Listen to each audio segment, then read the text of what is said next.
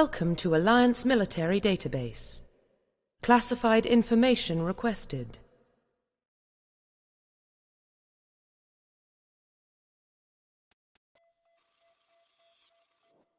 Establishing secure connection. Secure connection confirmed.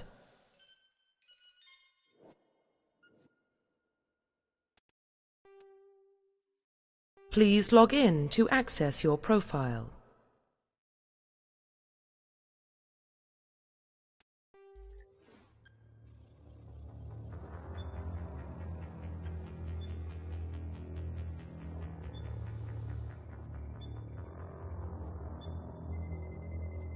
Warning, data corruption detected.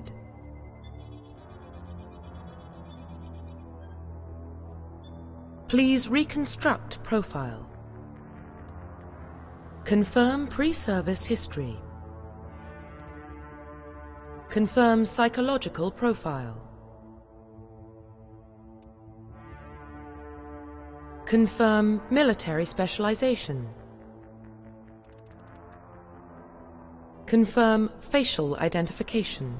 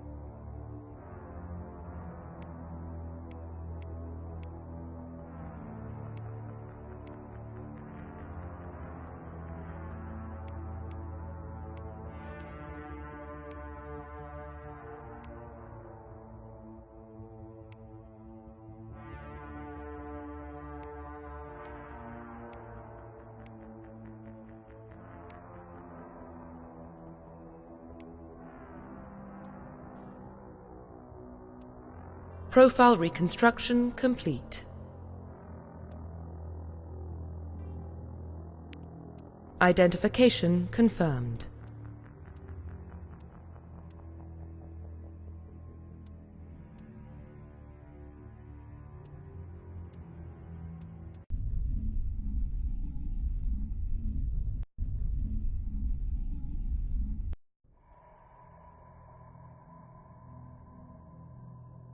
Well, what about Shepard? She grew up in the colonies. She knows how tough life can be out there. Her parents were killed when slavers attacked Mindwar. She saw her whole unit die on a cruise. She could have some serious emotional scars. Every soldier has scars. Shepard's a survivor. Is that the kind of person we want protecting the galaxy? That's the only kind of person who can protect the galaxy. I'll make the call.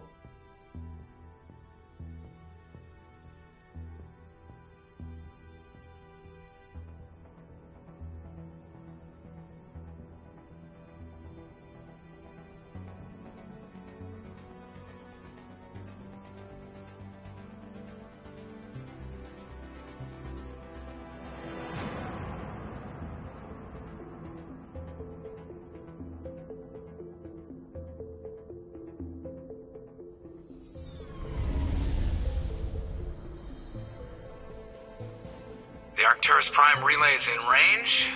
Initiating transmission sequence. Commander?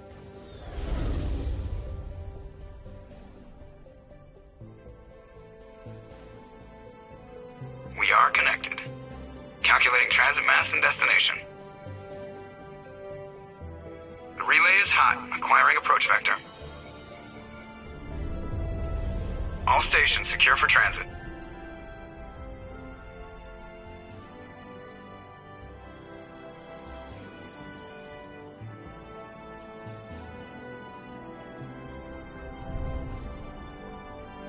The board is green. Approach run has begun.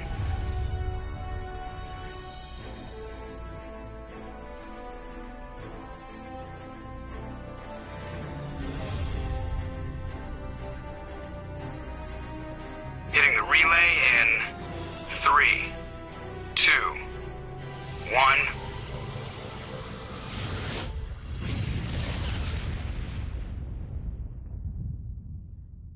Thrusters, check. Navigation, check. Internal emissions sync engaged. All systems online. Drift, just under 1500K. 1500 is good. Your captain will be pleased. I hate that guy.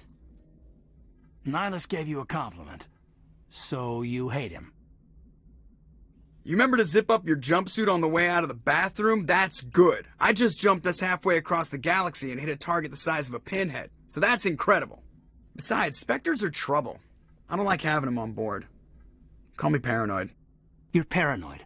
The Council helped fund this project. They have a right to send someone to keep an eye on their investment. Yeah, that is the official story. But only an idiot believes the official story. They don't send Spectres on shakedown runs. So there's more going on here than the captain's letting on. Joker, status report. Just cleared the mass relay, Captain. Stealth systems engaged. Everything looks solid. Good. Find a comm buoy and link us into the network. I want mission reports relayed back to Alliance brass before we reach Eden Prime. Aye, aye, Captain. Better brace yourself, sir. I think Nihilus is headed your way. He's already here, Lieutenant. Tell Commander Shepard to meet me in the comm room for a debriefing. You get that, Commander? Great. You pissed the captain off and now I'm gonna pay for it. Don't blame me. The captain's always in a bad mood. Only when he's talking to you, Joker.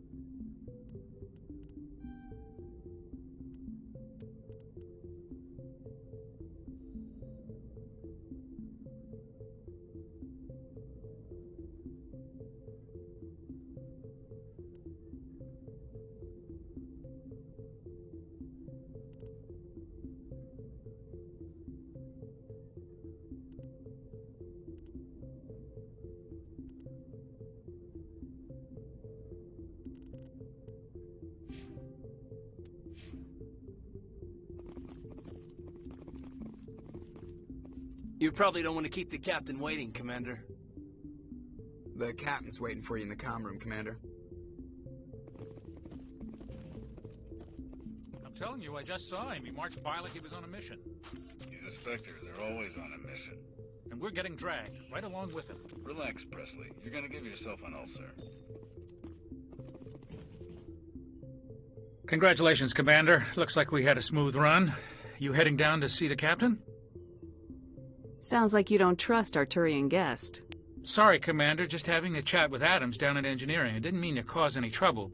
But you have to admit, something's odd about this mission. The whole crew feels it. You think the Alliance brass is holding out on us? If all we're supposed to do is test out the stealth system, why is Captain Anderson in charge? And then there's Nihilus. Spectres are elite operatives, top covert agents. Why send a Spectre, a Turian Spectre, on a shakedown run? It doesn't add up. What do you know about the stealth systems? I just know it masks our location from scans and sensors. Cutting-edge technology. The Normandy's the only ship with this prototype drive. But why are we fully staffed? A skeleton crew would be cheaper. Less chance of security leaks, too. Plus, there's Nihilus. It's pretty obvious this shakedown run is just a cover. For what? Damned if I know, Commander. We're out here on false pretenses. I'm not a fan of being left in the dark.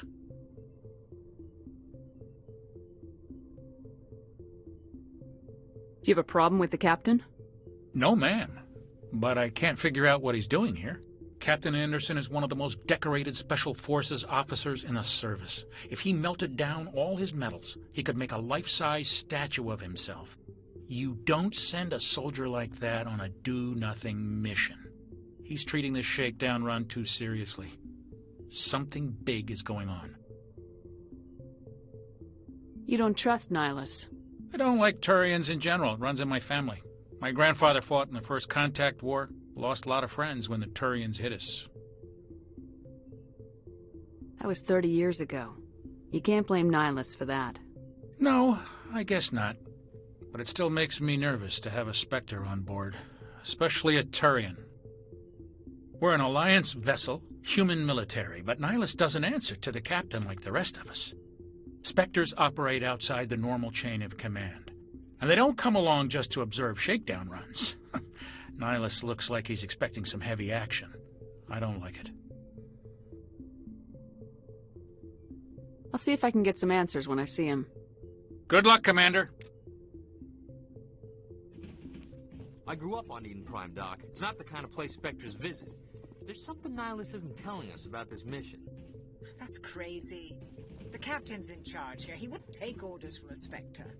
Not his choice, Doc. Spectres don't answer to anyone. They can do whatever they want. Kill anyone who gets in their way. Oh, you watch too many spy vids, Jenkins. What do you think, Commander? We won't be staying on Eden Prime too long, will we? I'm itching for some real action. I sincerely hope you're kidding, Corporal. Your real action usually ends with me patching up crew members in the infirmary. Only a fool goes looking for a fight, Corporal. Sorry, Commander, but this waiting's killing me. I've never been on a mission like this before, not one with a Spectre on board. What can you tell me about Nihilus? Turians are generally well respected by the other species. Their fleet has more patrols protecting Citadel space than any other. They don't always get on well with us, though. Some people find them too rigid. Others still blame them for the First Contact War. As for Nihilus, I haven't said more than 2 words to him. He usually only speaks to the captain. I heard Nihilus once took down an entire enemy platoon all by himself. Man, I can't believe I'm on a mission with an actual Spectre. What do you know about the Spectres? Only what I've heard. Spectre agents work directly for the Citadel Council. They usually work alone or in small groups. Spectres don't have any official power, though. Basically, they're a shadow organization with a mandate to preserve and protect galactic stability. Protect it at any cost. Don't forget that part. Spectres operate above the law. Why don't we have any of our own people in there? Spectres usually come from the Council races, like the Turians. We've been trying to get a human accepted into their ranks for years now. So far, it hasn't happened. Hey, Commander, you'd make a good Spectre. They're always getting dropped into impossible situations, forced to survive unbeatable odds, just like you on Akuz. I try not to think about Akuz. Sorry, Commander. I didn't mean to offend you. I respect what you did there. We all do. Let's not dwell on the past, Commander. Was there something else you needed?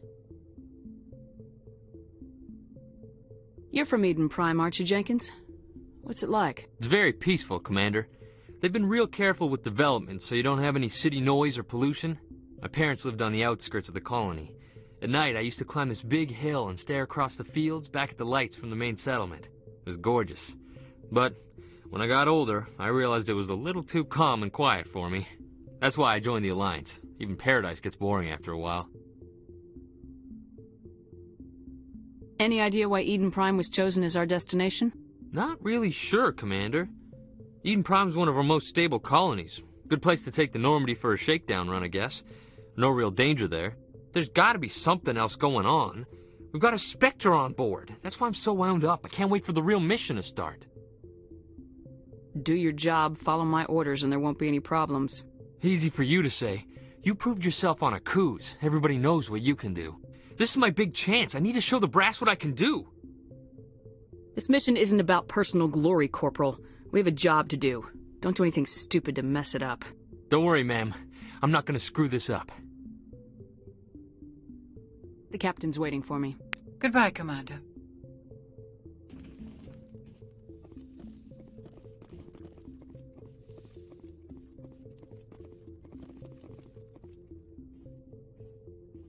Commander Shepard, I was hoping you'd get here first. It will give us a chance to talk. What about? I'm interested in this world we're going to. Eden Prime. I've heard it's quite beautiful. I've never been there. But you know of it. It's become something of a symbol for your people, hasn't it? Proof that humanity can not only establish colonies across the galaxy, but also protect them. But how safe is it really? If you've got something to say, just say it. Your people are still newcomers, Shepard. The galaxy can be a very dangerous place. Is the Alliance truly ready for this? I think it's about time we told the Commander what's really going on. This mission is far more than a simple shakedown run. I figured there was something you weren't telling us. We're making a covert pickup on Eden Prime. That's why we needed the stealth systems operational. There must be a reason you didn't tell me about this, sir? This comes down from the top, Commander. Information strictly on a need-to-know basis. A research team on Eden Prime unearthed some kind of beacon during an excavation. It was Prothean. I thought the Protheans vanished 50,000 years ago. Their legacy still remains. The mass relays, the Citadel, our ship drives. It's all based on Prothean technology. This is big, Shepard. The last time humanity made a discovery like this, it jumped our technology forward 200 years. But Eden Prime doesn't have the facilities to handle something like this. We need to bring the beacon back to the Citadel for proper study. Obviously, this goes beyond mere human interests, Commander. This discovery could affect every species in Council space. Why didn't we keep the beacon for ourselves? You humans don't have the best reputation. Some species see you as selfish, too unpredictable, too independent, even dangerous. Sharing that beacon will improve relations with the Council. Plus, we need their scientific expertise. They know more about the Protheans than we do. The beacon's not the only reason I'm here, Shepard. Nihilus wants to see you in action, Commander. He's here to evaluate you. Guess that explains why I bump into him every time I turn around. The Alliance has been pushing for this for a long time. Humanity wants a larger role in shaping interstellar policy. We want more say with the Citadel Council. The Spectres represent the Council's power and authority. If they accept a human into their ranks, it shows how far the Alliance has come. Not many could have survived what you went through on Akuz. You showed a remarkable will to live, a particularly useful talent. That's why I put your name forward as a candidate for the Spectres. Why would a Turian want a human in the Spectres? Not all Turians resent humanity. Some of us see the potential of your species. We see what you have to offer to the rest of the galaxy, and to the Spectres. We are an elite group. It's rare to find an individual with the skills we seek. I don't care that you're human, Shepard. I only care that you can do the job. I assume this is good for the Alliance. Earth needs this, Shepard. We're counting on you. I need to see your skills for myself, Commander. Eden Prime will be the first of several missions together. You'll be in charge of the ground team. Secure the beacon and get it onto the ship ASAP. Nihilus will accompany you to observe the mission.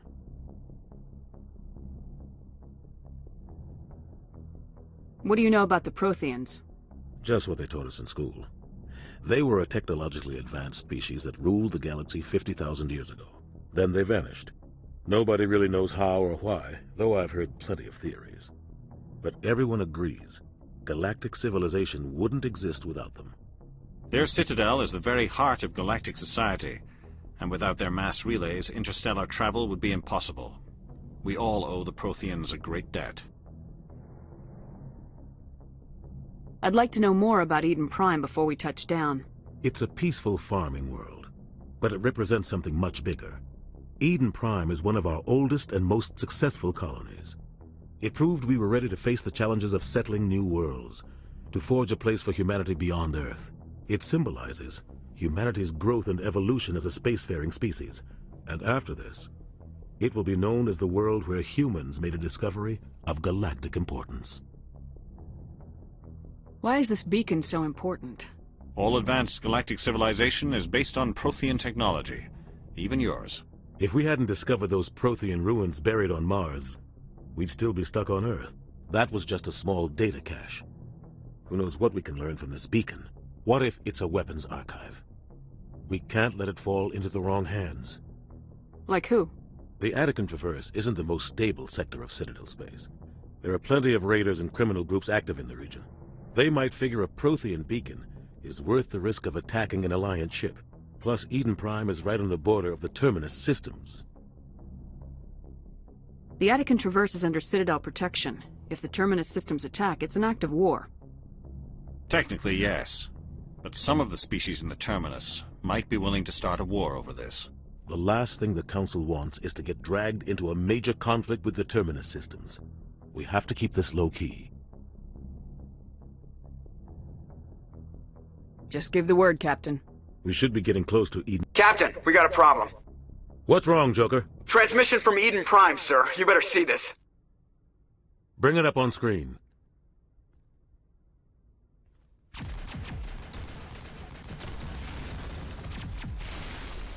Get down!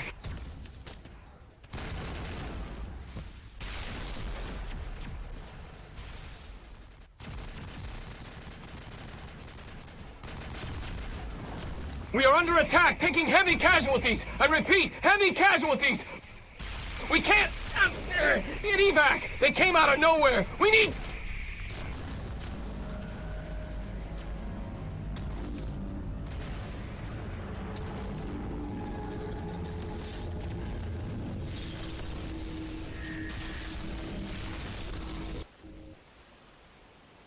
Everything cuts out after that. No comm traffic at all.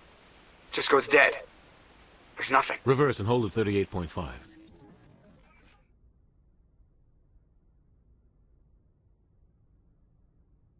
Status report. 17 minutes out, Captain. No other Alliance ships in the area. Take us in, Joker, fast and quiet. This mission just got a lot more complicated. A small strike team can move quickly, without drawing attention. It's our best chance to secure the beacon. Grab your gear and meet us in the cargo hold. Tell Alenko and Jenkins to suit up, Commander. You're going in.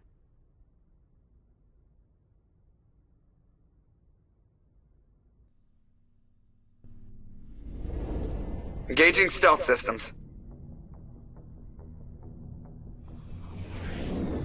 Somebody was doing some serious digging here, Captain. Your team's the muscle in this operation, Commander. Go in heavy and head straight for the dig site. What about survivors, Captain? Helping survivors is a secondary objective. The beacon's your top priority. Approaching drop point 1. Nihilus, you're coming with us? I move faster on my own. Nihilus will scout out ahead. He'll feed you status reports throughout the mission. Otherwise, I want radio silence. I don't like putting my life in the hands of a Turian, sir. Nihilus is on our side. He wants you in the Spectres, and he wants that beacon. We've got his back, Captain. The mission's yours now, Shepard. Good luck! We are approaching drop point 2.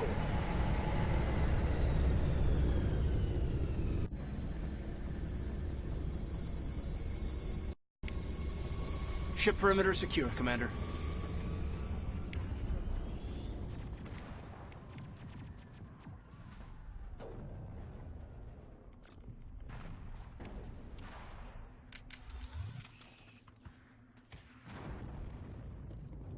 This place got hit hard, Commander. Hostiles everywhere. Keep your guard up.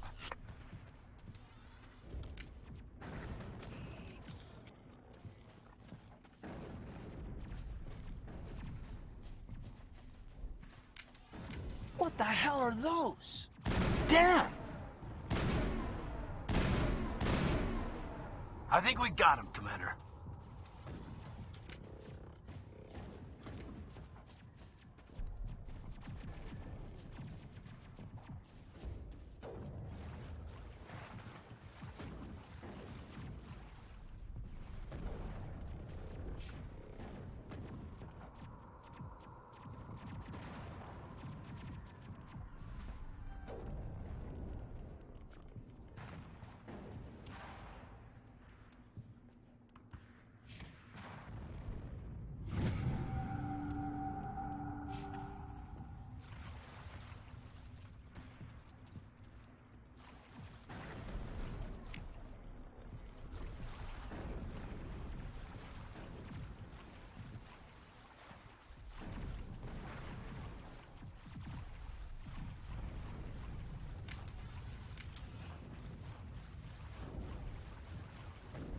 Oh God, what happened here?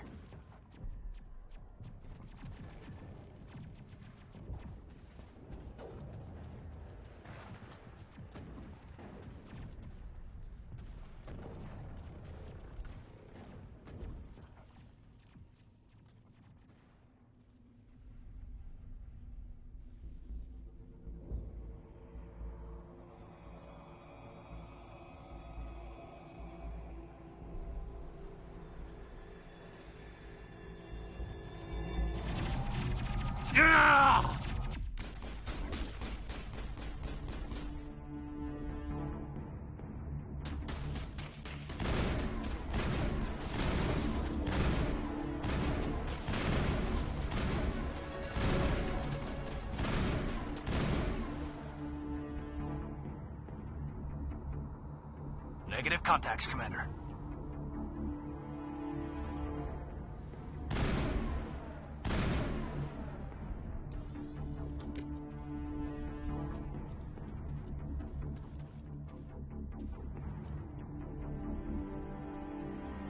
Ripped right through his shields.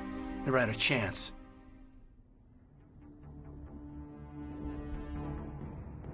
We'll see that he receives a proper service once the mission is complete. But I need you to stay focused. Aye, aye, ma'am.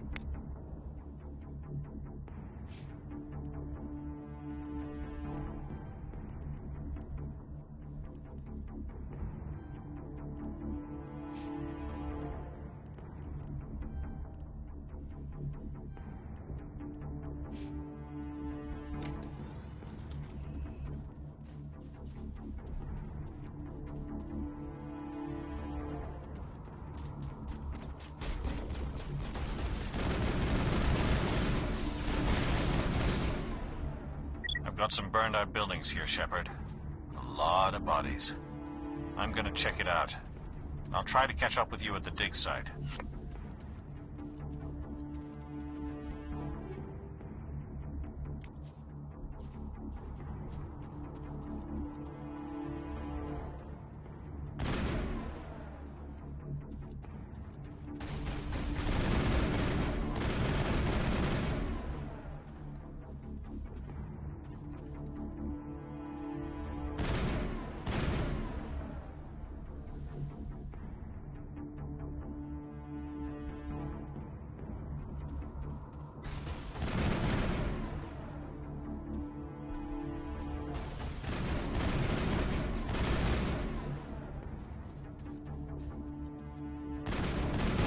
have contacts, Commander.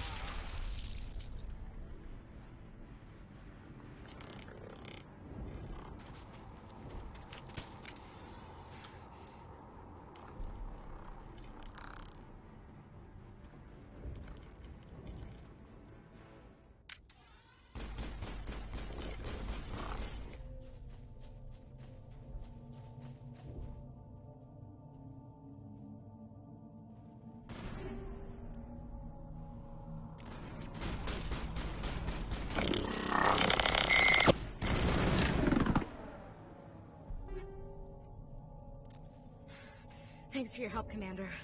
I didn't think I was gonna make it.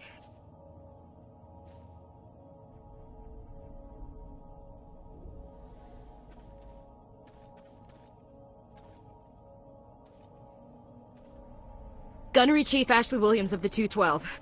You the one in charge here, ma'am? Give me a status report, Williams. Oh, man. We were patrolling the perimeter when the attack hit. We tried to get off a distress call, but they cut off our communications. I've been fighting for my life ever since. Where's the rest of your squad? We tried to double back to the beacon, but we walked into an ambush. I don't think any of the others... I think I'm the only one left. You just left the rest of your unit behind to die? We held our position as long as we could. The Geth overwhelmed us. The Geth haven't been seen outside the Veil in nearly 200 years. Why are they here now? They must have come for the beacon. The dig site is close, just over that rise. It might still be there. You're coming with us, Williams. We need that beacon. Aye, aye, ma'am. It's time for payback. What else do you know about the Geth? Just what I remember from history class back in school. They're synthetics, non-organic life forms with limited AI programming, created by the Quarians a few centuries ago. They were supposed to be a source of cheap labor, but ended up turning on the Quarians and drove them into exile. Well, after that, they just kind of disappeared behind the Perseus Veil. Nobody's really heard much from them since. Tell me everything you know about the beacon. They were doing some digging out here to extend the monorail and expand the colony. A few weeks ago, they unearthed some Prothean ruins, and the beacon. Suddenly, every scientific expert in the colony was interested. That's when they brought us in to secure the site. I don't know much about the beacon itself, but I heard one of the researchers say this could be the biggest scientific discovery of the century. What happened to the researchers at the dig site? I don't know. They set up camp near the beacon. The 232 was with them. Maybe their unit fared better than mine. Describe what happened leading up to the attack. We were sent out a couple of nights ago from the main colony to secure the area. Seemed like a routine patrol, until the Geth hit us. We never knew they were coming. Have you seen a Turian Spectre around here? There aren't any Turians on Eden Prime. None that I've ever met. Not sure I'd be able to tell if one was a Spectre anyway. If you saw this guy, you'd know. Carries enough firepower to wipe out a whole platoon. Luckily, he's on our side. Sorry. Like I said, no Turians. Move out!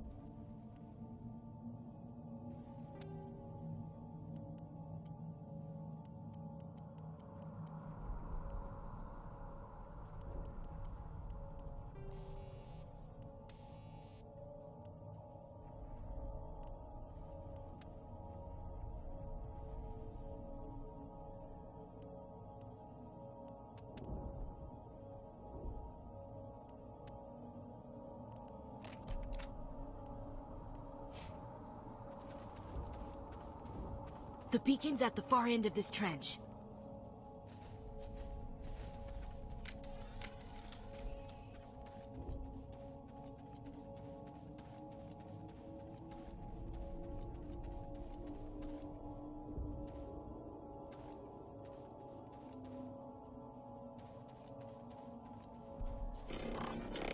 Hostile contact!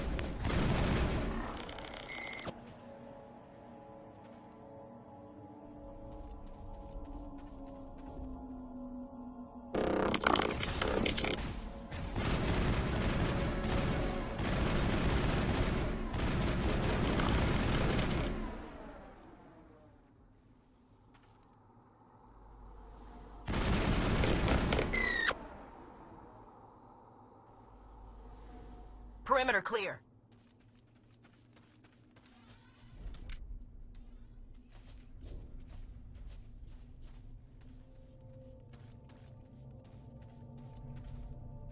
Huh. That man was still alive when they stuck him on the spike. Killing us isn't enough. The Geth want us to suffer.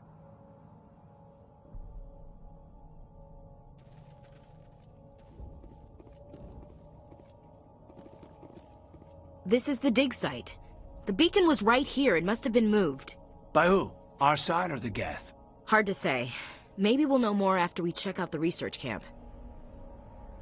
You think anyone got out of here alive? If they were lucky. Maybe hiding up in the camp. It's just on the top of this ridge, up the ramps. Change of plans, Shepard. There's a small spaceport up ahead. I want to check it out. I'll wait for you there.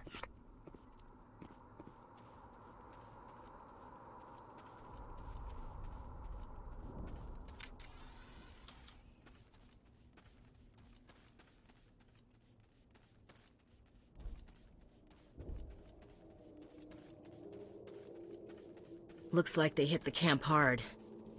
It's a good place for an ambush. Keep your guard up.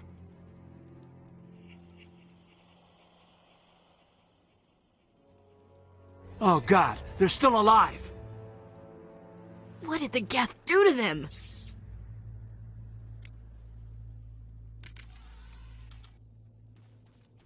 Engaging target!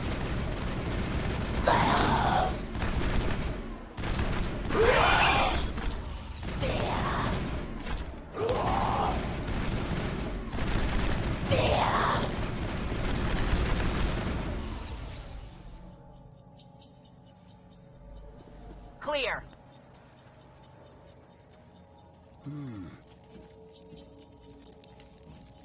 Now we know what those spikes are for. Turning our own dead against us. It must take a few hours for the spikes to turn people into husks.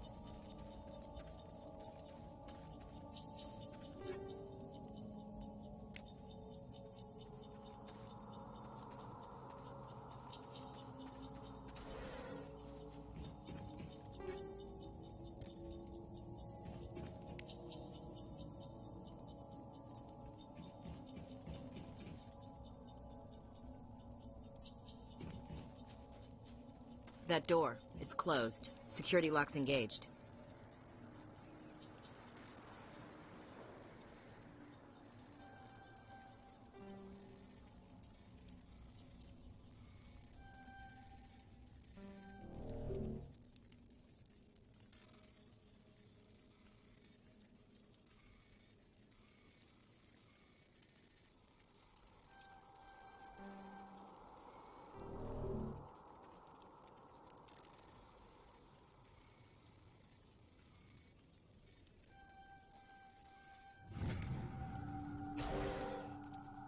Humans. Thank the Maker. Hurry! Close the door before they come back. What are you doing here? I'm Dr. Warren. I was in charge of this excavation. We hid in the shed during the attack. They must have come for the beacon. Luckily it wasn't here. It was moved to the spaceport earlier this morning. Manuel and I stayed behind to pack up the camp. When the attack came, the Marines held them off long enough for us to hide. They gave their lives to save us. No one is saved. The age of humanity is ended. Soon, only ruin and corpses will remain. What else can you tell me about the attack? It all happened so fast. One second we were gathering up our equipment. The next we were hiding in the shed while the Geth swarmed over the camp. Agents of the Destroyers. Bringers of darkness. Heralds of our extinction. We could hear the battle outside. Gunfire, screams. I thought it would never end. Then everything went quiet. We just sat there, too afraid to move, until you came along. Did you notice a Turian in the area? I saw him, the Prophet, leader of the enemy. He was here, before the attack. That's impossible. Nihilus was with us in the Normandy before the attack. He couldn't have been here. I'm sorry, Manuel's still a bit unsettled. We haven't seen your Turian. We've been hiding in here since the attack. What's wrong with your assistant? Manuel has a brilliant mind, but he's always been a bit unstable.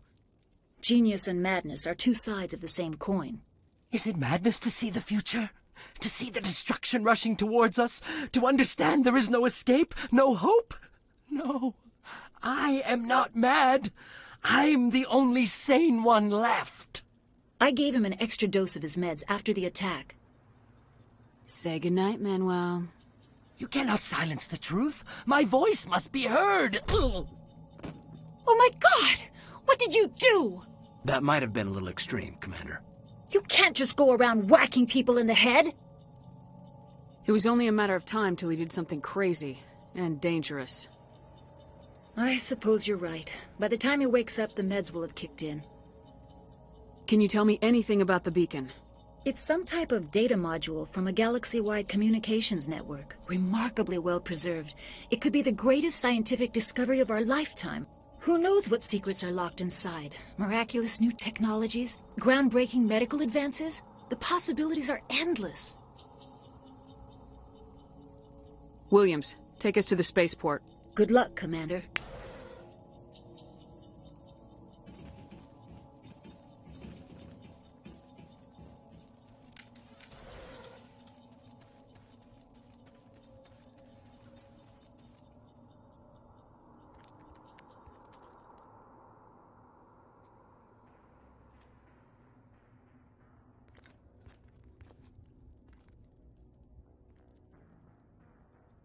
Saren.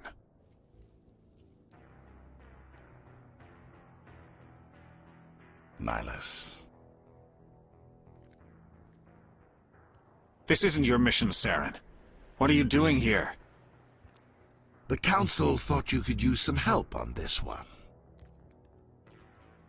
I wasn't expecting to find the Geth here. The situation's bad. Don't worry. I've got it under control.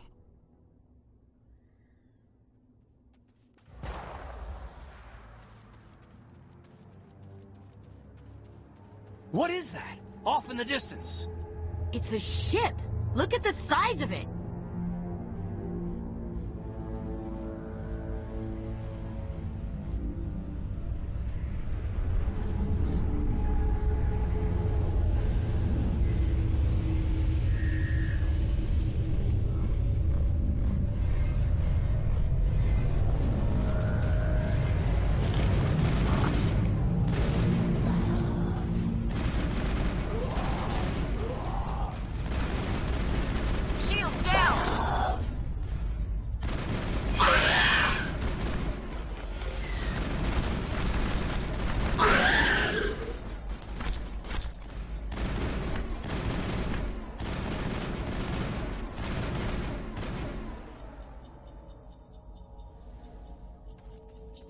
Area secured.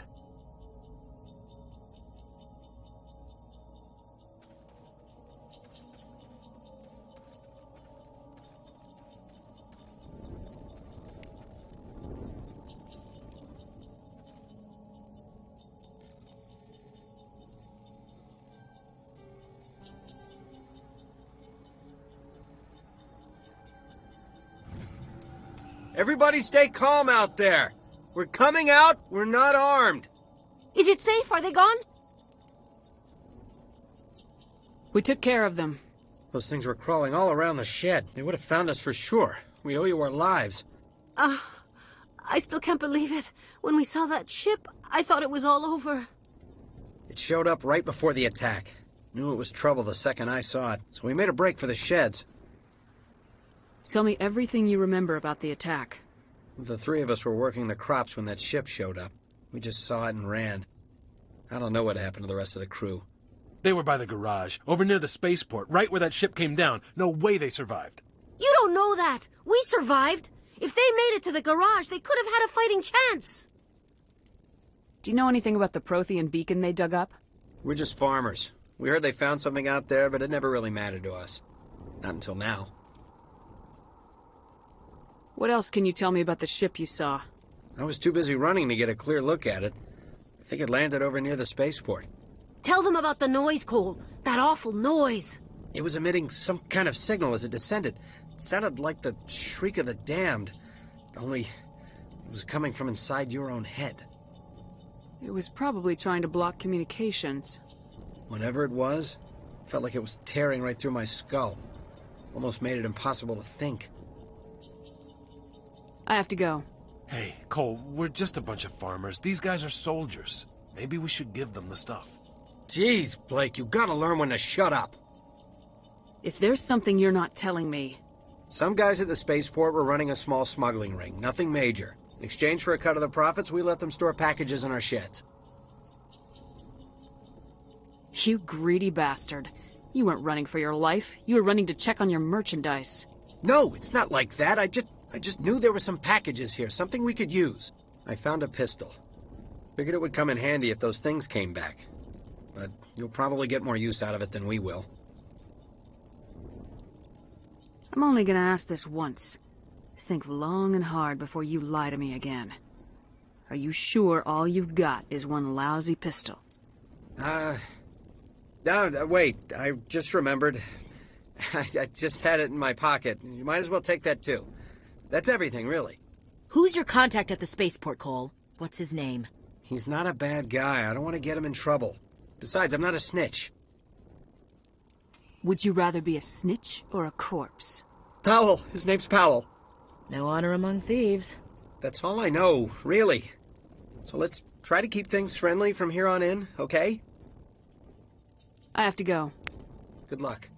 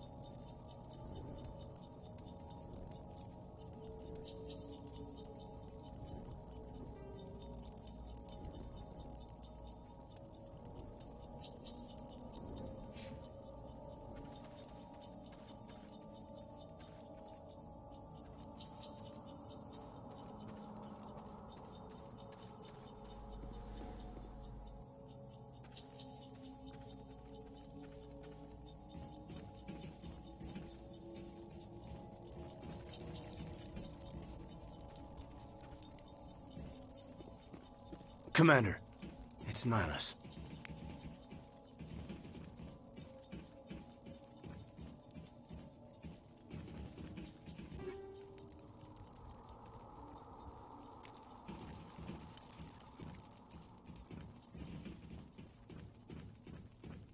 Perimeter secured. Something's moving, over behind those crates. Wait! Don't shoot! I'm one of you! I'm human! I like the way you hid behind those crates during the fight. Really helped us out. Thanks a lot. Me? But I'm just a dock worker. I don't even have a weapon. My name's Powell. I saw what happened to that Turian. The other one shot him. I need to know how Nihilus died. The other one got here first. He was waiting when your friend showed up. He called him Saren. I think they knew each other. Your friend seemed to relax. He let his guard down. And Saren killed him. Shot him right in the back. I'm just lucky he didn't see me behind the crates. We were told a Prothean beacon was brought to the spaceport. What happened to it? It's over on the other platform. Probably where that guy Saren was headed. He hopped on the cargo train right after he killed your friend. I knew that beacon was trouble. Everything's gone to hell since we found it. First that damn mothership showed up, then the attack. They killed everyone. Everyone. If I hadn't been behind the crates, I'd be dead too. You're Cole's contact here on the docks, for the smuggling ring. What? No! I mean, what does it matter now? So I'm a smuggler, who cares? My supervisor's dead, the entire crew's dead. Doesn't matter now, does it? Anything hidden nearby that we could use against the Geth? A shipment of grenades came through last week. Nobody notices if a few small pieces go missing from the military orders. You greedy son of a bitch! We're out here trying to protect your sorry ass, and all you can think about is how you can rip us off? I never thought you'd actually need those grenades. Who'd want to attack Eden Prime? We're just a bunch of farmers. How was I supposed to know? Just give me the grenades. They're yours. Take them. My smuggling days are over, I swear. Too many people died here for you to start jerking me around. Okay, all right. There was something else. Could be worth a fortune. Experimental technology, top of the line. Take it. I don't need it. I didn't want anyone to get hurt. Really, I'm sorry. Tell me about the Geth attack. It was quick. 1 minute that ship was descending, the next. Those Geth were swarming over the platform. Thousands of them. They must have been inside that mothership. They shot anything that moved. It was a massacre. How come you're the only one who survived? Why didn't anyone else try to hide behind the crates? They never had a chance. I was already behind the crates when the attack started. Wait a minute. You were hiding behind the crates before the attack? Sometimes I need a nap to get through my shift. I sneak off behind the crates to grab 40 winks where the supervisor can't find me. You survived because you're lazy? If you hadn't snuck off for that nap, you'd probably be dead just like all the others. Yeah, I guess. I don't really want to think about it. Is there anything else you can tell me about the beacon? They brought it here this morning. We loaded it up onto the train and shipped it to the other platform. Hard to believe that was only a few hours ago. Feels like a whole other life. Tell me about this mothership you saw. I've never seen anything like it before. It was huge. Landed over near that platform. The whole place got dark as it came down. And it was making this noise, this sound that bored right into your brain. That's what woke me up. The attack came a few minutes later. We need to find that beacon before it's too late. Take the cargo train. That's where the other Turian went. I can't stay here. I need to get away from all this.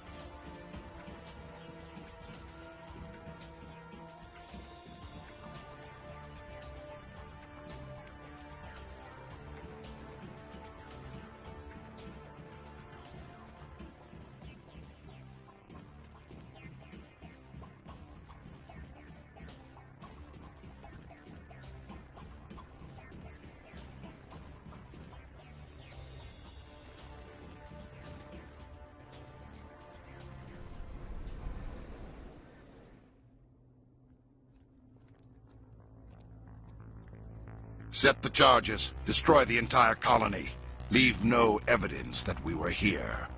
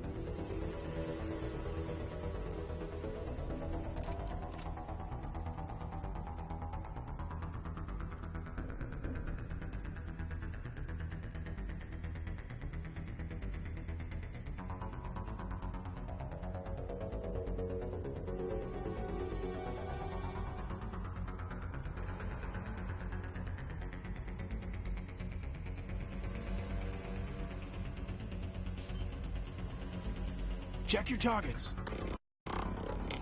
Demolition charges. The Geth must have planted them. Hurry! We need to find them all and shut them down!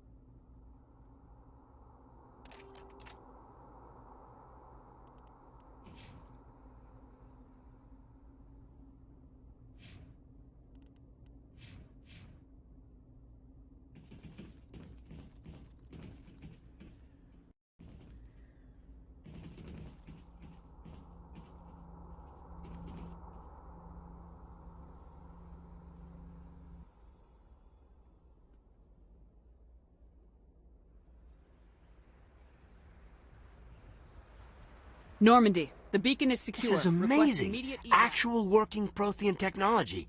Unbelievable. It wasn't doing anything like that when they dug it up. Something must have activated it. Roger, Normandy. Standing by.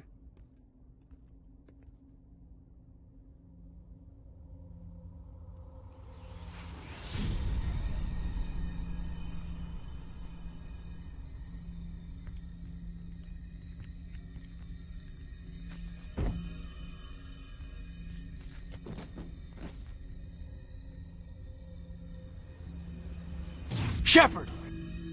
No, don't touch her. It's too dangerous.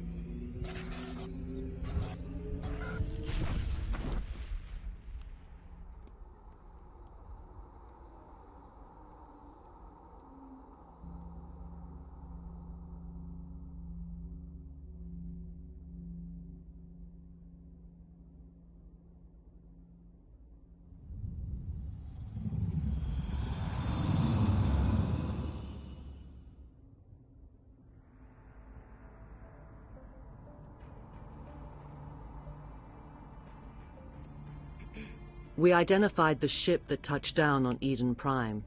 The Normandy. A human alliance vessel.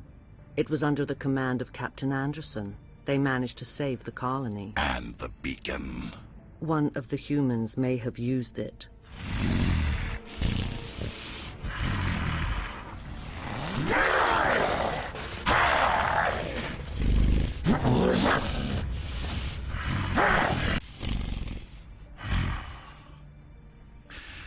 This human must be eliminated.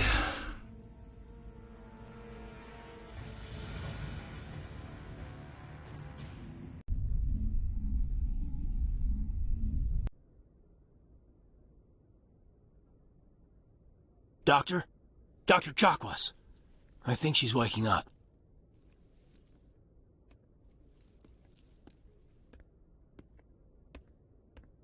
You had us worried there, Shepard. How are you feeling? Like the morning after shore leave. How long was I out? About 15 hours. Something happened down there with the beacon, I think. It's my fault. I must have triggered some kind of security field when I approached it. You had to push me out of the way. I expect better of you, Lieutenant. You endangered the entire mission. Don't be so hard on him, Commander. We have no idea if that's what actually set it off.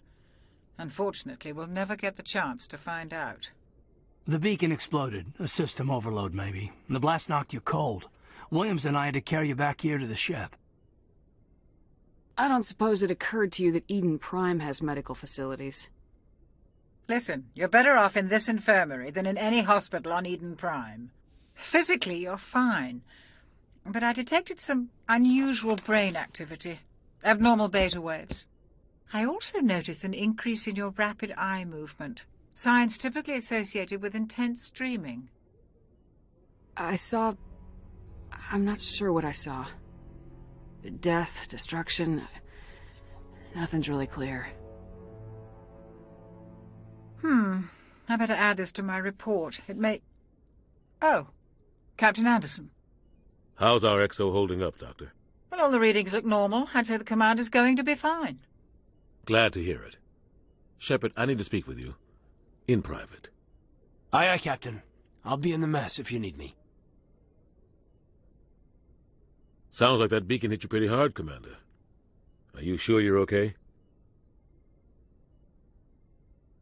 Intel dropped the ball, sir. We had no idea what we were walking into down there. That's why things went to hell. The Geth haven't been outside the Veil in 2 centuries, Commander. Nobody could have predicted this. I don't like soldiers dying under my command. Jenkins wasn't your fault. You did a good job, Shepard. Did we leave Gunnery Chief Williams back on Eden Prime? I figured we could use a soldier like her. She's been reassigned to the Normandy. I don't want her on my ship.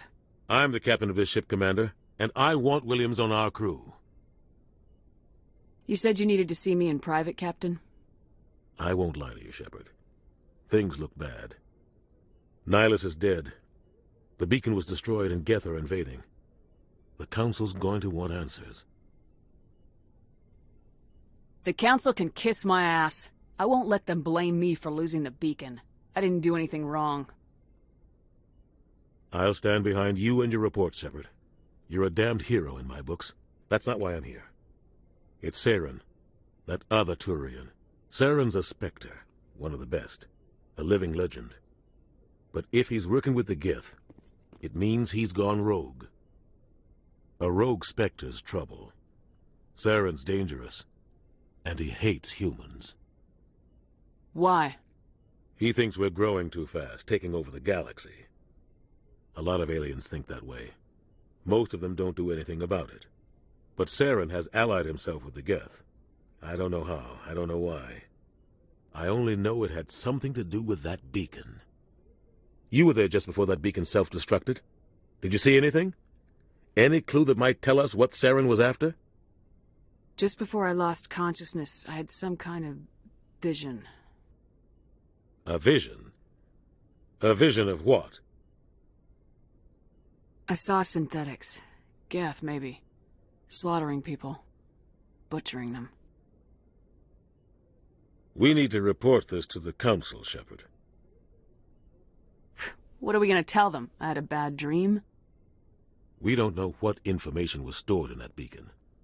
Lost Prothean technology? Blueprints for some ancient weapon of mass destruction? Whatever it was. Saren took it. But I know Saren. I know his reputation is politics. He believes humans are a blight on the galaxy. This attack was an act of war. He has the secrets from the beacon. He has an army of Geth at his command, and he won't stop until he's wiped humanity from the face of the galaxy. I'll find some way to take him down. It's not that easy. He's a Spectre. He can go anywhere, do almost anything. That's why we need the Council on our side. We prove Saren's gone rogue and the Council will revoke his Spectre status. I'll contact the Ambassador and see if he can get us an audience with the Council. He'll want to see us as soon as we reach the Citadel. We should be getting close. Head up to the bridge and tell Joker to bring us into dock.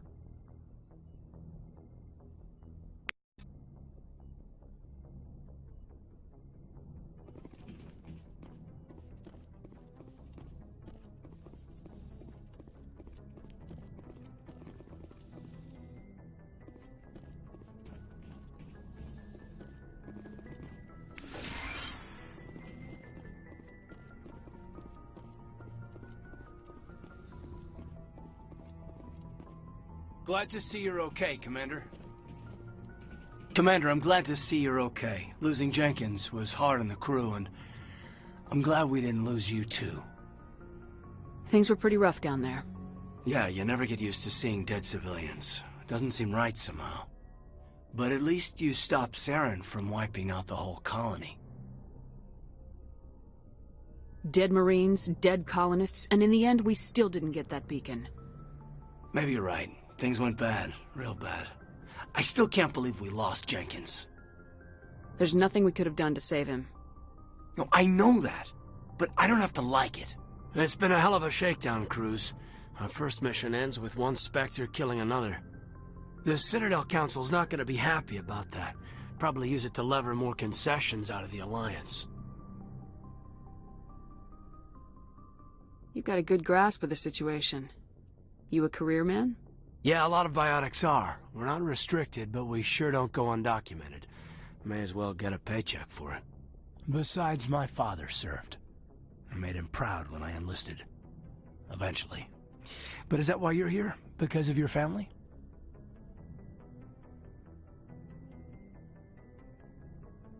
My family were homesteaders on Mindwar. I'm the only one left. But I've moved beyond that. Oh, that's right, a Akuz. I imagine that bought you any post in the fleet. Word is we're heading for the Citadel, ma'am. Can you, tell me why? The captain hopes the ambassador can get an audience with the council. Tell them what Saren's been up to. Makes sense. They'd probably like to know he's not working for them anymore. Whatever happens, we'll be ready, Commander.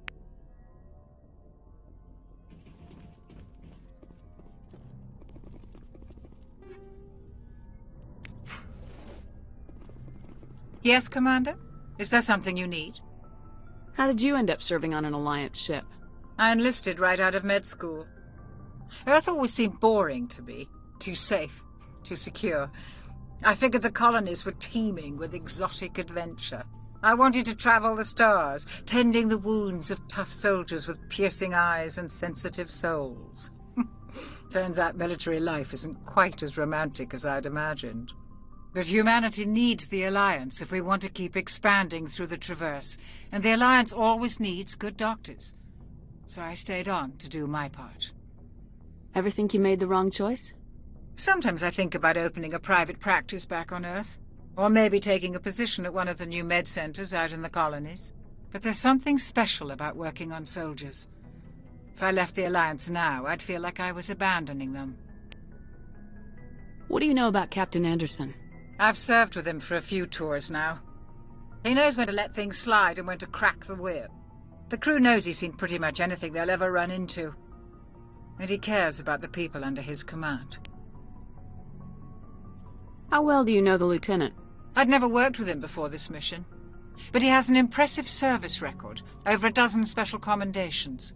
Tends to keep to himself, though. Maybe because of the headaches. It's not easy being an L2. What does that have to do with it? Well, most biotics now use the L3 implants. Lieutenant Alenko was wired with the old L2 configuration. Sometimes there are complications. What kind of complications? Severe mental disabilities, insanity, crippling physical pain. There's a long list of horrific side effects. Caden's lucky. He just gets migraines. I should go. Goodbye, Commander.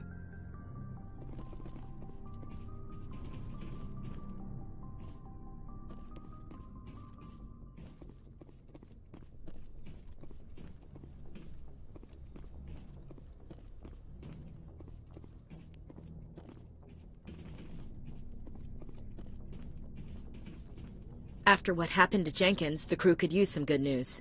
They'll be glad to hear you're okay. Sounds like you're disappointed I survived. I never want to see anything bad happen to a fellow Marine commander. Let's just leave it at that. You have a problem with me, Chief? You questioned my competence through the entire mission. Best way to stop that is to show me you're competent. But I don't remember inviting you to come back to the ship with us. You didn't. Captain Anderson did. I need to go speak with Joker. Goodbye, Commander.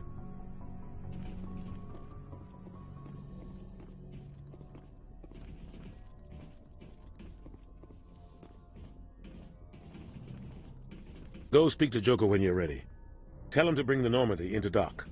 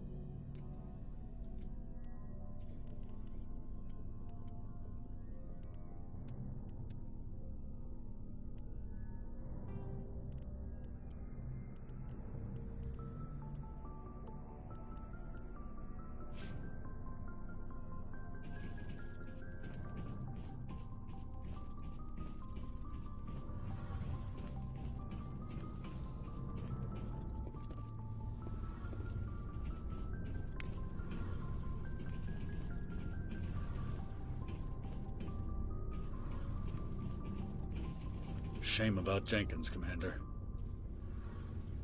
Shame about Jenkins, Commander.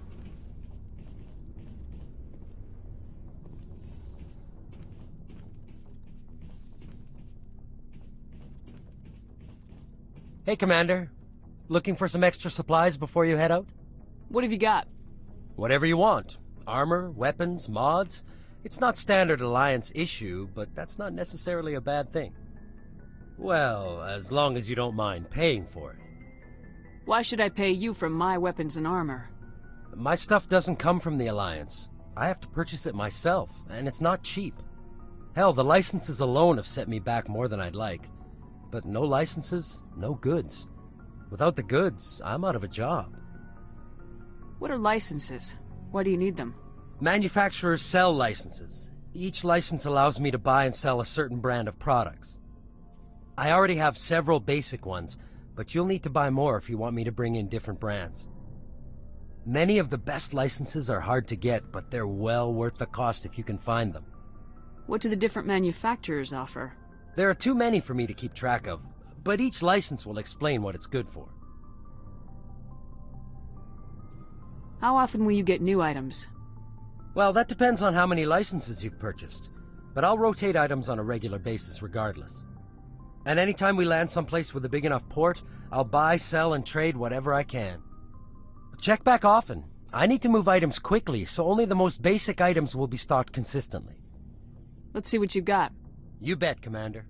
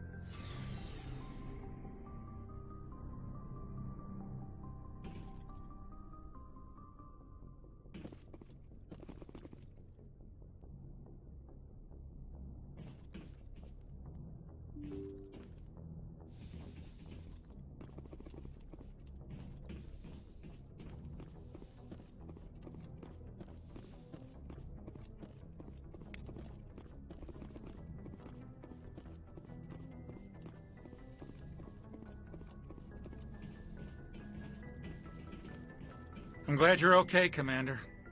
Losing Jenkins was hard enough on the crew.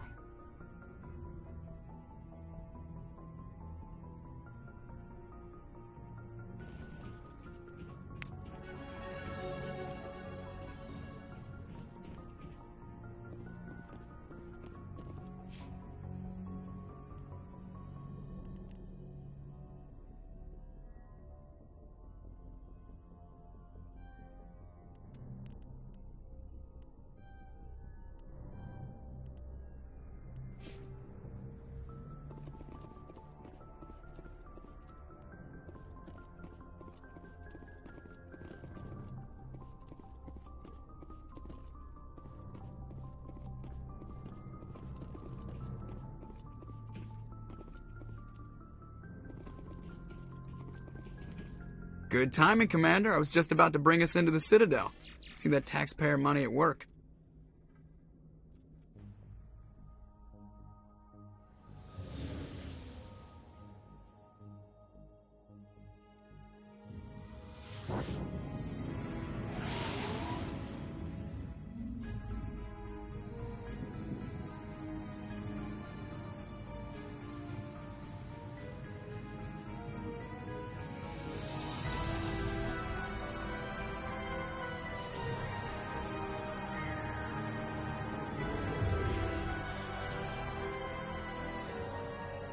Look at the size of that ship. The Ascension, flagship of the Citadel fleet. Well, size isn't everything. Why so touchy, Joker? I'm just saying you need firepower, too. Look at that monster. Its main gun could rip through the barriers in any ship in the Alliance fleet. Good thing it's on our side, then. Citadel Control, this is SSV Normandy, requesting permission to land. Stand by for clearance, Normandy. Clearance granted. You may begin your approach. Transferring you to an Alliance operator. Roger, Alliance Tower. Normandy out. Normandy, this is Alliance Tower. Please proceed to Dock 422.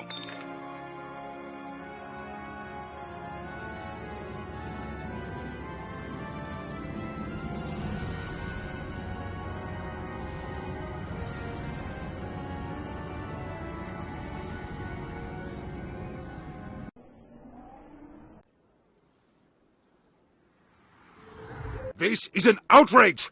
The Council would step in if the Geth attacked a Turian colony! The Turians don't found colonies on the borders of the Terminus systems, Ambassador. Humanity was well aware of the risks when you went into the Traverse. What about Saren? You can't just ignore a rogue Spectre. I demand action! You don't get to make demands of the Council, Ambassador. Citadel Security is investigating your charges against Saren. We will discuss the CSEC findings at the hearing, not before. Captain Anderson, I see you brought half your crew with you. Just the ground team from Eden Prime, in case you had any questions. I have the mission reports. I assume they're accurate? They are. Sounds like you convinced the Council to give us an audience. They were not happy about it. Saren's their top agent.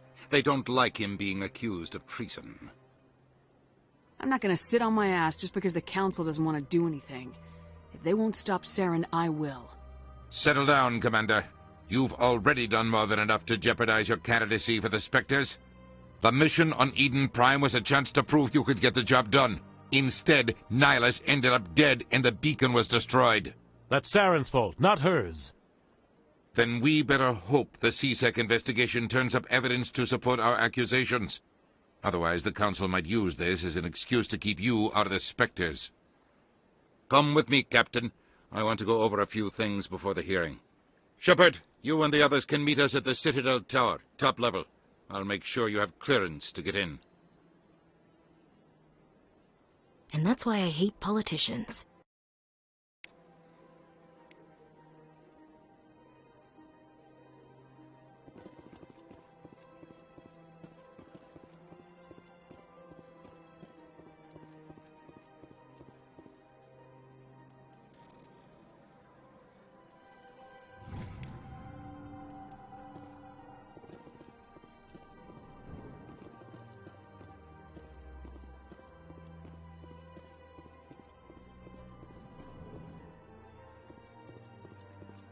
understand what you're saying, but these allegations are very serious. I can't just... This is serious. My reputation is at stake. I spoke with the consort in confidence, and her alone, and she betrayed that confidence. All right. I will look into it for you. In the meantime, do not do anything rash. Hello there, human. Sincere apology, but I am here on business and cannot be distracted right now. You seem distressed. Is there something I can do to help? Alarmed response. You overheard that, did you? This is all going so wrong, and it is the Asari consort's fault. She's the one who started all this. Who's this Asari consort? Curious, you have not heard. You must be new to the Citadel. Everyone knows Sha'ira, the consort. I cannot speak more about this problem. It is too sensitive. Suffice it to say, she has compromised my authority as a diplomat. Where can I find this Asari consort? She is across the bridge from here. Her offices are easy enough to spot. Good day, human. Pleased greeting. Human, it is always good to see your kind. I am Ambassador Kalen. Genuine query. Is there something I can do for you this day? Why do you explain what you're about to say? Our people communicate less through words and more through scent and slight movements. Plainly, we discovered our vocal expression was not enough to convey the feelings of our conversations to other species. Why do you bother, Kalen? These Earth Clan don't really care about our ways. Remorseful response, Din. You don't truly believe that, and if you do, I am very sorry for you.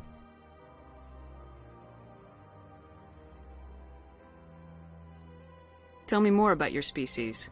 Genuine enthusiasm. I delight in telling the history of my people. It is agreeable to share our culture with others. Tell me about the history and origins of the Elcor. The Elcor were just beginning to explore Council space when the Asari first made contact with us. With their help, we discovered the relay closest to our system, and from there the Citadel. Proudly, within one lifetime we established a regular route to the Citadel, and quickly became one of the more active species living on this great station.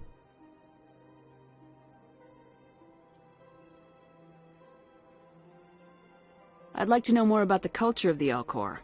Frankly, we Elcor prefer the safety and familiarity of our own colonies to the confines of space travel. Our society is built on small, tight-knit groups.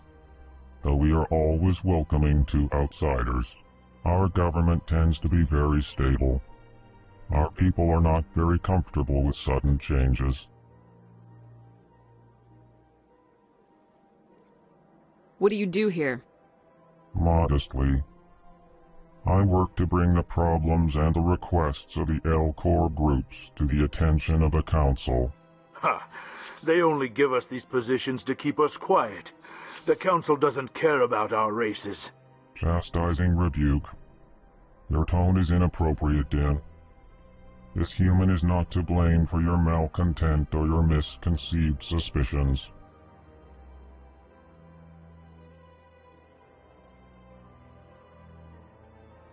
Goodbye, Ambassador. Sincere farewell. Good day to you, human. Enjoy your time on the Citadel. Earth Clan, you are in the wrong place, I think. Your ambassador is next door in the large office. Chastising remark. Don't be so rude, Din. At least introduce yourself. I am Din Korlak, Volus ambassador. Is there something I can do for you, Earth Clan? You seem to have a bit of a chip on your shoulder, Din. You humans are new to the Citadel, and yet the Council has granted you great favor. Chastising rebuke, Din. Your species has always been granted many concessions. Volus territory has expanded tenfold since coming to the Citadel. Details. We still have no real say in the decisions that affect Citadel space.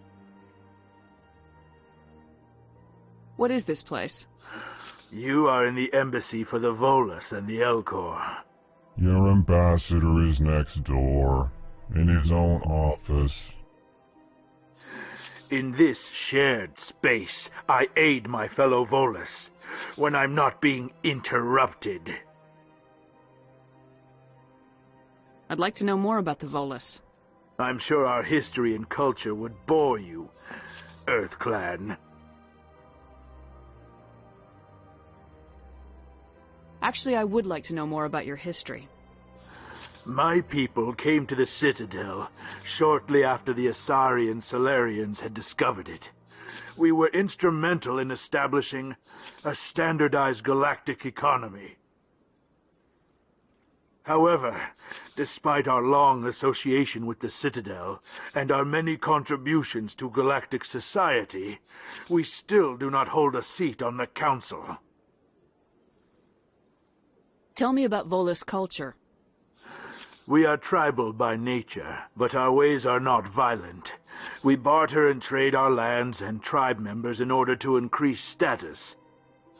Larger tribes often engulf smaller ones and eventually split again. Our society is very malleable, and our government is always shifting and changing.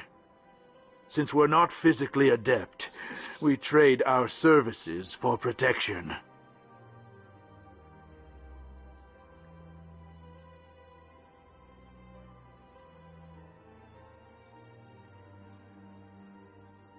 What is it you do here? I look out for the best interests of the Volus people. No easy task considering how often we are overlooked by the Council. Chastising rebuke, Din. The Council favors your species greatly. You are naive. The Earth Clan will be invited to the Council long before our species will. Why aren't the Elcor or Volus part of the Council? All species must prove themselves before they join the Council. All but the Earth Clans, it would seem. Dismissive. Ignore the Volus ambassador, human. He is incorrect in his assessment. Really? How long have we been waiting? How long do you think we'll continue to wait?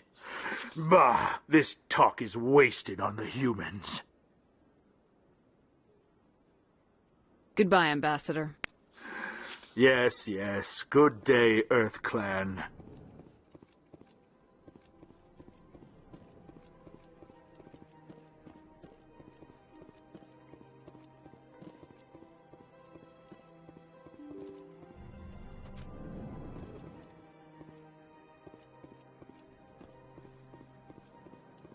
Welcome to the Presidium.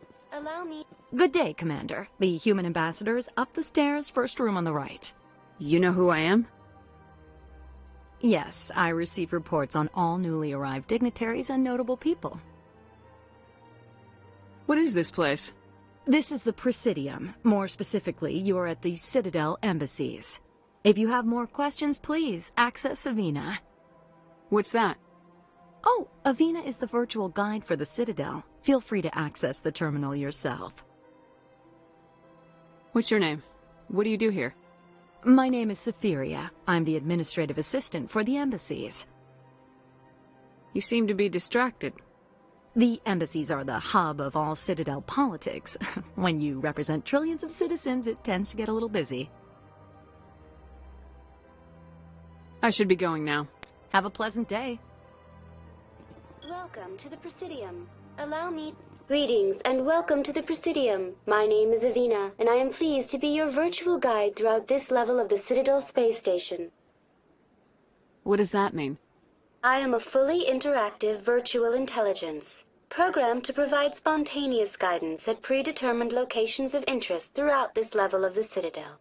I may also be contacted through any of the Presidium VI terminals, should you require assistance. Give me the tour.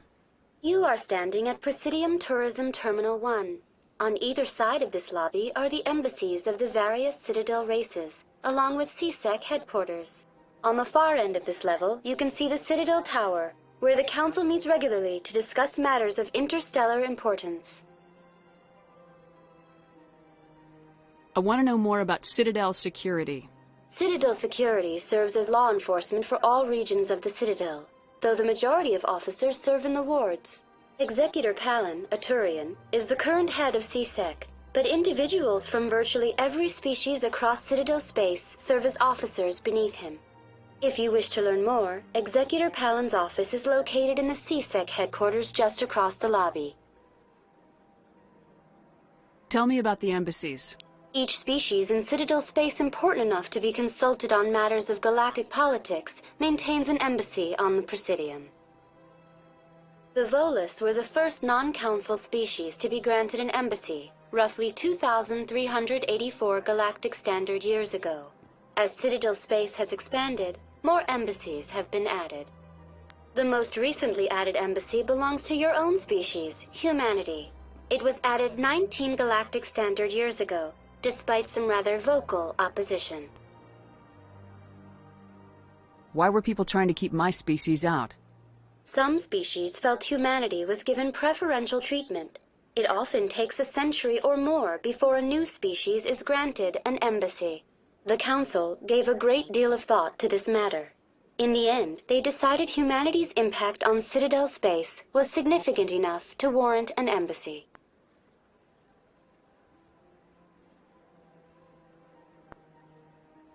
How come the Volus were the first species given an embassy? In the early years following the formation of the Council, the Volus were, apart from the Asari and Salarians, the most populous and widespread species in Citadel space. They established many new colonies and trading outposts, and they petitioned the Council for a greater role in determining interstellar policy. In recognition of their work to expand interstellar trade and establish a standardized galactic economy, the Volus were granted an embassy here on the Citadel. Why weren't they made a council race? The Council races have extensive responsibilities. They must provide personnel and ships for the Citadel fleets. They often provide economic aid in times of disaster. It would be unfair to demand such an enormous burden of a species unable to meet these obligations. The embassies allow lesser species to have a voice on the Citadel. That's pretty damn arrogant. I apologize if my personality has offended you. Please submit all formal complaints in writing to the Citadel Tourist and Visitor Board. Do you know anything about specters? The term Spectre is derived from the branch of Special Tactics and Reconnaissance. Each Spectre agent is handpicked by the Council. Their primary role is preserving galactic stability and resolving volatile situations that cannot be handled through normal political channels. In this role, they are granted extraterritorial rights and jurisdictions. Spectres answer to no law or authority except the Council itself. What can you tell me about the Citadel Council? Originally, the Council consisted of representatives from the Asari and Salarians, the two dominant species in Citadel space. Roughly 1,304 galactic standard years ago, Turians were invited to join the Council in recognition of the role they played during the Krogan Rebellion. Since then, the three Council races have worked together to ensure the peaceful coexistence of the galactic community, while preserving individual autonomy for each species.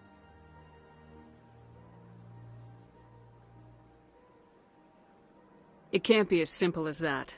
There must be problems somewhere in the system. I am not programmed to make that kind of qualified judgment. My code is limited to information and simple interaction simulations. Goodbye. Goodbye, and thank you for using Avina. Please enjoy your visit to the Citadel.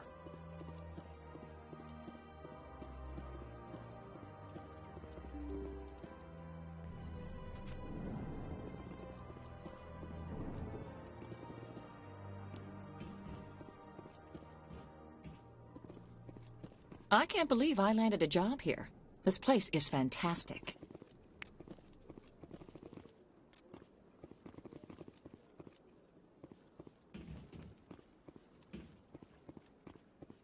Human, delighted, welcome. It is good to meet you.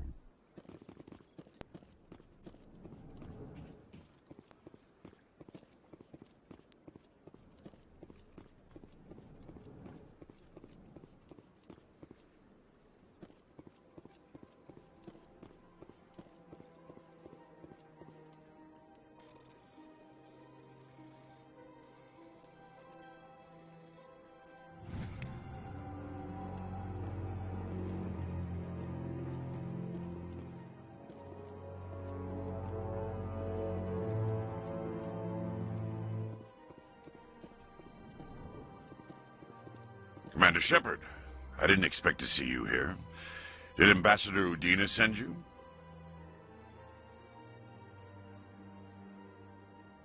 I came on my own. I need information.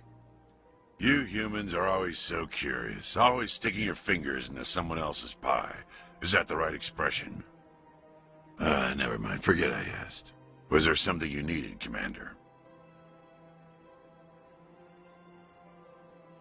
I get the feeling you're not too fond of humans. No, I just don't trust your kind. Not yet.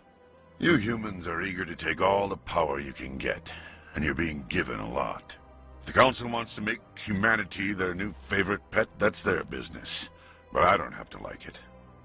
The Council treats us like second-class citizens. We have to fight for everything we get. Good. Then fight for it. But don't expect the rest of us to just sit back and let you take it. I'm a busy man, Commander. Are we done here? What do you know about the Spectres? They're the right hand of the Council, or so they like to be called. More like the underhanded side of the Council. What do you have against the Spectres? I can't abide any organization that considers itself above the law, especially when it's left up to each individual Spectre to decide when and how to bend the rules.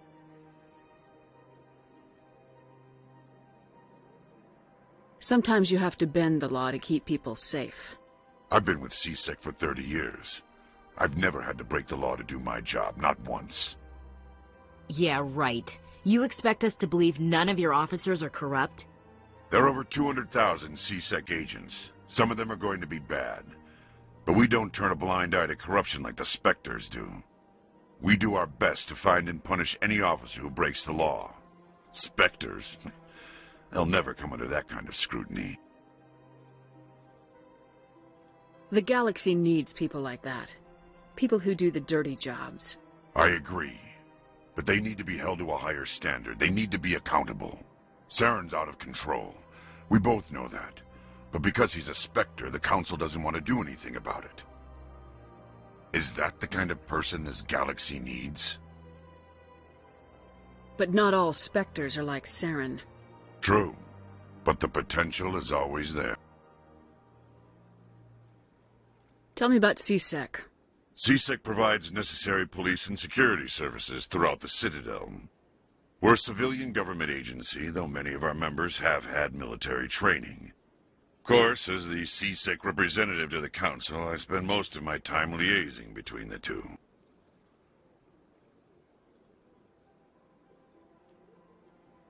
Tell me about your investigation into Saren. Sorry, Commander. I don't make a habit of giving out details about ongoing investigations. I'll be going now. Goodbye, Commander.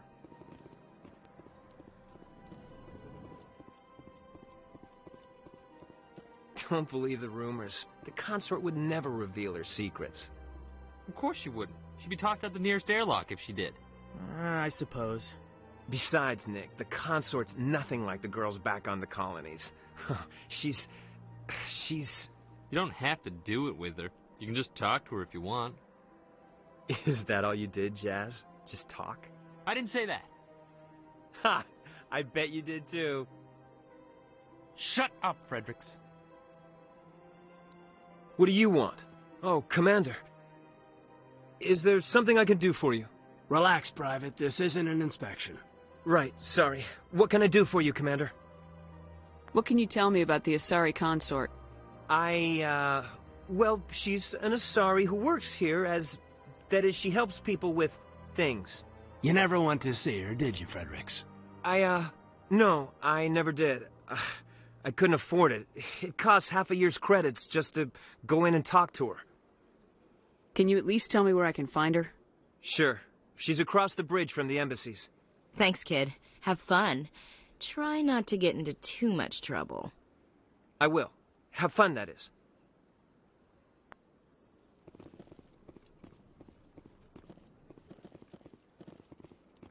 Hello, Commander. Can I get you something? You know who I am? Your arrival created a bigger-than-average stir among the diplomats and hangers-on around here. There's always something new happening around here. I could fill you in on some points of interest if you'd like. What's going on around here? Well, you found the embassies, not much going on here. Across the bridge, you'll find the bank, the Emporium, and Shaira's. If you haven't heard of her, you soon will. If you need supplies, you can try the markets one level below. For entertainment, I'd try Flux or Cora's Den. What is Shaira's? The consort? She entertains clients who can afford her services. Most of the diplomats and ambassadors have visited her at one time or another. She's a very powerful woman, but also very respected. Tell me about Flux and Cora's Den. Well, Flux has gambling and dancing, certainly more lively than this place. Cora's Den, on the other hand, well, let's just say it's livelier and deadlier, all at the same time. Goodbye. So long, Commander. Have a pleasant day.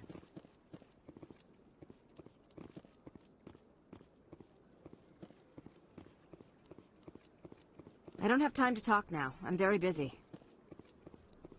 This place seems strange. I wish there were more humans around.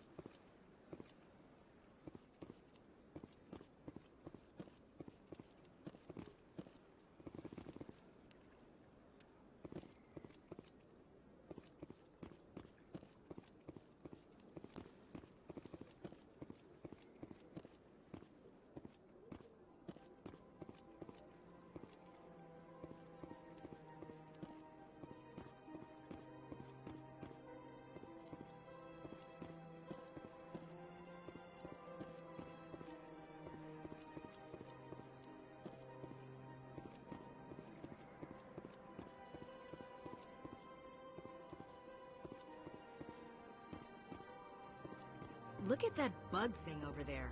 What's it doing? Please do not disturb the keepers. Please do not disturb the keepers. Welcome to Presidium Tourism Terminal 2. You are standing near the base of the Citadel Tower, one of the Presidium's most recognizable and important structures. Behind me is the spectacular Relay Monument, a scale model representation of a Prothean mass relay. To your left is one of the keepers, the enigmatic caretakers of the Citadel, working on a control panel. You may see keepers involved in various tasks throughout all levels of the Citadel. We ask that you do not interfere with them in any way. The keepers are essential to the smooth operation of the Citadel. Obstructing their daily work will result in harsh penalties, including incarceration and rehabilitation. Tell me more about the Relay Monument. Discovered by the Asari who first arrived at the Citadel, the Relay Monument is one of the station's most interesting and controversial features. What is the meaning behind this striking piece of art? Is it a tribute to Prothean vanity?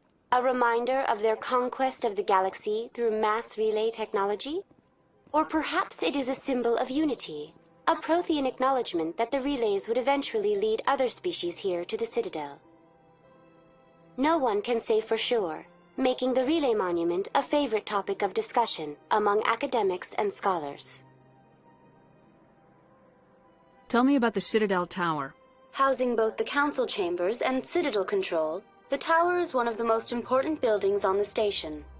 Access to these areas is restricted to those with the appropriate clearance. What happens in Citadel Control? Citadel Control handles all incoming and outbound transit.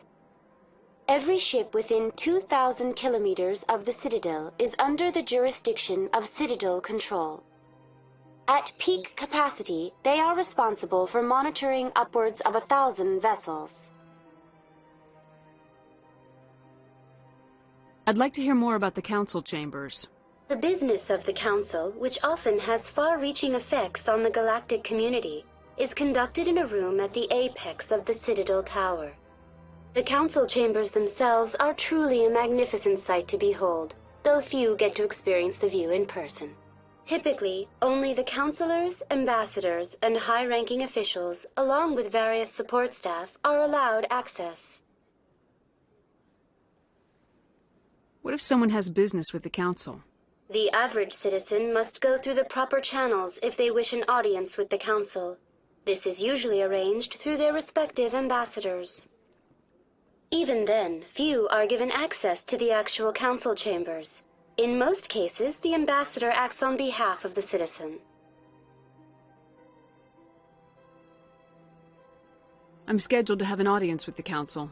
Only a handful of visitors to the Citadel are ever granted that privilege. I would be jealous, but that is outside the scope of my programming. I'd like to know more about the Keepers. Little is known about these peaceful servants of the Citadel, though they are essential to the operation and maintenance of the entire station. Citadel regulations protect the Keepers against interference during the performance of their tasks. Failure to comply will result in harsh penalties. Keepers can be seen in all sections of the Citadel, but are typically found in and around the tower. Any particular reason there are so many Keepers in this area? The Keepers do not communicate with other species. It is assumed, however, that the tower houses the Citadel's primary control systems. Many of the station's systems, such as navigation and life support, function automatically. It is believed the Keepers operate those systems from inside the tower's inaccessible core. The Keepers also make frequent appearances in the council chamber itself, though they appear to be just passing through on their way to some other destination.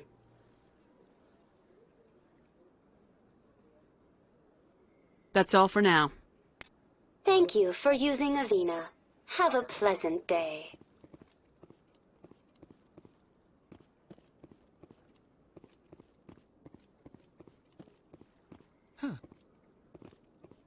You know, art doesn't normally do much for me, but that relay statue, I like.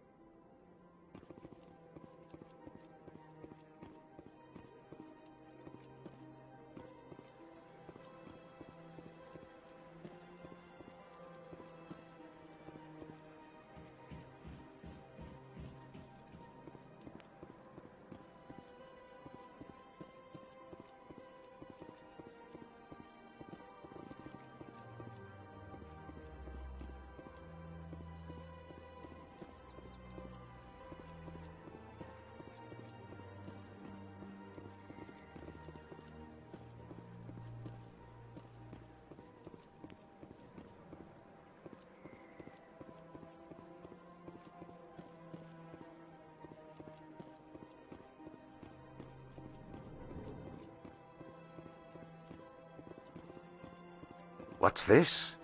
One of the Earth Clan. Ah, a very famous one, yes? You are the one called Shepherd.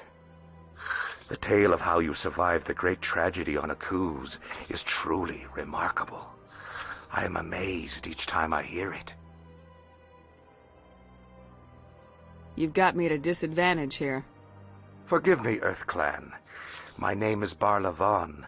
My job makes it necessary for me to keep informed. I am a financial advisor to many important clients here on the Citadel. When someone as important as yourself arrives on the station, I take notice.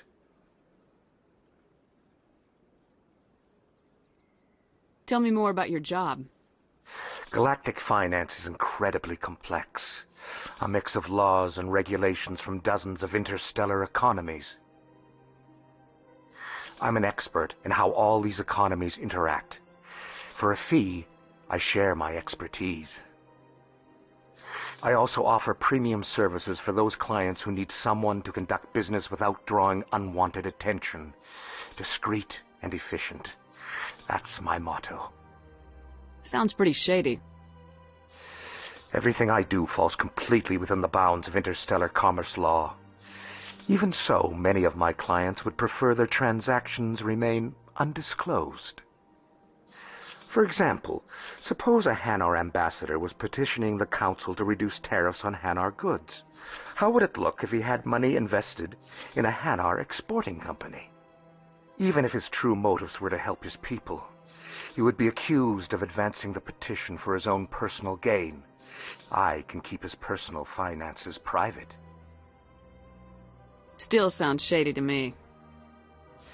Then we can only hope you will never be cursed with a large enough fortune to require my services. What's it like living here on the Citadel? The station is without a doubt the greatest wonder in the galaxy. It is a technological marvel, but its true splendor goes much deeper than the hull and engines. From the Presidium to the wards, the entire station is a testament to the success of the Council. All the species of Citadel spaced together in a single strong community.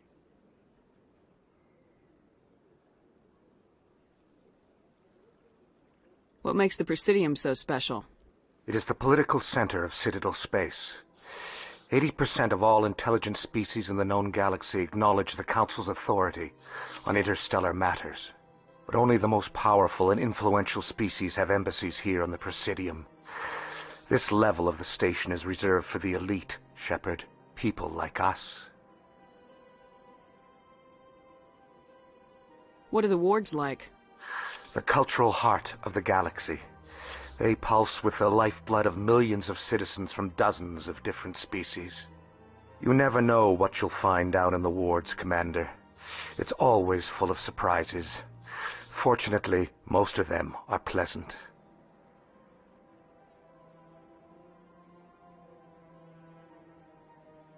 I should go.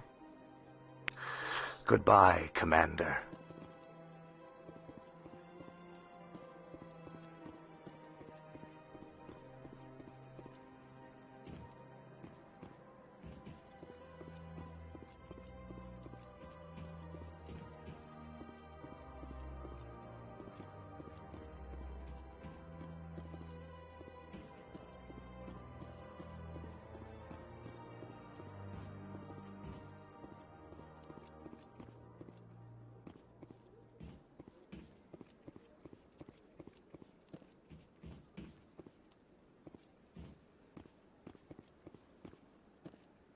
Ah, human. This one is greatly pleased to see you here in my decadent emporium. Who are you? This one's face name is Delaninder, though many in this place simply refer to it as Delan. Please take time to examine the fine goods it has for purchase, all of great worth.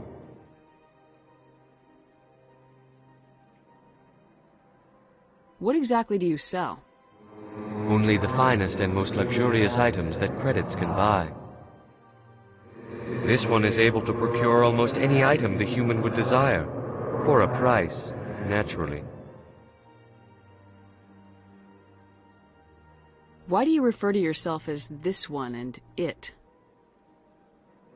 For the same reason that humans are so inquisitive. It is part of our culture.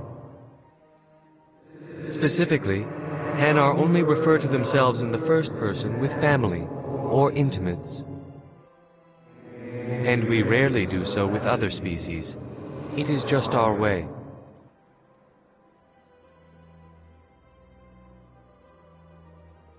Who are you? This one's face name is Delaninder, though many in this place simply refer to it as Delan. Please take time to examine the fine goods it has for purchase, all of great worth.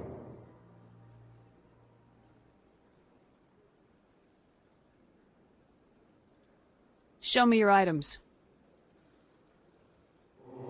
Oh, this one is pleased to do so, human. You will not be disappointed.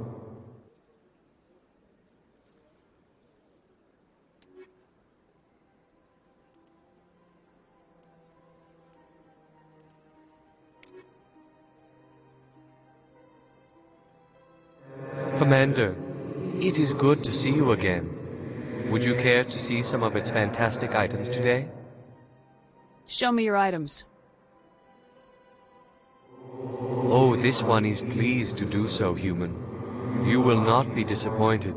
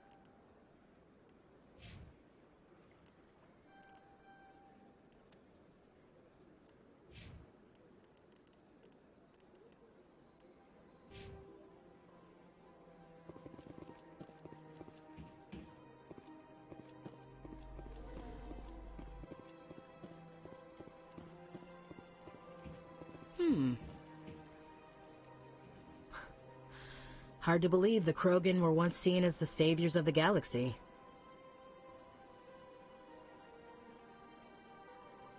Welcome to Presidium Tourism Terminal 3.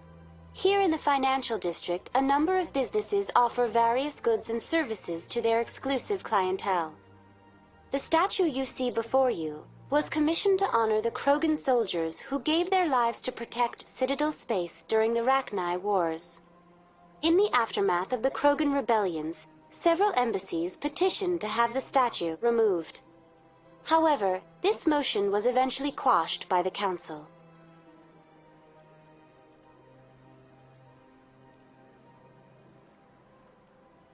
Tell me more about the Krogan rebellions. In recognition of their efforts during the Rachni Wars, the Krogan were granted several new colony worlds by the Council. Over the next 400 years, the Krogan species began to expand. Blessed with an extremely high birth rate, their numbers began to swell.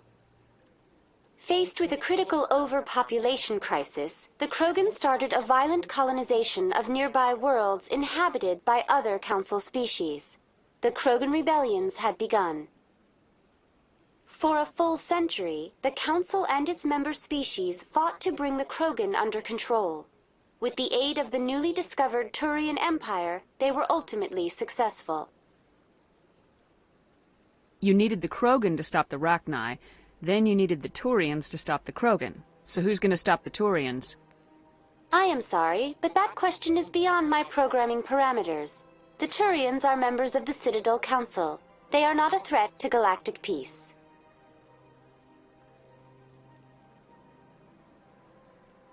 Why did the Council fight so hard to keep the statue? The Krogan were instrumental in saving the galaxy from the Rachni threat. The Council believed this historical fact should not be forgotten. The Council also hoped that preserving the memorial would improve diplomatic relations with the Krogan and bring about a peaceful resolution to the rebellions. Unfortunately, the Krogan refused to negotiate and only surrendered after their population and homeworlds had been ravaged by the Turians. What were the Rachni Wars? Nearly 2,200 years ago, explorers seeking to expand Citadel space opened up mass relays leading to systems controlled by the Rachni. A highly intelligent and aggressive insect race, the Rachni unleashed a war of conquest against the rest of the galaxy that lasted for nearly 3 centuries. The emergence of the Krogan finally turned the tide in favor of the Citadel species. Krogan forces provided the numbers necessary to halt the Rachni advance and drive them back. The Krogan then pursued their retreating fleets. Able to survive the harsh environments of the Rachni homeworlds, the Krogan hunted their enemy to extinction. Was it really necessary to wipe them out? I am sorry, but a value judgment of that nature goes beyond my programming. That's all for now. Thank you for using Avina. Have a pleasant day.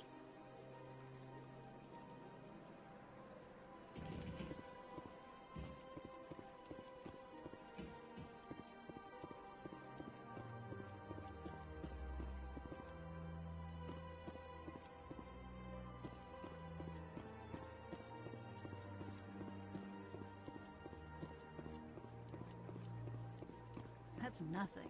I've had my office rearranged 5 times now. 5 times? But why? What do they want? How should I know? It's not like Keepers offer an explanation for what they're doing. And yet, everyone just lets them go on doing whatever it is they do. What choice do we have?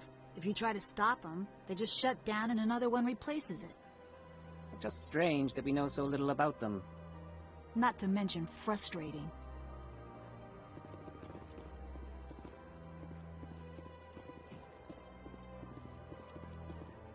Welcome, I am Naylina. I don't recognize you as one of our expected clients today. Would you like me to see when the consort will be able to meet with you? Can't I just go in? I'm afraid not. Yeah, you must understand there are many who seek the consort services. But if you wish to leave your name, she'll make every effort to meet with you. Commander Shepard, with the Alliance Navy. Excellent. You should hear something in, 3 or 4 months. Nobody's worth that much of a wait. Well, that's not for me to judge. I have your name and you'll be contacted. Is there anything else? What do you do here, Naylina? I'm one of the consort's acolytes. Many of the people here today will not see the consort, but they expect to be attended to just the same.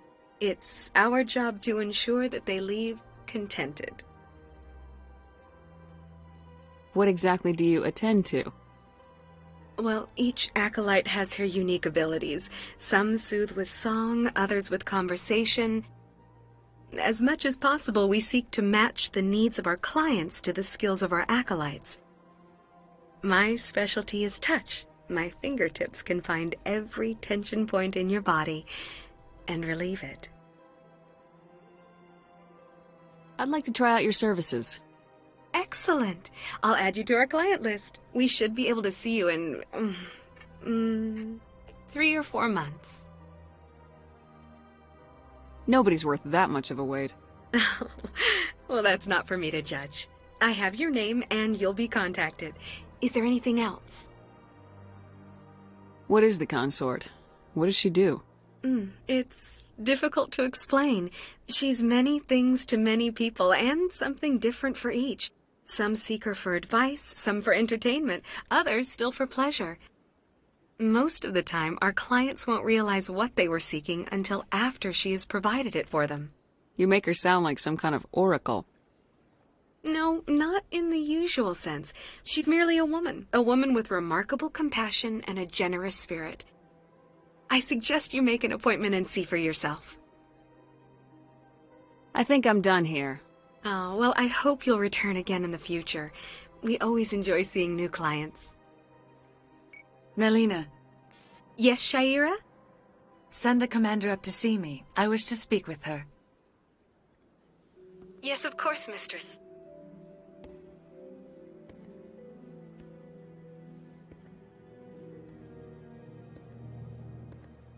Huh.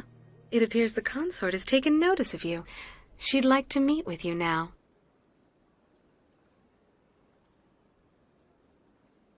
Where do I go? Just head upstairs. She'll be waiting for you.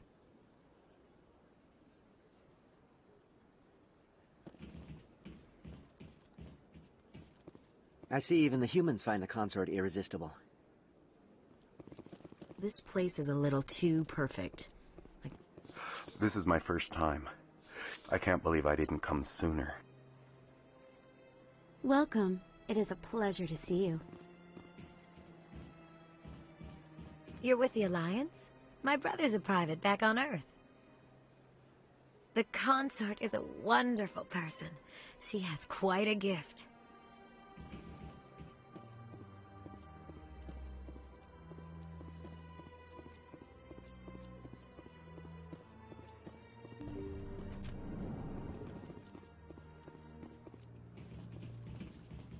That is close enough, Commander. I've heard a great many things about you since your arrival here in our citadel. I don't like people spying on me. I apologize, Commander. I make it my business to know when important people arrive on the station. Many of them become clients. But that is not why I asked you here. I have a certain problem that could use your expertise. Maybe I can help. I have a friend, Septimus, a retired Turian general. I won't discuss the details, but he wanted me to be more than I could be. We had a falling out. Now he spends his days in Korra's den, drinking and spreading lies about me. If you would speak to him as a fellow soldier, I believe he will listen to you and let the matter be. What happened between you? I respect his privacy too much to go into the details. If he wishes to tell you what happened, that is his prerogative. I don't make any promises, but I'll see what I can do. Thank you, Commander. That is all I can ask.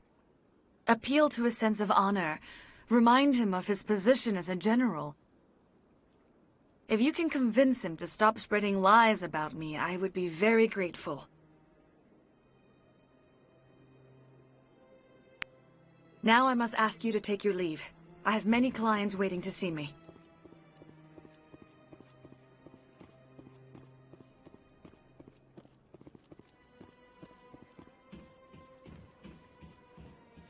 I have to admit I'm a little nervous. That's understandable.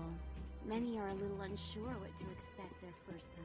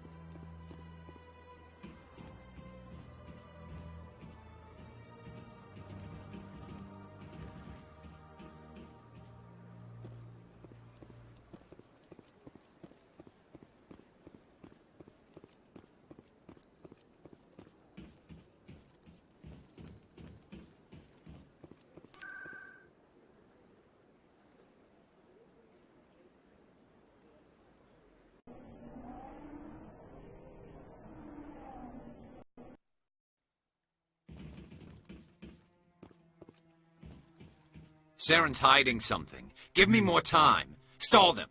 Stall the council? Don't be ridiculous. Your investigation is over, Garrus.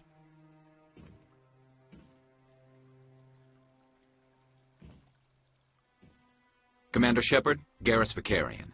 I was the officer in charge of the C-Sec investigation into Saren. Come across anything I should know about? Saren's a Spectre. Most of his activities are classified. I couldn't find anything solid. But I know he's up to something. Like you humans say, I feel it in my gut. I think the Council's ready for us, Commander.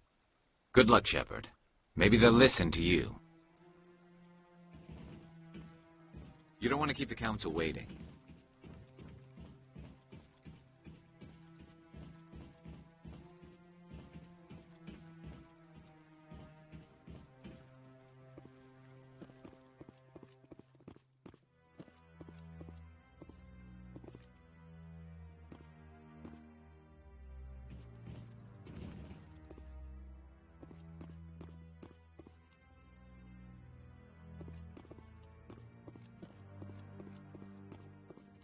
Don't be ridiculous. The Volus won't be joining the Council for years. I'm not so sure. The humans are making a strong push, and you can bet the Volus will be right on their coattails if they succeed. Allowing the humans to join us is a sound strategic move. But the Volus? No. The Hanna are likely to be next, then the Elcor.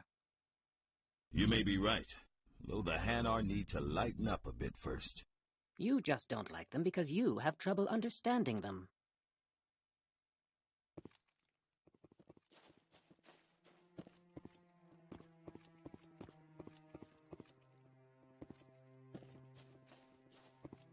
No, I'm waiting to speak with one of the Councilor's assistants.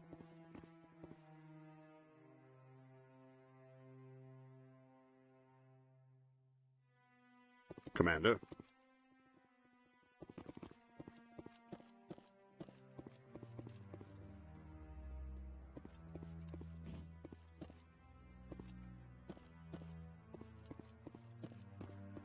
The hearing's already started. Come on.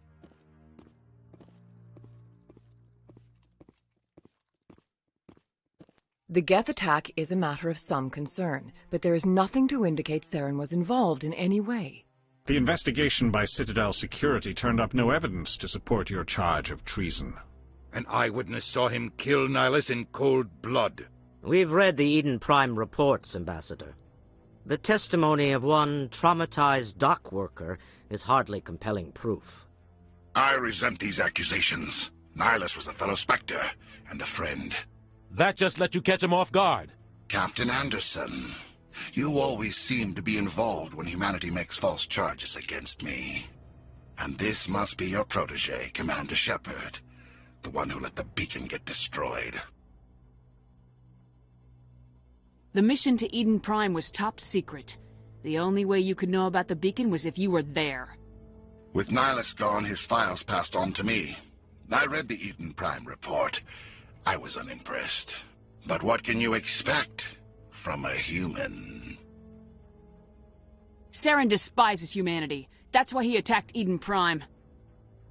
Your species needs to learn its place, Shepard. You're not ready to join the Council. You're not even ready to join the Spectres. He has no right to say that. That's not his decision. Shepard's admission into the Spectres is not the purpose of this meeting. This meeting has no purpose. The humans are wasting your time, Counselor, and mine. You can't hide behind the Council forever. There is still one outstanding issue. Commander Shepard's vision. It may have been triggered by the beacon. Are we allowing dreams into evidence now? How can I defend my innocence against this kind of testimony? I agree. Our judgment must be based on facts and evidence, not wild imaginings and reckless speculation. Do you have anything else to add, Commander Shepard? You've made your decision. I won't waste my breath.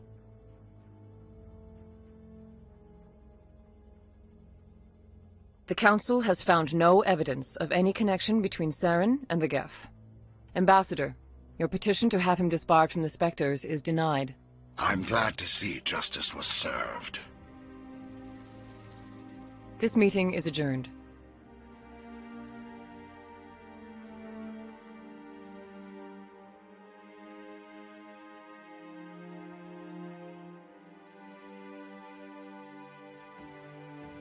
It was a mistake bringing you into that hearing, Captain. You and Saren have too much history. It made the Council question our motives. I know Saren. He's working with the Geth for one reason: to exterminate the entire human race. Every colony we have is at risk. Every world we control is in danger. Even Earth isn't safe. Tell me about this history between you and Saren. I worked with him on a mission a long time ago. Things went bad. Real bad. We shouldn't talk about this here. But I know what he's like. And he has to be stopped. What's our next step? As a Spectre, he's virtually untouchable. We need to find some way to expose him. What about Garrus, that CSEC investigator? We saw him arguing with the Executor. That's right. He was asking for more time to finish his report. Seems like he was close to finding something on Saren. Any idea where we could find him? I have a contact in CSEC who can help us track Garrus down. His name is Harkin. Forget it. They suspended Harkin last month, drinking on the job. I won't waste my time with that loser. You won't have to. I don't want the Council using your past history with Saren as an excuse to ignore anything we turn up. Shepard will handle this. You can't just cut Captain Anderson out of this investigation. The Ambassador's right. I need to step aside. I need to take care of some business. Captain, meet me in my office later. Harkin's probably getting drunk at Cora's Den. It's a dingy little club in the lower section of the wards. Maybe there's another way to find evidence against Saren.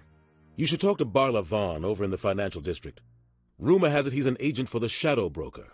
The Shadow Broker? An information dealer. Buys and sells secrets to the highest bidder. I've heard Barla Vaughn's one of the top representatives. He might know something about Saren, but his information won't come cheap. You and Saren have a history. What happened? About 20 years ago, I was part of a mission in the Skillian Verge. I was working with Saren to find and remove a known terrorist threat. Saren eliminated his target, but a lot of people died along the way, innocent people. And the official records just covered it all up. But I saw how he operates. No conscience. No hesitation. He'd kill 1,000 innocent civilians to end a war without a second thought. Killing innocents doesn't end wars. It causes them. I know how the world works, Commander. Sometimes you're forced to make unpleasant decisions. But only if there's no other way. Saren doesn't even look for another option. He's twisted, broken. He likes the violence, the killing. And he knows how to cover his tracks. Our ambassador doesn't seem to get along with the Council. He's just frustrated. The Council's always preaching that we need to be part of the galactic community. But for them, it's a one-way street. They want us to expand and settle unstable regions like the Skillian Verge and the Attican Traverse. But when we run into trouble, they don't want to help us out. Everyone knows it's only a matter of time until we get a seat on the Council. The ambassador just thinks it should happen sooner rather than later. And I agree. You don't think much of Harkin. The guy joined CSEC about 20 years ago. He's been an embarrassment to our species ever since. Roughing up suspects in custody, bribery accusations, alcohol and drug use. The embassy used to step in when he got in trouble. But I guess enough was enough. Guy's a scumbag. He should have been cut loose a long time ago. He was one of the first human CSEC officers. Guess it would have looked bad if he got fired. A lot of backroom deals were worked out over the years to keep him on the force. Politics is a dirty business sometimes, but it looks like his time's run out. We've got enough humans in CSEC now to stop protecting him. I want to know more about the Spectres. They're not your typical government agency. They tend to work alone, behind the scenes. They take care of problems the Council can't. It's not easy preserving peace across an entire galaxy. The Council prefers to use diplomacy and negotiation. But sometimes more extreme measures are needed. What's their command structure like? There is no command structure. Each Spectre answers directly to the Council. Sometimes they're sent on specific missions. Other times, they act on their own. They tend to operate outside the law, do whatever it takes to accomplish their goals. The Council just turns a blind eye. Spectres have a lot of power, Shepard.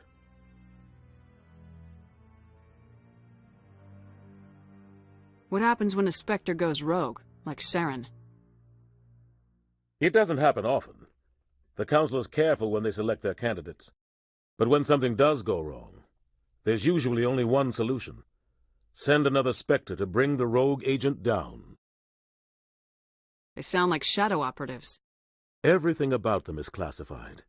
We don't even know how many there are. The latest Alliance estimate puts their numbers under 100. But the Council couldn't do its job without them. They're the Citadel's top agents, the last line of defense, the final option before open war. The entire galaxy respects and fears them. If a Spectre shows up, you know something big is about to happen. How do they decide who becomes a Spectre? You can't just apply to join. There's no training program. Spectres aren't made. They're born. The Council's always looking for exceptional individuals, people who can get the job done. Like you. They've been watching you for years. They see something in you. They want you on their side. Nihilus was supposed to give them a final recommendation, but with him gone, things are still up in the air. Tell me about Barla Vaughn. He specializes in moving large sums of money without leaving a paper trail. A financial genius, doesn't do anything illegal, but he knows all the loopholes. He's got an impressive client list. Ambassadors, diplomats, Spectres. That's probably why the Shadow Broker uses him. Tell me more about the Shadow Broker. He's a necessary evil of galactic politics. Buying and selling information is a part of the game, and the Shadow Broker just happens to be the best player on the field. Always sells to the highest bidder. Doesn't get involved in politics, doesn't pick sides. A simple system, but it works. He's not a threat to anyone, not directly. He's just a resource we can use, or she is. Or maybe they are. Nobody really knows. I should go. Good luck, Shepard. I'll be over in the ambassador's office if you need anything else.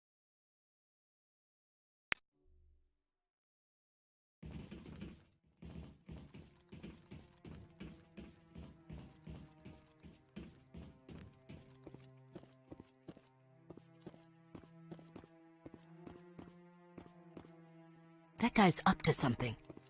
What guy? What? Oh, no, I wasn't. Never mind.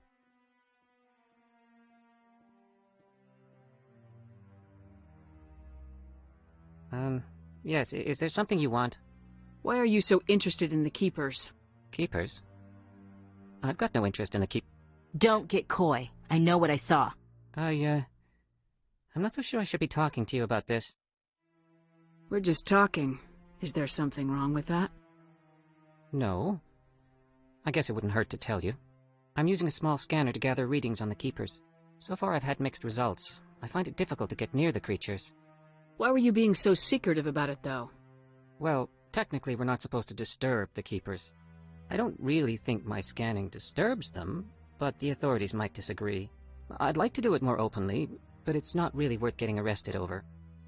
I could help you out. I'm not worried about the authorities. I don't even know who you are. I'm Commander Shepard with the Alliance military. Well, I suppose I could use the help. You'll need this.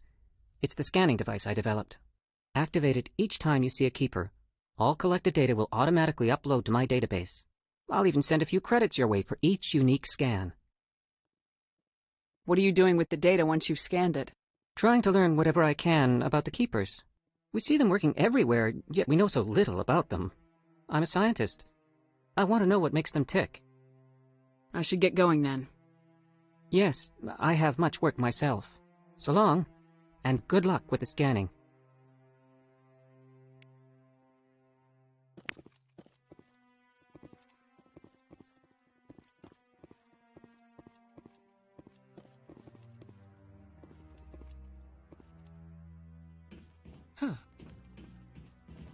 So, this is where the Council passes judgment on all us little folk, huh? Ever get the feeling we're in over our heads, Commander?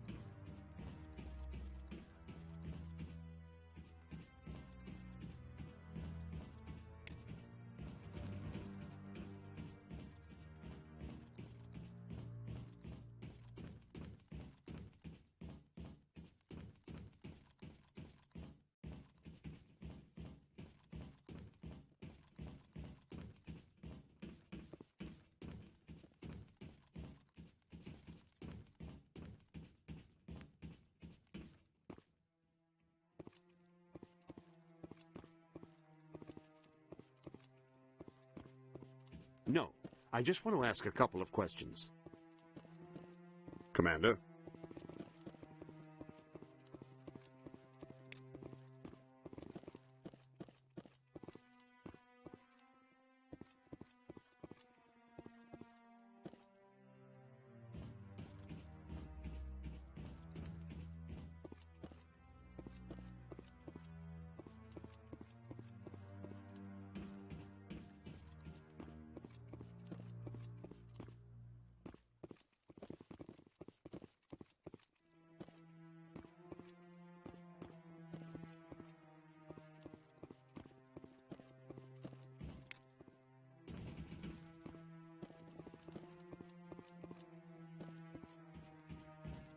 Maybe. But I wouldn't believe everything you hear. But that's just it. I'm hearing it everywhere. It's not just us.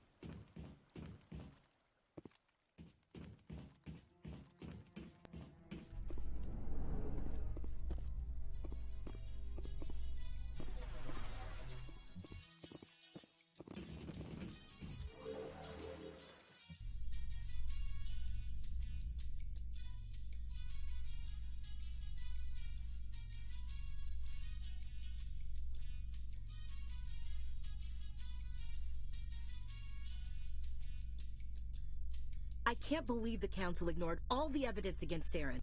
Saren's one of their best operatives. It's only natural they'd take his word over ours. Oh, so now we just chase leads while this smug Turian runs around with his Geth troopers. That's politics, Chief. I hate politics.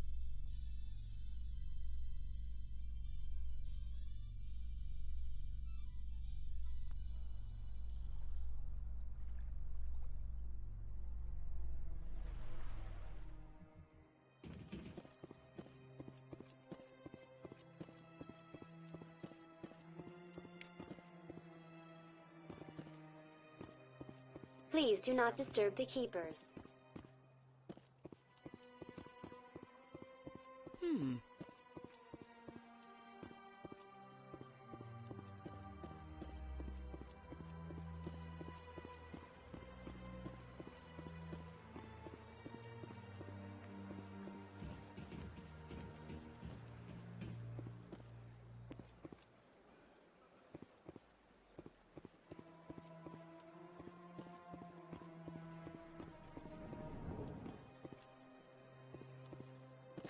Is there anything I can do for you today, Commander?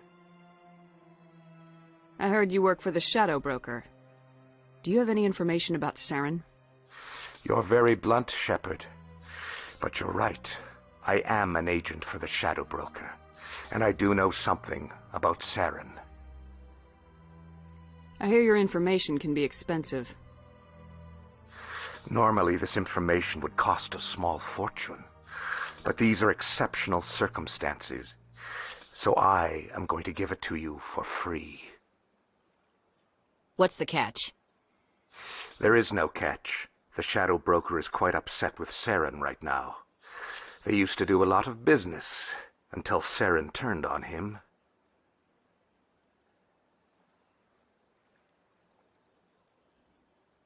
Saren betrayed him. Imagine that. No matter what you think of Saren, he's not stupid. He knows the Shadow Broker is a valuable ally. Turning on him doesn't make sense. Not unless something huge was at stake. I don't know the details, but the Shadow Broker hired a freelancer to deal with it. A Krogan mercenary. That's not much to go on. I just told you that the most famous Spectre in the galaxy betrayed the Shadow Broker. Quite a bargain, considering the price. Speak with the Krogan if you want to learn more. I heard he was paying a visit to Citadel security. If you hurry, you might catch him before he leaves the Academy.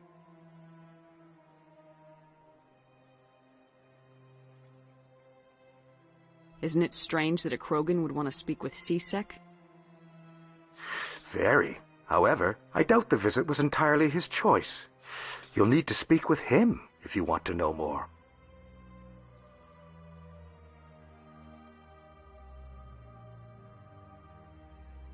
Tell me more about the Shadow Broker. Most people think I deal in finances, but my real currency is knowledge. I trade information, and it has made me very wealthy. But the Shadow Broker is the true master. Every day he buys and sells secrets that could topple governments, always giving them to the highest bidder. Yet somehow he never seems to upset the natural balance of power. All those secrets being passed around seem to even out. Nobody ends up with an advantage in the end. Any guess what his identity might be? I don't know. Nobody does. The Shadow Broker could be any race, any gender. I have a theory that it's actually an entire group working under one identity. How else could they juggle so many contacts at the same time? How else could they keep all that information from getting crossed? But they've got the perfect setup. Every government is forced to play their game so they don't get behind. But no matter how long you play, no matter how many secrets you buy, you can never win. I thought you'd know more about the man you work for. From time to time I come across information I sell to the Shadow Broker. That's my only involvement. I like it that way. The more you know, the more dangerous the game becomes. I don't like danger, Commander. I'll leave that to you. I should go. Goodbye, Commander.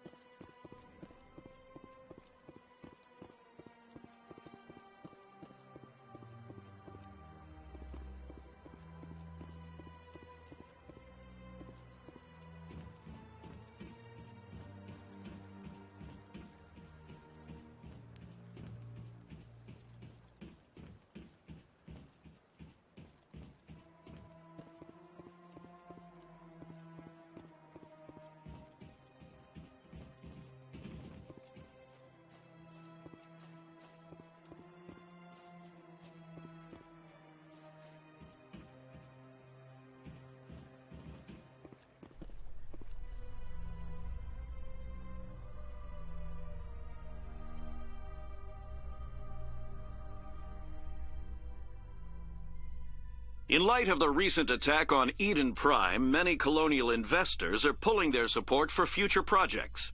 Proponents of expanded human colonization insist that Eden Prime was an isolated case. Nevertheless, colonist enrollment has dropped sharply. Many colonial proposals are on hold until backers have some reassurance that human colonies will be adequately protected.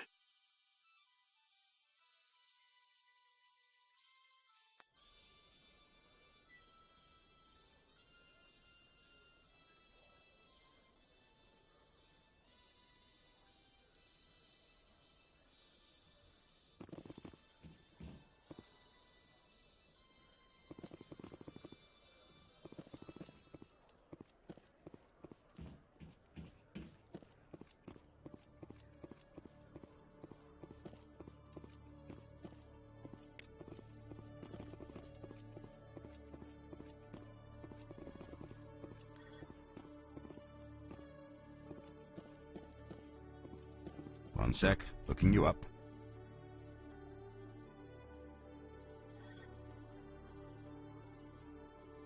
Commander Shepard, here with the Alliance military. First time on the Citadel, that about right? How did you know all that? I'm the CSEC requisitions officer. I need to make sure our buyers are authorized. So, will you be purchasing anything today, Commander Shepard? Show me what you got. Excellent. I hope you find what you're looking for.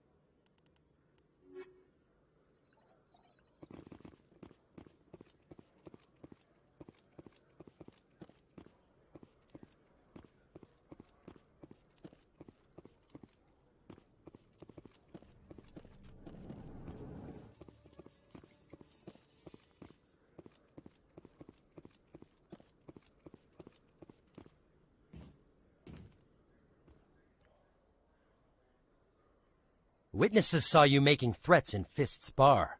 Stay away from him. I don't take orders from you. This is your only warning, Rex. You should warn Fist. I will kill him. You want me to arrest you? I want you to try.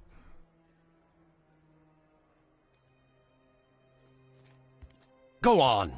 Get out of here. Yes, human. I'm trying to bring down Saren. Barlavon said to talk to you. Barlavon is a wise man. We may share a common goal, human. Enlighten me. I've been hired to kill the owner of Korra's Den, a man named Fist. He did something very foolish. He betrayed the Shadow Broker. A Quarian showed up here on the Citadel. She was on the run. She wanted to trade information for a safe place to hide, so she went to Fist. He promised to arrange a meeting between her and the Shadow Broker. Instead, he contacted Saren. Fist's not too smart. He's just greedy. Saren paid him a small fortune for the Quarian. He had to. She has evidence connecting him to the Geth.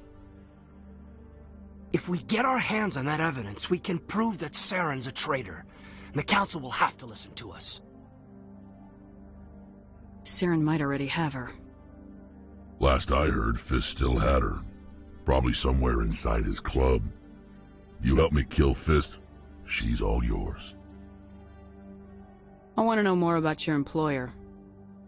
Can't tell you much. All I got was a coded message with the details of the job. Standard procedure. What about Garrus, that Turian? He wants to take Saren down too. He might come in handy. He was here just before you showed up. Said he was going to follow up a lead on his investigation. Wanted to speak to the doctor at the med clinic. Move out.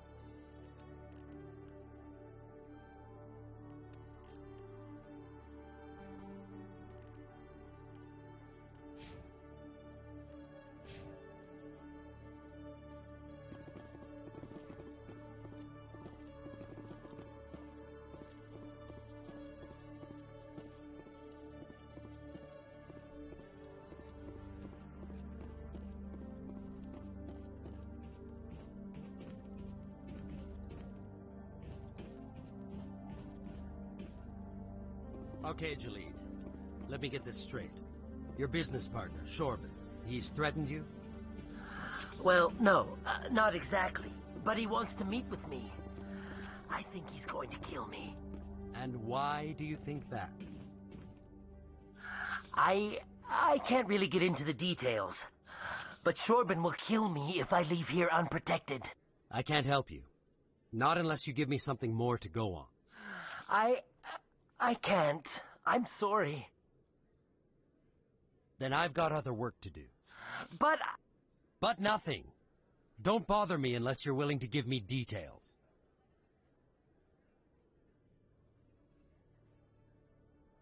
Hey there!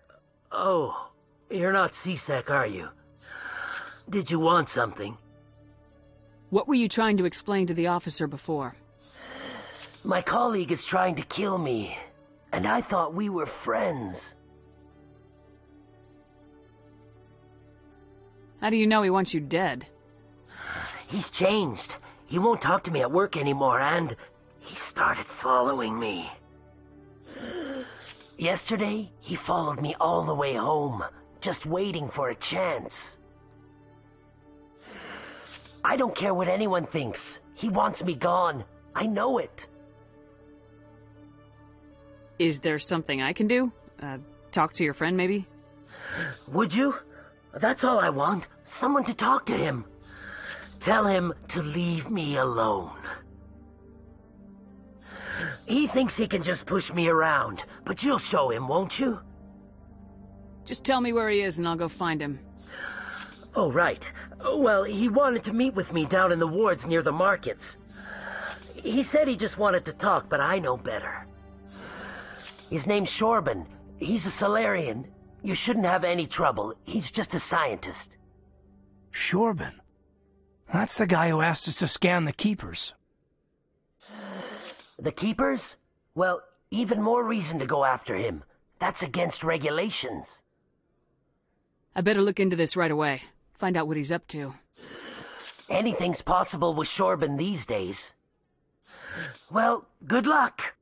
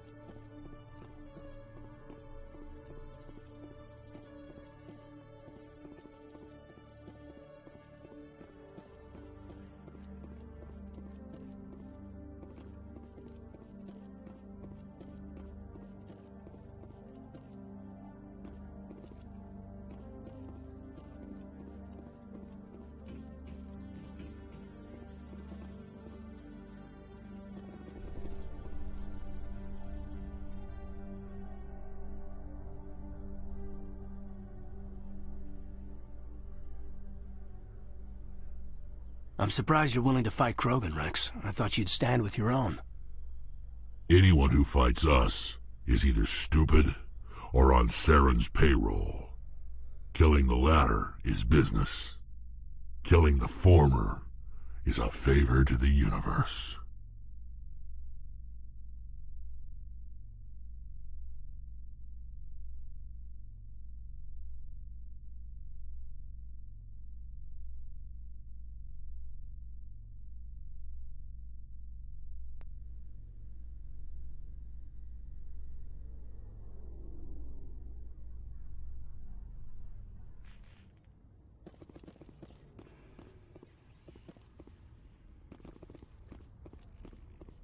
Interesting. You can see half the Citadel from up here. When you look out and see something this beautiful, oh, it really helps you understand what we're fighting to save.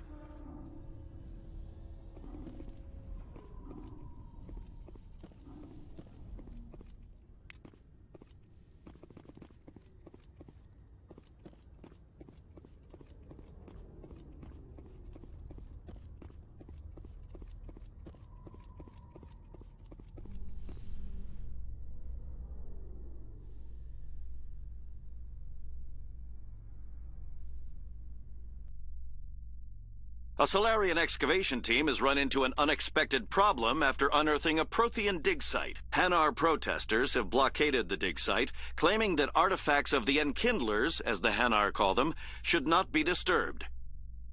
The excavation team has appealed to Hanar representatives on the Citadel to reach a diplomatic solution.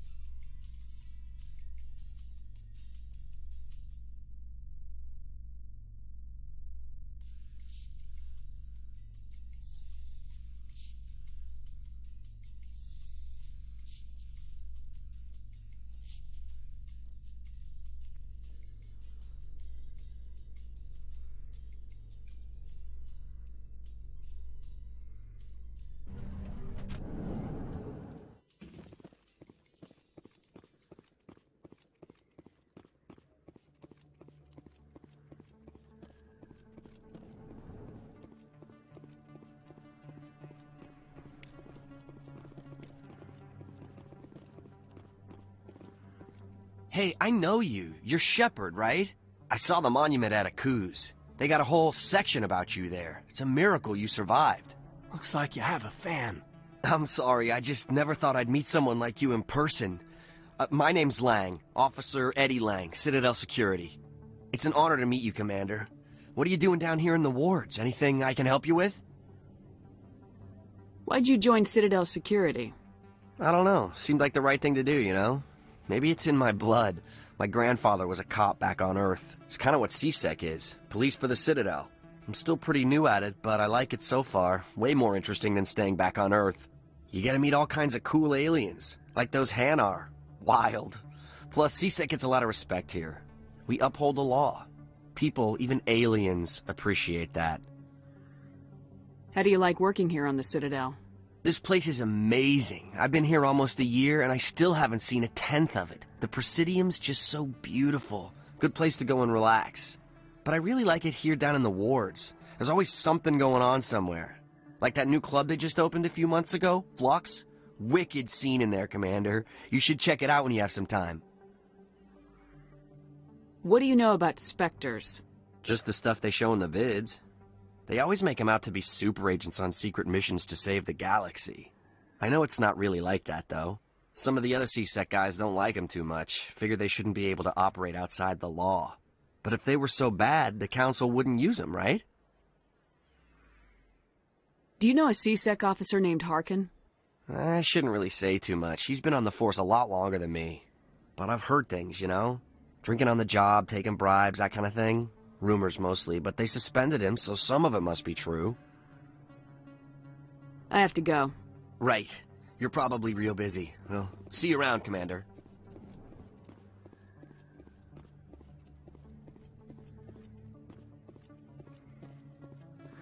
Don't kid yourself. It's even bigger than it looks. How would you know? I got a tour. One of 500 to see the Ascension from the inside out. Really? Took almost 6 hours and we only saw 1/10 of the ship. I even got to meet the commander. Matriarch Ladanya. You met her? Well, she addressed everyone on the tour, but I got pretty close to her. Huh, just look at that ship. You'd have to be stupid to mess with that. Very true. She's got almost as much firepower as the rest of the Asari fleet combined. Hopefully, she'll never need to use it.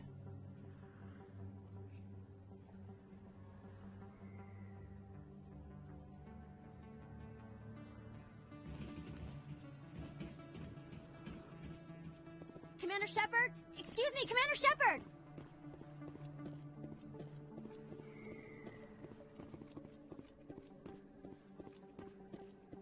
Commander Shepard? Excuse me, Commander Shepard! I'm Emily Wong. I'm an investigative journalist working here on the Citadel. Could I have a moment of your time? What do you need? I've been hunting for evidence of corruption and organized crime on the Citadel, but there are places I can't go. I was hoping you might share anything you find during your own investigation. I can make it worth your time. How do you know that my investigation is going to uncover anything you need? You wouldn't be investigating if it weren't big. And if it's big, it's something I'd like to hear about. You gotta have access to better sources. Why contact me? I'm using every source I can find, but I think I've got a better shot with you. According to your file, you survived back on Akuz when everyone else in your squad got killed. If anyone can find the worst elements of the Citadel and live to tell about it, it's you. How do you know I'm investigating anything here on the Citadel? I'm a good journalist, Commander Shepard. Word gets around. No promises, but if I find anything relating to your case, I'll inform you. Thank you, Commander. You won't regret it.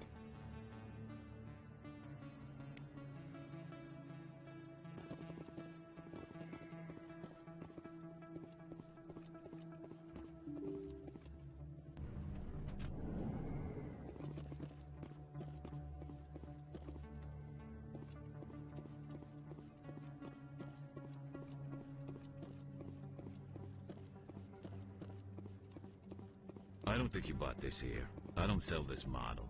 Look, I know it was you. I remember your face. Really, that's impressive. Usually you humans can't tell one Turian from another.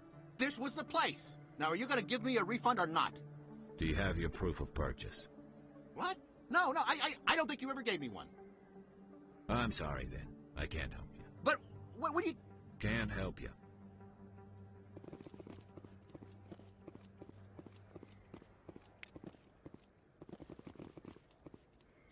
Best place on this ward to buy upgrades. Hello, Earth Clan. No doubt you've just come back from the colonies. Will you be needing supplies? What colonies are you talking about? Oh, my mistake, Earth Clan. I assumed... It doesn't matter. Pharos? Noveria? Well, if you haven't heard of them yet, I'm sure you will soon. But it doesn't matter where you hail from. My goods are available to all. What can you tell me about Noveria? The corporate capital of the Attican Traverse. Very cold. Very snowy. I don't get too many clients from there. They all have their own private suppliers. I'd like to know more about Pharos. It's an old Prothean world. Their buildings still litter the surface. The humans aren't the first to colonize it, but they are the most recent. I just realized I haven't heard from my contact on that planet for some time. Ah, well, I'm sure he's fine. Show me what you got. Most excellent. I am sure you will find something pleasing.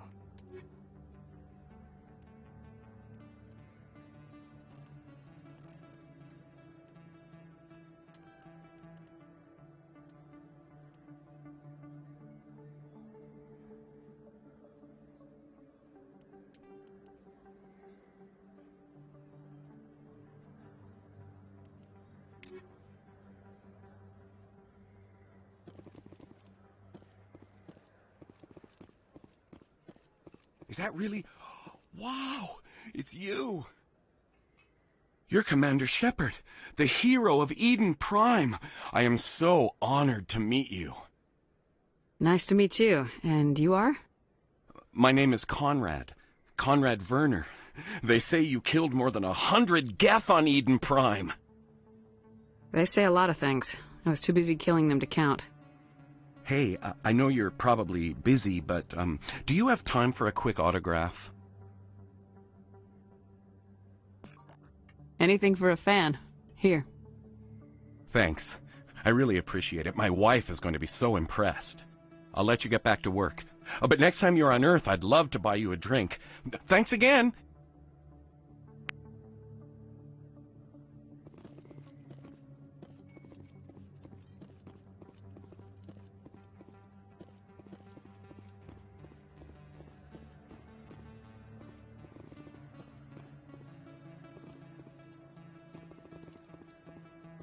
Commander, I wasn't expecting to see you again.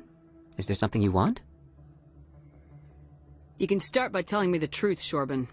I'm not sure what you're referring to. My experiments are... Quit stalling. Your friend, Jalid, told us about you. You spoke with Jalid? Then you know about the data? No, but you're gonna tell me. Everything. You boys can go. Looks like my plans have changed. It's not as bad as you think, Commander. Jalid and I just got a little over our heads. Keep talking. The company we work for developed an experimental procedure for use in medical scanners. Jalid and I saw even more potential, so we stole the plans and secretly developed a tool to scan the Keepers. Can you imagine? A tool that can actually get readings from the Keepers? What's so special about that? The Keepers are almost impossible to scan, and you can't capture them or get samples. They just self-destruct. After centuries here, we still don't know anything about them. Don't you see? We were the first to scan them, ever. You've seen it yourself, Commander. You know we can do it. Why are you trying to kill your partner? I'm not trying to kill him. Jalid's job was to disseminate our initial findings. But he decided to keep the data for himself. Maybe to sell it. I don't know. I should kill both of you idiots. We lost our heads. We just couldn't let an opportunity like this pass us by. Commander, if you'll just continue gathering data for me, imagine what we might learn. And you'll stand to make a bit of a profit yourself, remember? If it'll help further the scientific cause, how can I refuse? Very good. Maybe if you wouldn't mind speaking with Jalid. The data you're gathering for me is useless if Jalid won't help me analyze it. If I have time, I'll talk to him. Thank you. And happy scanning, Commander.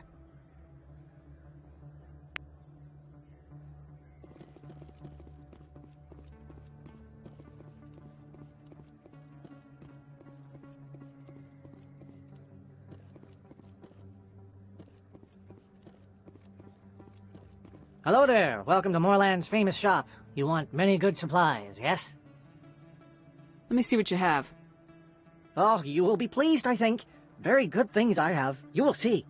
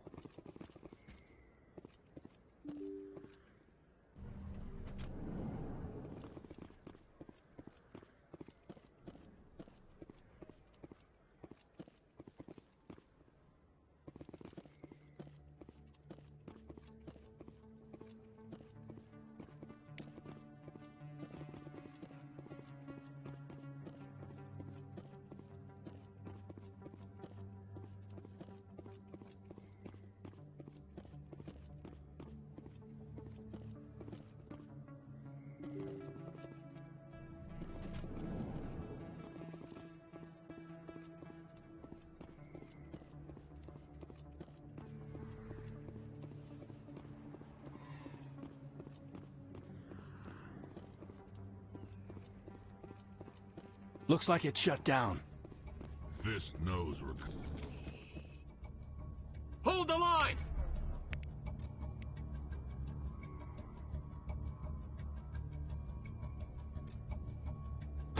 Look out! Enemy is everywhere! Hold the line!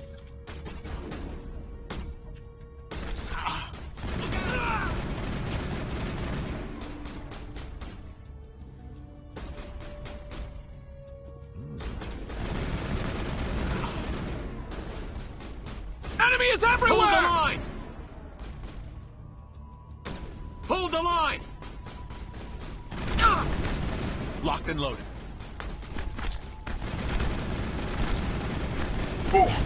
I'm on the line! Hold the line! Locked and loaded. I'm on it! Ah! I'm on it! Hold the line! Shield down! Now. Hold the line!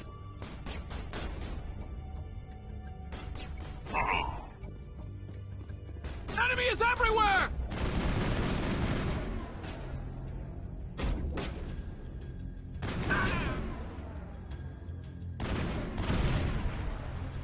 Perimeter secured.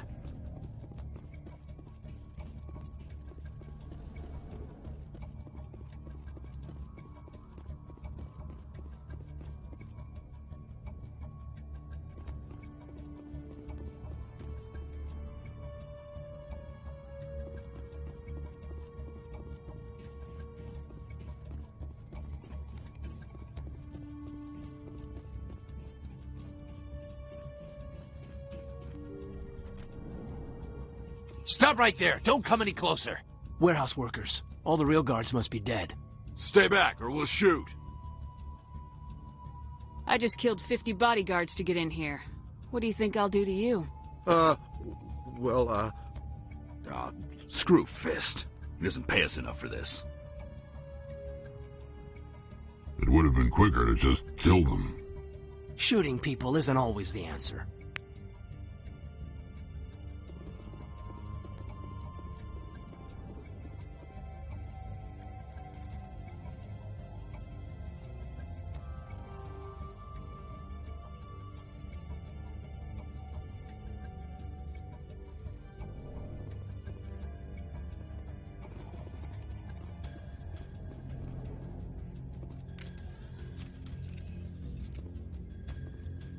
Why do I have to do everything myself?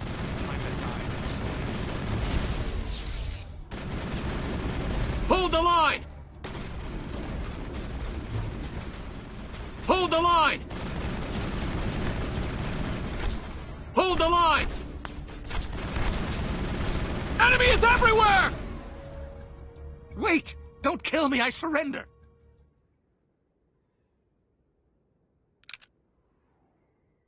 Where's the Quarian? She's not here. I don't know where she is. That's the truth. He's no use to you now. Let me kill him.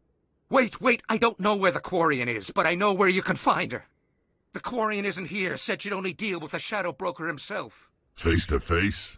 Impossible. Even I was hired through an agent. Nobody meets the Shadow Broker. Ever. Even I don't know his true identity. But she didn't know that. I told her I'd set a meeting up. But when she shows up, it'll be Saren's men waiting for her. Tell me where that meeting is before I blow your lying head off. Here on the wards, the back alley by the markets. She's supposed to meet them right now. You can make it if you hurry. Oh my God! The Shadow Broker paid me to kill him. I don't leave jobs half done. A lot of people died because of him. He had it coming. Now let's move. We have to save that Quarian.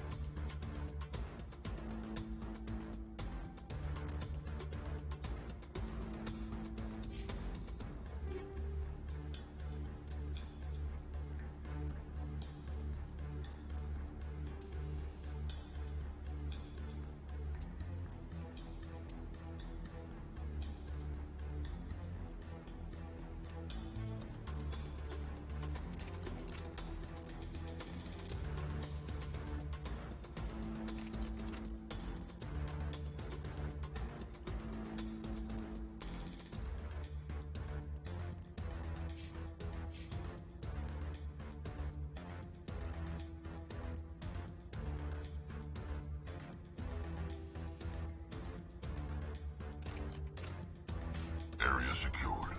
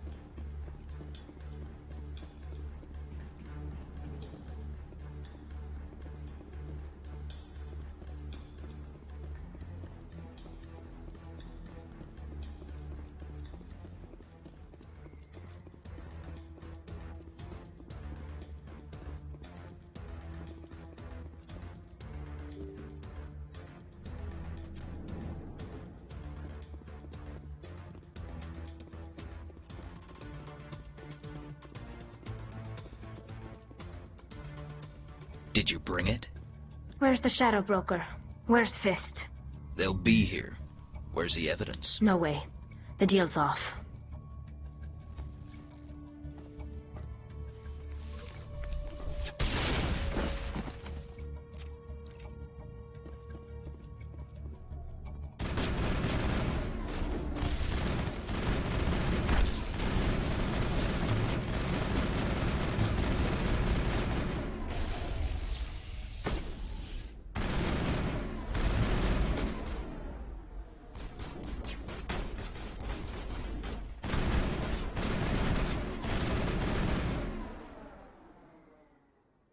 Fist set me up.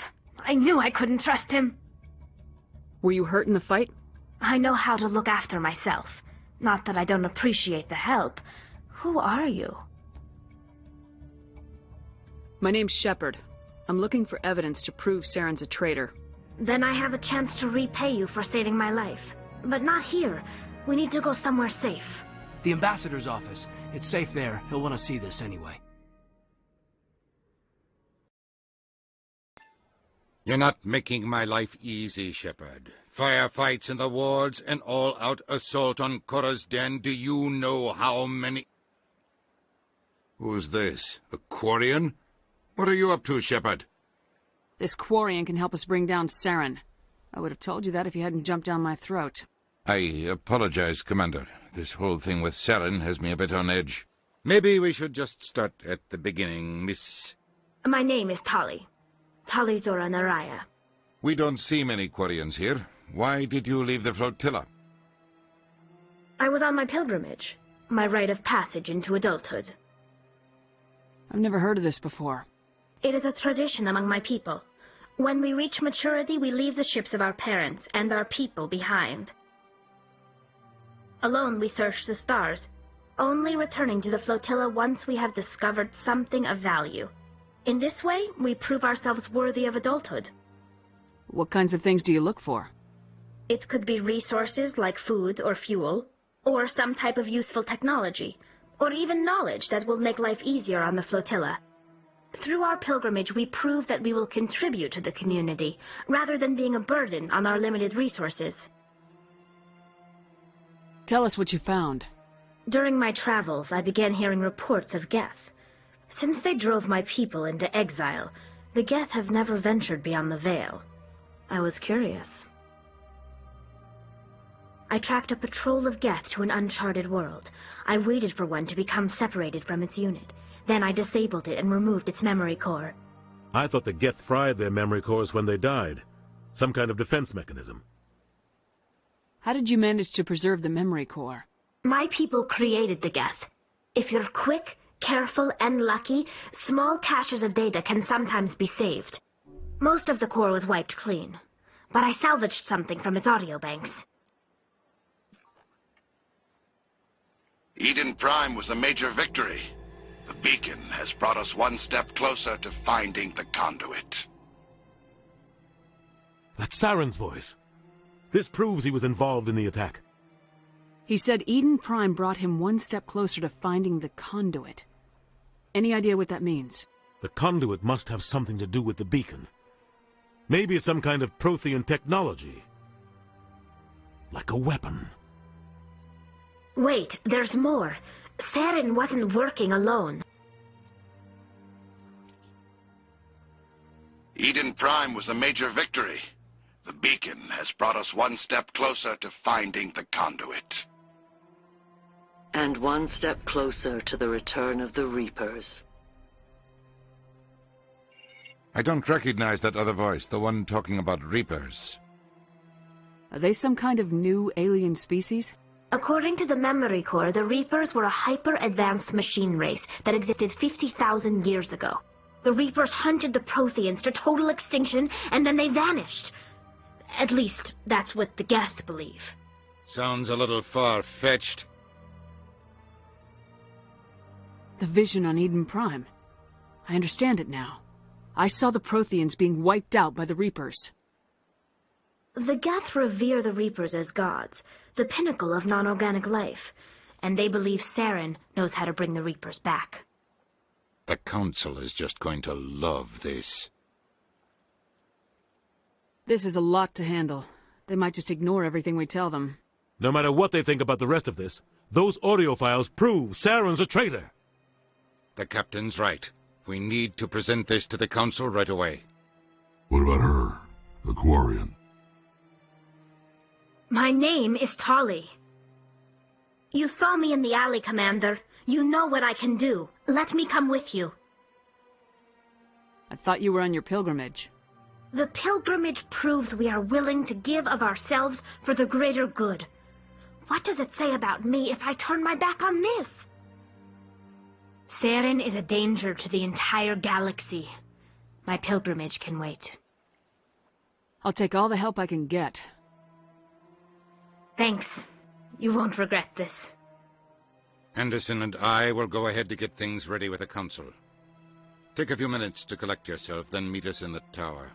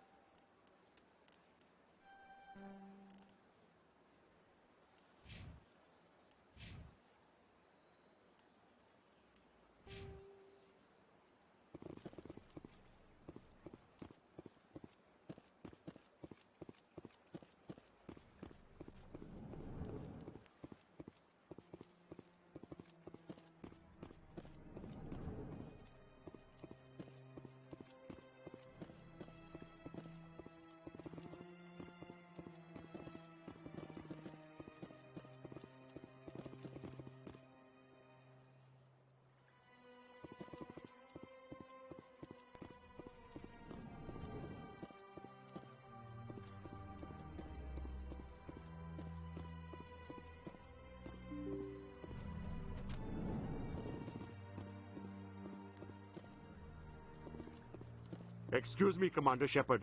Could you spare a moment of your time? Commander Shepard, my name is Samesh Bhatia. Forgive the intrusion, but I have nowhere else to turn.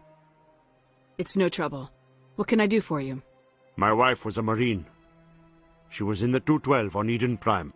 I've requested that my wife's body be returned to me for cremation, but the military has refused my request. Why did they refuse your request? There's got to be some reason. I don't know. All I know is that they have declared it impossible for my wife to be returned to me. There's no reason for your wife's body to be held like this. Just wait here. The man in charge of my case is Mr. Bosker. When I last saw him, he was in the expensive bar over there. Thank you for your time. I just want to give my wife a proper funeral, and the respect she deserves.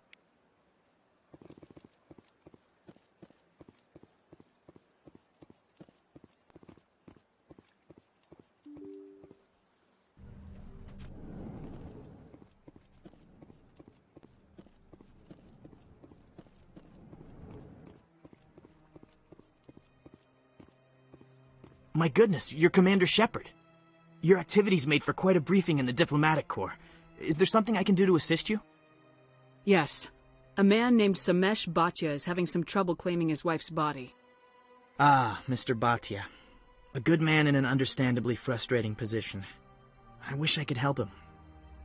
Serviceman Nirali Bhatia died on Eden Prime, as Mr. Bhatia no doubt told you. Her wounds are inconsistent with any type of weapon damage we've seen before.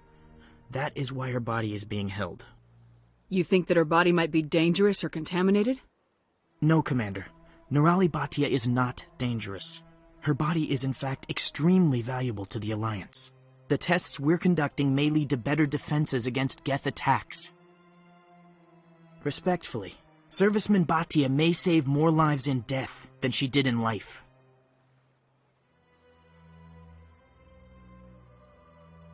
I understand what you're trying to do, but holding the body is wrong. Commander, you of all people should understand how far we must go to protect humanity. Not if we lose our humanity in the process. I am out here fighting to stop crap like this. All right, Commander. You win. It was hard enough refusing Mr. Bhatia. I'm not going to risk an incident by refusing you. Tell Samesh that the body is being shipped back to Earth. I'll go now to see to it myself.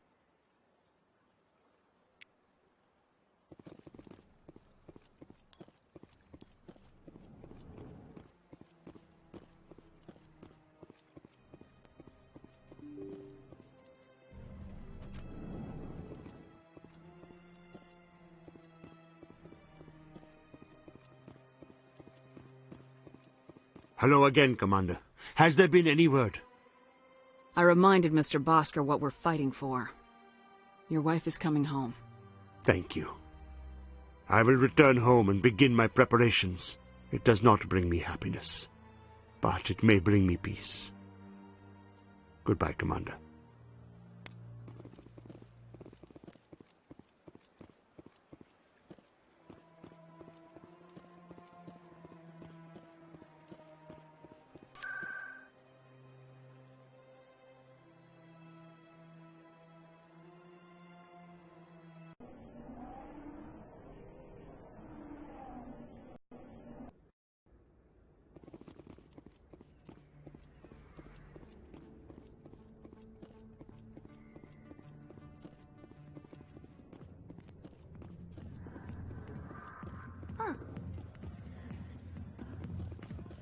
Dancers are highly respected among my people, but I get the feeling these women are not held in high esteem. Fist had a good thing going here. Too bad he got greedy.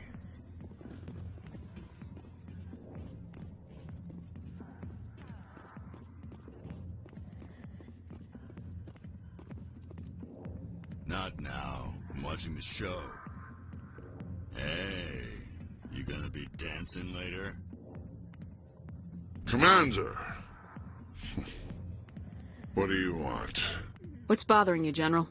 I've seen a lot of horrible things in my days, and there's only one woman in this damn galaxy that helps me forget it. This is the great Turian General. How did your kind ever defeat us? I may be drunk, Krogan, but you're ugly, and tomorrow I'll be sober. Now, unless you have a cure for this ache in my gut, go away. Some general. What kind of example are you to your troops? The troops can kiss my leathery backside. All I wanted was to retire and be with her. Look, kid, I appreciate what you're trying to do, but don't waste your time. Never let the enemy see your weakness. You know that, General. Enemies? The one place I always felt at peace was with her. But now, so you think it's that easy? Just straighten up and act like a general? It's better than sitting on your ass all day.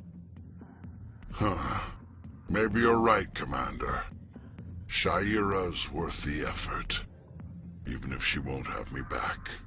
Now get up and get moving, General. All right. I'll go to her. After I've had a cold shower or two. Say, you're a bright kid. Would you be interested in earning a few extra credits? What do you want me to do? There's an L-Corps diplomat out there who believes Shaira gave up his secrets. Why would he think such a thing? Because I told him. Look, I just need you to convince him of the truth. Why can't you tell him yourself? Well, the last time he saw me, I was disparaging his ancestors and shouting his secrets in public. Take this datapad. It shows where I got my info. It will exonerate Shaira and convince the L-Corps. Who am I taking it to, and where is he? His name is Zaltan. He's an L-Corps diplomat. He's over in the embassies complaining about Shaira. Well, here's to soldiers acting like soldiers. Thanks, Commander. You know, you might make a good general yourself one day.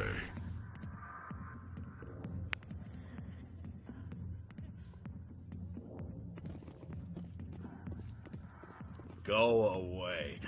Let me drink in peace. Go away. Let me drink in peace.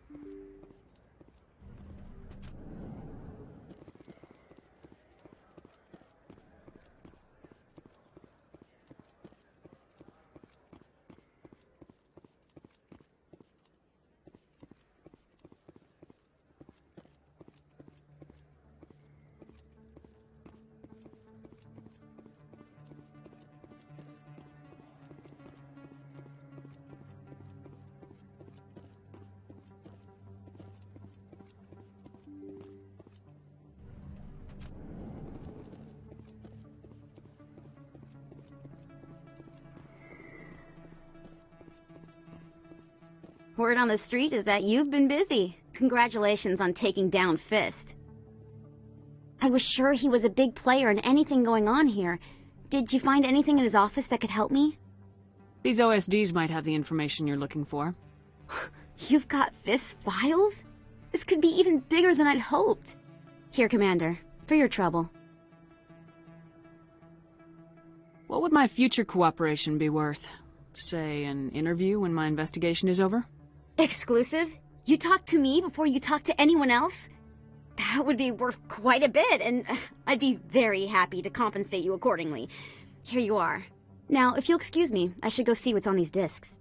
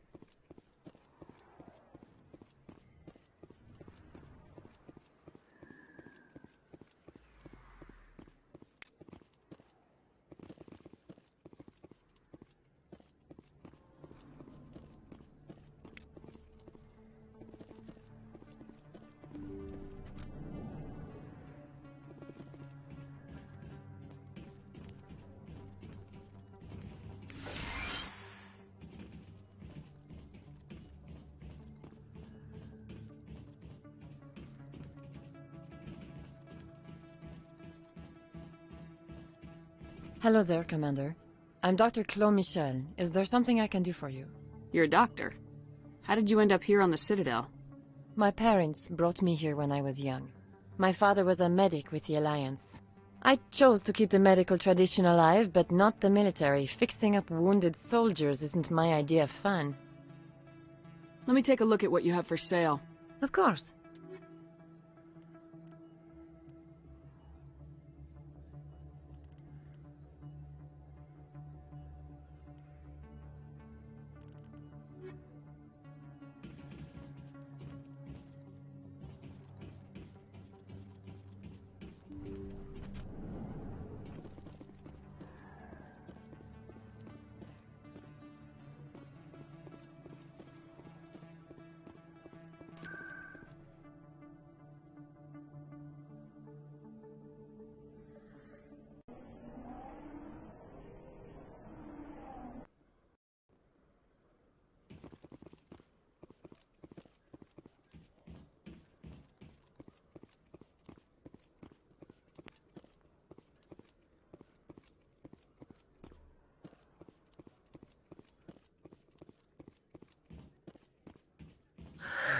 Hello again. Did you have any luck finding Shorban? I found out you've been lying to me, Jalid. Lying? Why would I lie to you? You lied to us about the Keeper data. He told you? I didn't mean for any of this to happen. I was afraid Shorban would kill me to get the data, so well, I was hoping you'd take care of him. I'm scanning the Keepers for Shorban, but you two need to stop fighting. You're helping us? But, well, if you say so. Well, if Shorban can forgive and forget, then so can I. I appreciate the help, Commander. I better go get that data analyzed.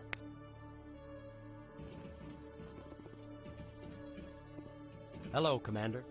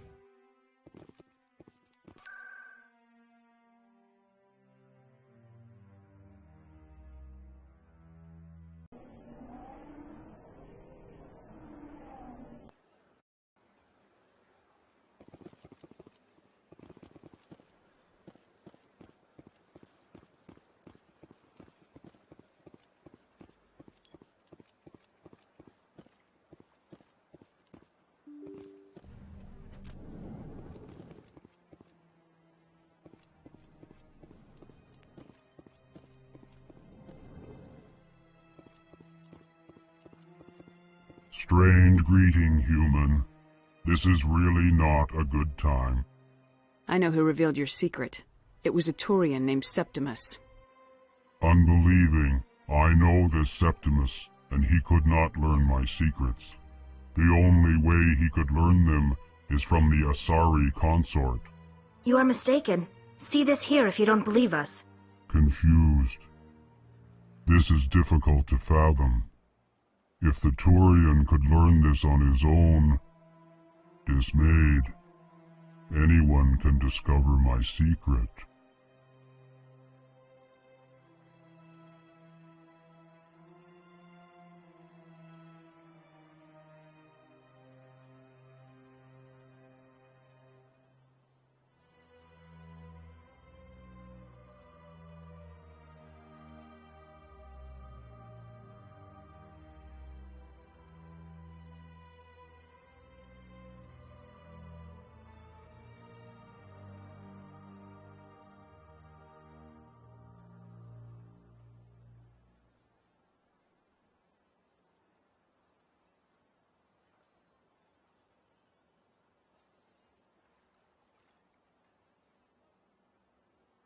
Septimus is a powerful man, and it wasn't easy for him to find. Relieved.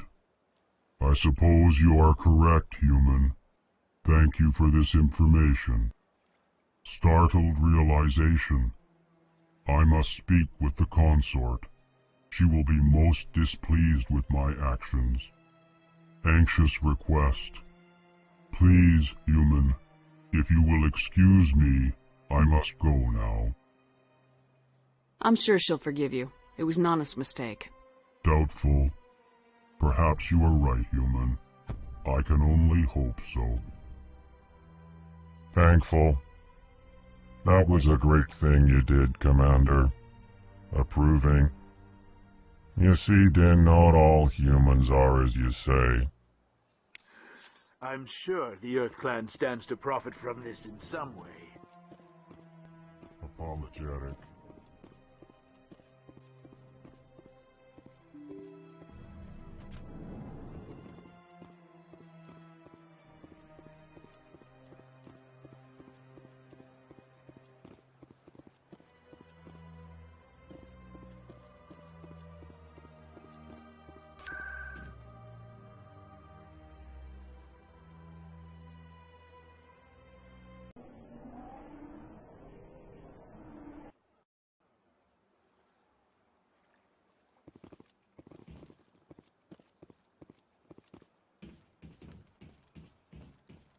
That's right. It was a long time ago, though. I barely remember it.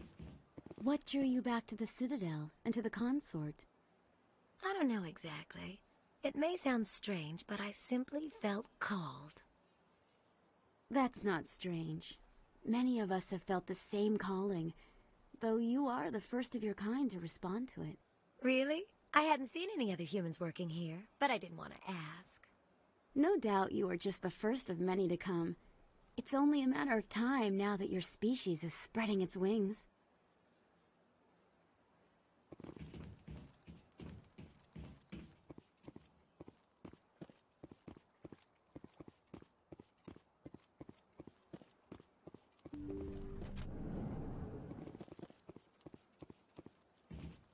Commander, I recently received a lovely note from Septimus. Thank you for speaking with him. Even the Alcor diplomat has withdrawn his campaign against me. It was my honor to aid you. You are too kind, Commander, but I would not expect you to help me out of the kindness of your heart. I also have one more thing to give you, if you are interested. I'd be honored. I offer a gift of words, an affirmation of who you are and who you will become. I see the sadness behind your eyes.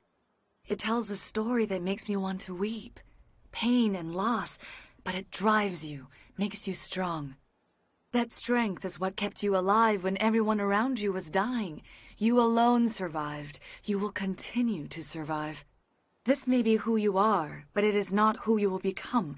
It only forms the basis for your future greatness. Remember these words when doubt descends, Commander. Thanks, I guess. Close your eyes and relax, Commander.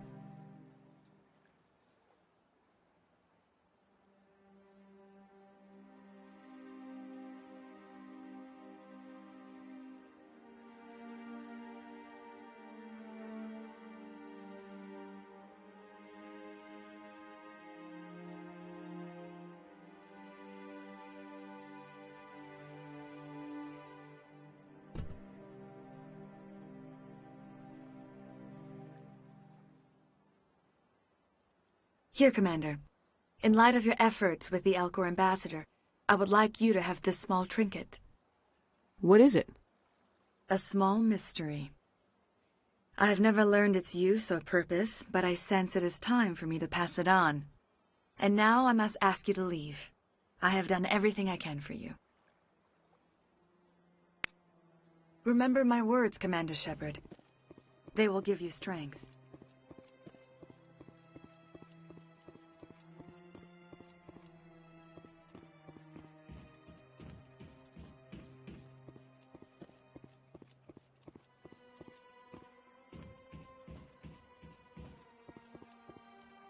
I went fairly often when it was still the Arcos. Yeah, ever since Fist took over, I don't go anymore. It seems like all the best lounges are being replaced by places like Cora's Den. The Embassy Lounge isn't bad, but they don't have any decent entertainment. It's run by bureaucrats. They probably spend months just voting on what kind of entertainment to get. You're probably right.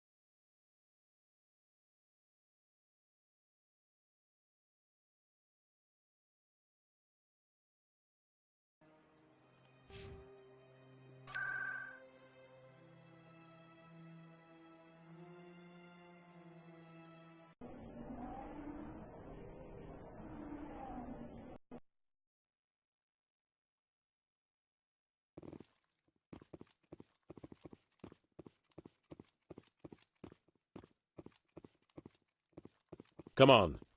Udina's presenting the Quarian's evidence to the Council. Eden Prime was a major victory. The beacon has brought us one step closer to finding the conduit. And one step closer to the return of the Reapers. You wanted proof? There it is. This evidence is irrefutable, Ambassador. Saren will be stripped of his Spectre status, and all efforts will be made to bring him in to answer for his crimes. I recognize the other voice, the one speaking with Saren. Matriarch Benezia. Who is she?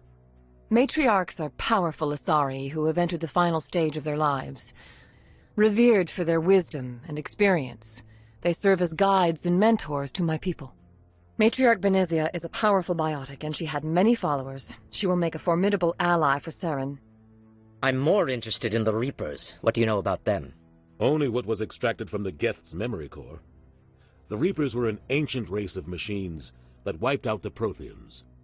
Then they vanished. The Geth believe the Reapers are gods, and Saren is the prophet for their return. We think the conduit is the key to bringing them back. Saren's searching for it. That's why he attacked Eden Prime. Do we even know what this conduit is? Saren thinks it can bring back the Reapers. That's bad enough. Listen to what you're saying. Saren wants to bring back the machines that wiped out all life in the galaxy? Impossible. It has to be. Where did the Reapers go? Why did they vanish? How come we found no trace of their existence? If they were real, we'd have found something. I tried to warn you about Saren and you refused to face the truth. Don't make the same mistake again. This is different.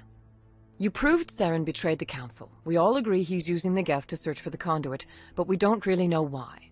The Reapers are obviously just a myth, Commander. A convenient lie to cover Saren's true purpose. A legend he is using to bend the Geth to his will. 50,000 years ago, the Reapers wiped out all galactic civilization. If Saren finds the conduit, it will happen again. Saren is a rogue agent on the run for his life. He no longer has the rights or resources of a Spectre. The Council has stripped him of his position. That is not good enough. You know he's hiding somewhere in the Traverse. Send your fleet in! A fleet cannot track down one man. A Citadel fleet could secure the entire region, keep the Geth from attacking any more of our colonies. Or it could trigger a war with the Terminus systems. We won't be dragged into a galactic confrontation over a few dozen human colonies. I can take Saren down. The Commander's right. There is a way to stop Saren that doesn't require fleets or armies. No! It's too soon. Humanity is not ready for the responsibilities that come with joining the Spectres. You don't have to send a fleet into the Traverse, and the Ambassador gets his human Spectre. Everybody's happy.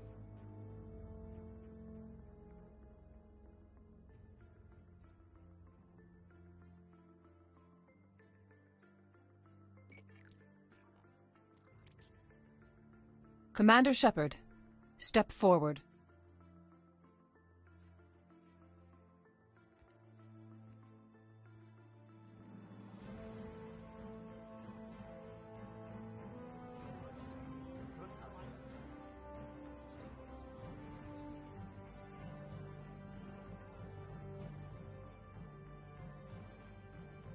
It is the decision of the Council that you be granted all the powers and privileges of the Special Tactics and Reconnaissance Branch of the Citadel. Spectres are not trained, but chosen. Individuals forged in the fire of service and battle, those whose actions elevate them above the rank and file. Spectres are an ideal, a symbol, the embodiment of courage, determination, and self-reliance. They are the right hand of the Council, instruments of our will. Spectres bear a great burden. They are protectors of galactic peace, both our first and last line of defense. The safety of the galaxy is theirs to uphold. You are the first human Spectre, Commander. This is a great accomplishment for you and your entire species. I'm honored, Counselor. We're sending you into the Traverse after Saren. He's a fugitive from justice, so you are authorized to use any means necessary to apprehend or eliminate him. Any idea where to find him? We will forward any relevant files to Ambassador Udina. This meeting of the Council is adjourned.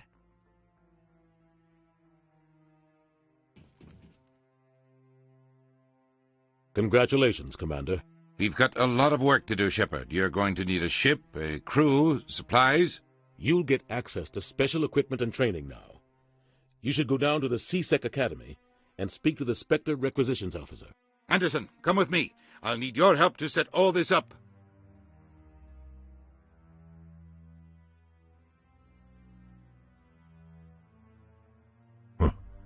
Bastard didn't even thank you. What do you expect from a politician? Come on.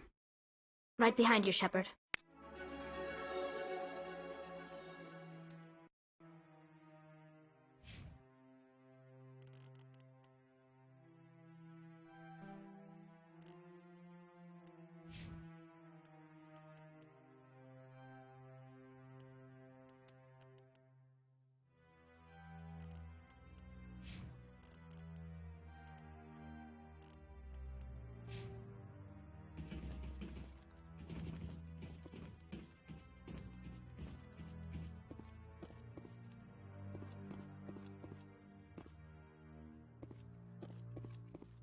No, I'm waiting to speak with one of the Councilor's assistants. Congratulations on becoming the first human Spectre, Commander. I'm certain you'll be up to the challenge. I appreciate that. My name is Admiral Kahoku. It's about time the Alliance got one of our own in with the Spectres. We need people like you to deal with our problems. Is something wrong, Admiral? I'm getting stonewalled by bureaucratic assholes. Nothing new. Maybe you can help me, Shepard. One of my recon teams was investigating some strange activity out in the Traverse. We lost contact yesterday. Now I can't get clearance to check it out. Suddenly it's a restricted area. But that doesn't apply to you, Shepard. Spectres can go anywhere they want. You could find out why my team dropped out of contact. I'll find them, Admiral. I appreciate that, Commander. I was running out of options. I'm going to stay here and see if I can find anything out through official channels. Won't hold my breath, though. I'll upload the info on where my team was last seen to your ship. Maybe you can get some answers.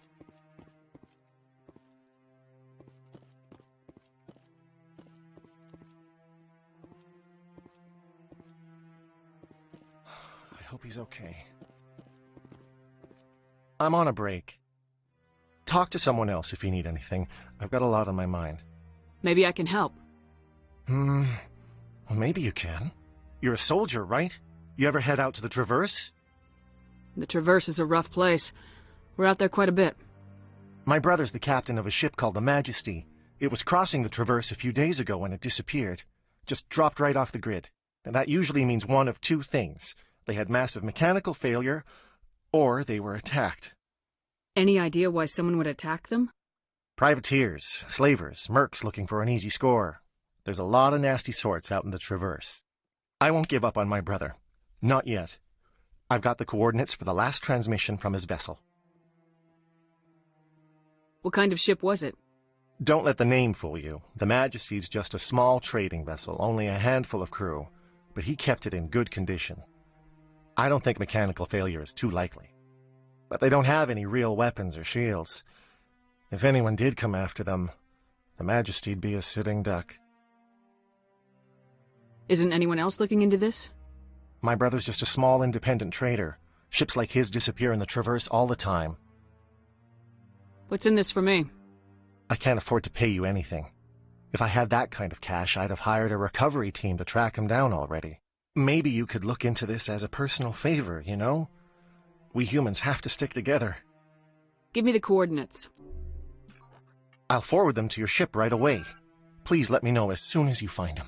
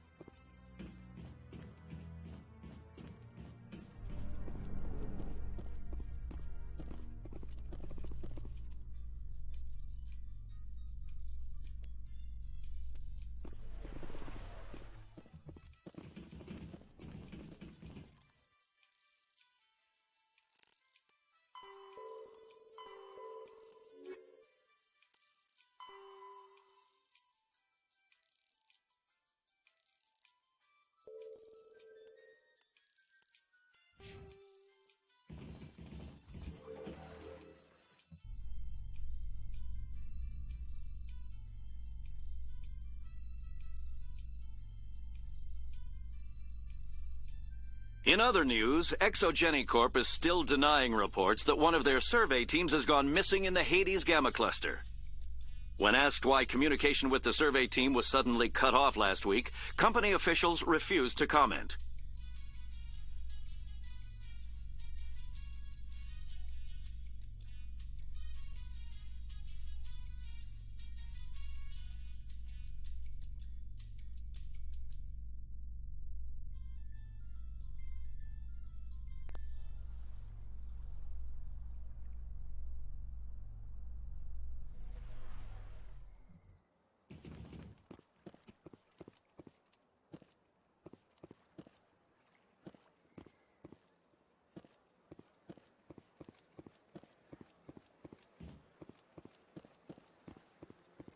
I've told you before, you're not allowed in here. This one believes it has the right to move freely through this area. You're creating a public disturbance. It's against Citadel regulations. This one is unsure why the other would not wish word of the Enkindlers to be spread. That Hanar refuses to listen to reason. Why can't it act in an orderly and lawful manner? Are there laws being broken here? I am not unreasonable. The Hanar is free to spew its nonsense once it purchases an evangelical permit. So if the Hanar gets a permit, it's allowed to preach? No. Registered evangelicals must follow regulations. There are specific areas where preaching is legal. Failure to follow the regulations results in the forfeiture of the license. What's the purpose behind the evangelical permits? Forcing religious evangelicals to register for a permit weeds out undesirables. It keeps the area safe. The Citadel is too important to become a battleground for a religious war. If you'd like, I could talk to the Hanar for you. I have argued with the stubborn jelly all afternoon. You are certainly welcome to try. Do you desire to learn of the Enkindlers? Or has the Honorable CSEC officer enlisted assistance? Is this really how you want to represent the Enkindlers? The truth of the Enkindlers must be made known. They gave the Hanar language, and gave the universe the mass relays. This one only wishes to spread the truth to any who will listen. There is no intent to cause trouble. Is this how the Enkindlers would want you to use this gift of consciousness? The Enkindlers would wish for their message to be spread to all sentient races. If the Protheans had wanted you to force your message on the unwilling, they'd have said so. This one hears wisdom. Perhaps enthusiasm has clouded judgment in this matter. This one departs now, and will not intrude upon the Presidium again. I see the Hanar is left. Thank you. Happy to help. Here, for your assistance in this matter. Now, if you'll excuse me, I should report to my superiors.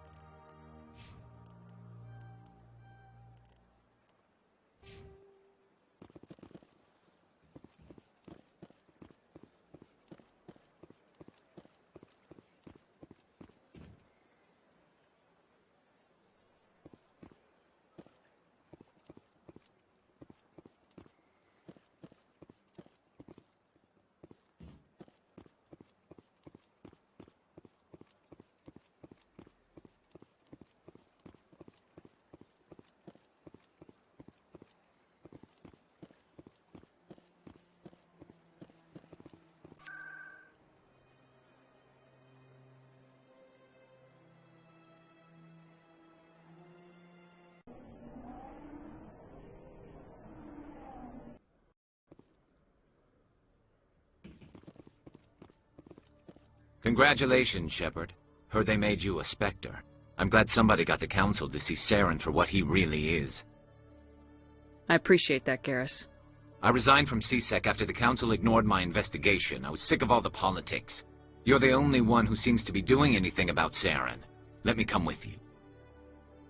You're a Turian. Why do you want to bring him down? I couldn't prove it in my investigation, but I knew what was really going on. Saren is a traitor to the Council and a disgrace to my people. Welcome aboard, Garrus. You won't regret this, Shepard.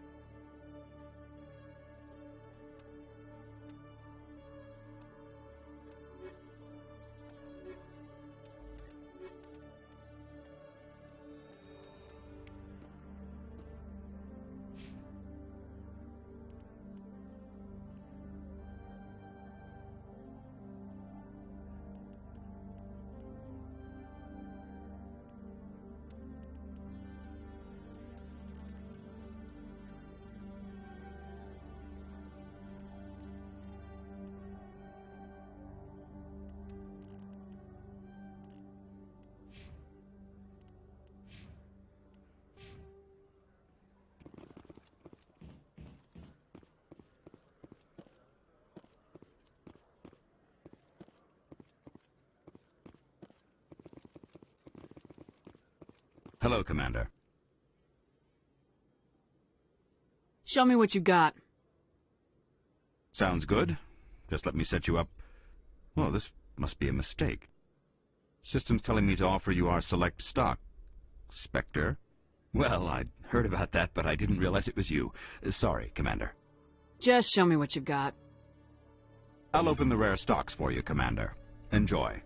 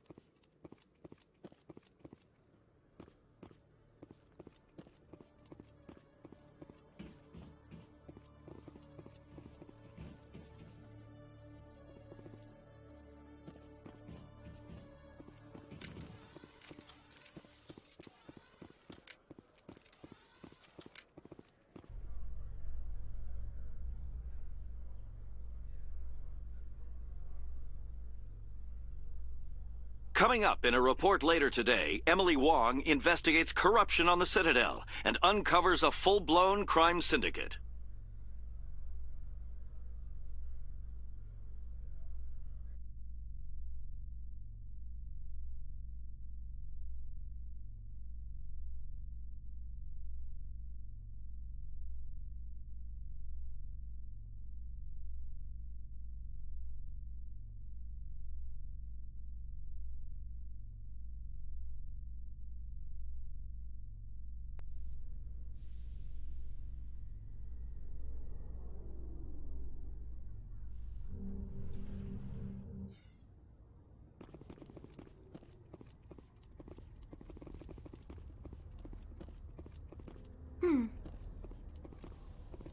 The Normandy is amazing, Shepard.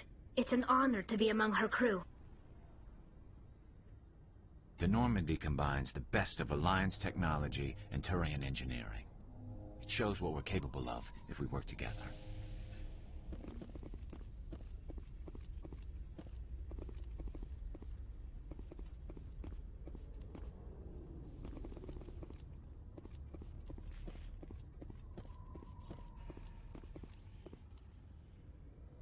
I've got big news for you, Shepard. Captain Anderson is stepping down as commanding officer of the Normandy. The ship is yours now. She's quick and quiet, and you know the crew. Perfect ship for a Spectre. Treat her well, Commander. This isn't right. The Normandy belongs to you. You needed your own ship. A Spectre can't answer to anyone but the Council. And it's time for me to step down. Come clean with me, Captain. You owe me that much. I was in your shoes 20 years ago, Shepard. They were considering me for the Spectres. What happened? I failed. I couldn't make the cut. It's not something I'm proud of. Ask me later and I'll tell you the whole story. For now, all you need to know is, I was sent on a mission with Saren, and he made sure the Council rejected me. I had my shot. It came and went. Now you have a chance to make up for my mistakes.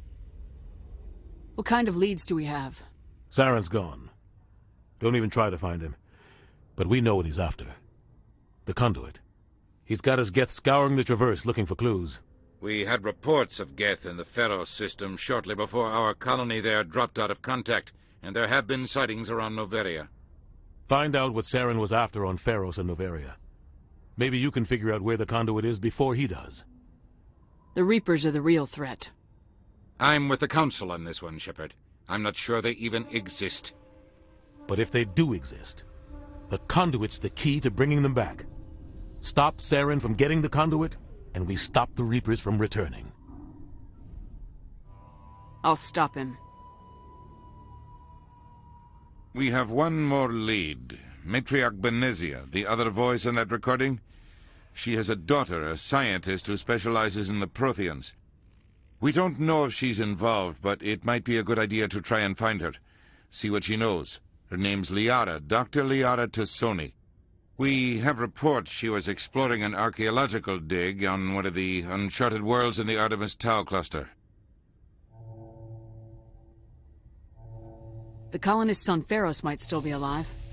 It's your decision, Commander. You're a Spectre now. You don't answer to us. But your actions still reflect on humanity as a whole. You make a mess and I get stuck cleaning it up. I'll take care of Saren. You take care of the political fallout. Not exactly the answer I was looking for, Shepard. Remember, you were a human long before you were a Spectre. I have a meeting to get to. Captain Anderson can answer any questions you might have.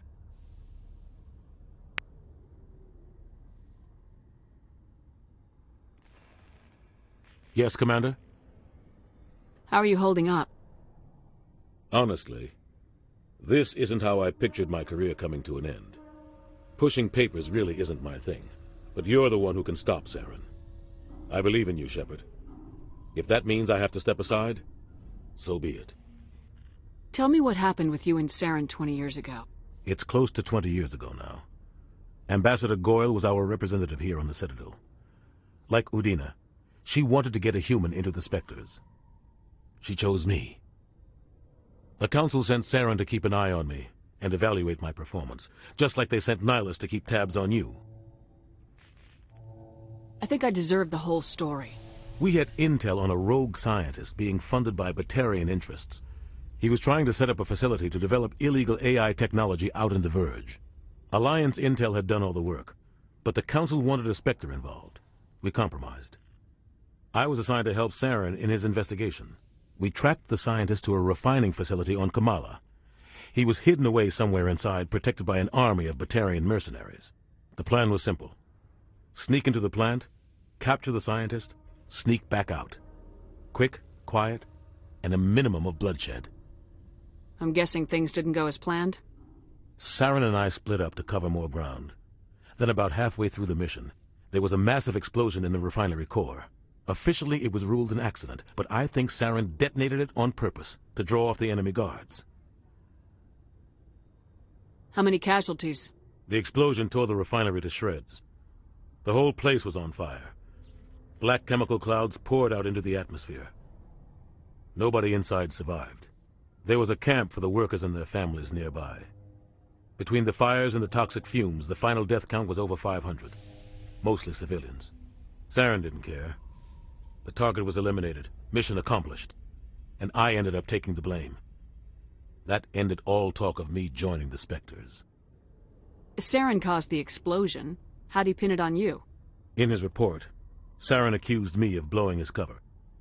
He said it was my fault the guards were ready for us. He claimed that's why it turned into a massacre. Saren's report was all the proof the Council needed to kill my chances of becoming a Spectre. The only thing I care about is stopping Saren. You're right, Commander. It's no good living in the past. I want to know the truth about you and Saren.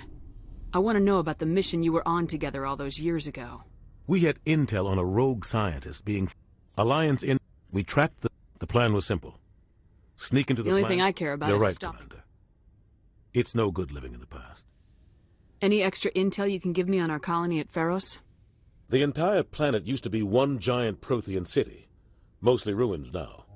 But some of the infrastructure is still intact. The colony tried to build on what the Protheans left behind. We lost all contact with them when the Geth attacked. What can you tell me about Novaria? Novaria's trouble. Always has been. The whole planet's basically a center for corporations to conduct illegal research. Watch your back there, Shepard. Spectres are about the only form of Citadel authority Novaria respects. But they aren't popular. What do you know about the Artemis Tau cluster? Not much. I've never been there myself. A handful of systems with a few small, uncharted worlds, but no real colonies. Might not be easy finding Dr. T'Soni out there. My advice is to look for the world with the Prothean ruins. I should go. I'll be here if you need anything.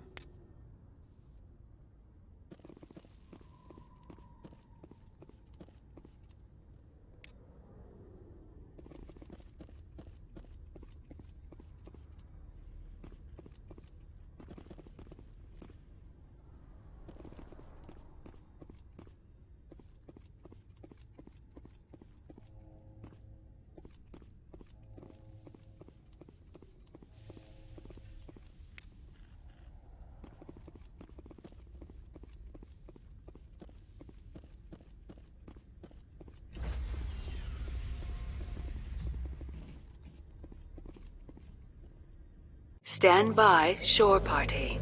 Decontamination in progress. I heard what happened to Captain Anderson. Survives 100 battles and then gets taken down by backroom politics. Just watch your back, Commander. Things go bad on this mission, you're next on their chopping block. Captain Anderson should be the one in charge. It's like I'm stealing the ship from him. Yeah, the captain got screwed. But it's not like you could have stopped it. Nobody's blaming you. Everyone on this ship's behind you, Commander. 100%. Intercom's open. If you got anything you want to say to the crew, now's the time.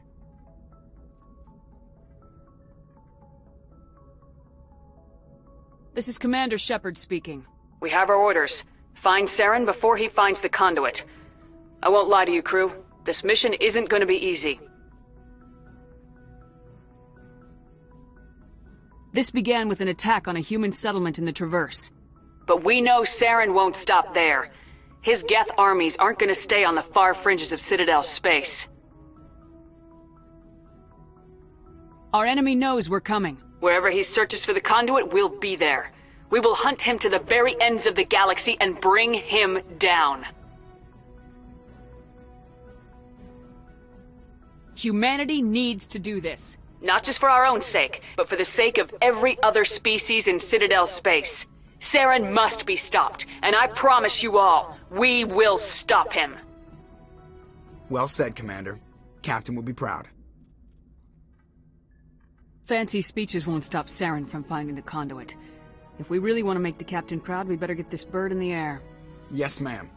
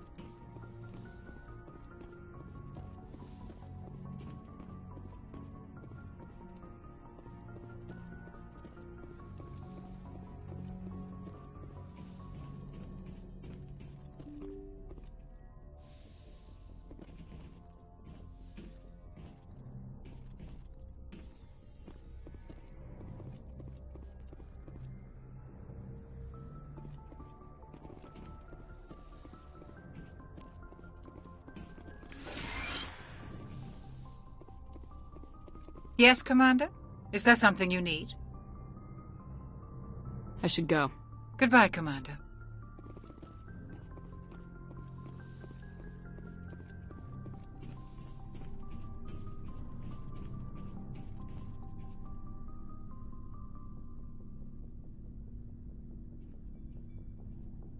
Anything you need, Commander? What's your opinion on the last mission?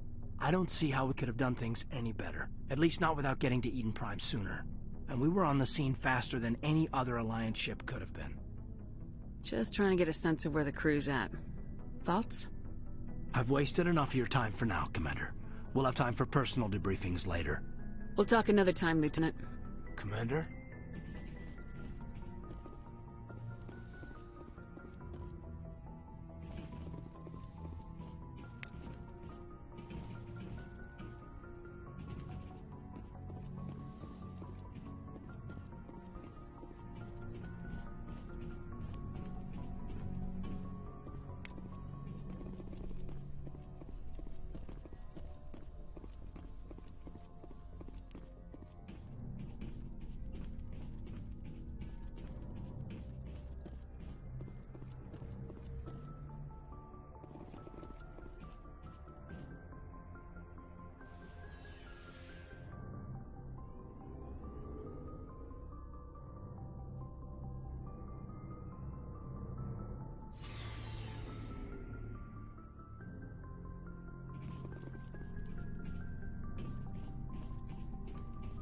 Thanks for bringing me on board, Commander.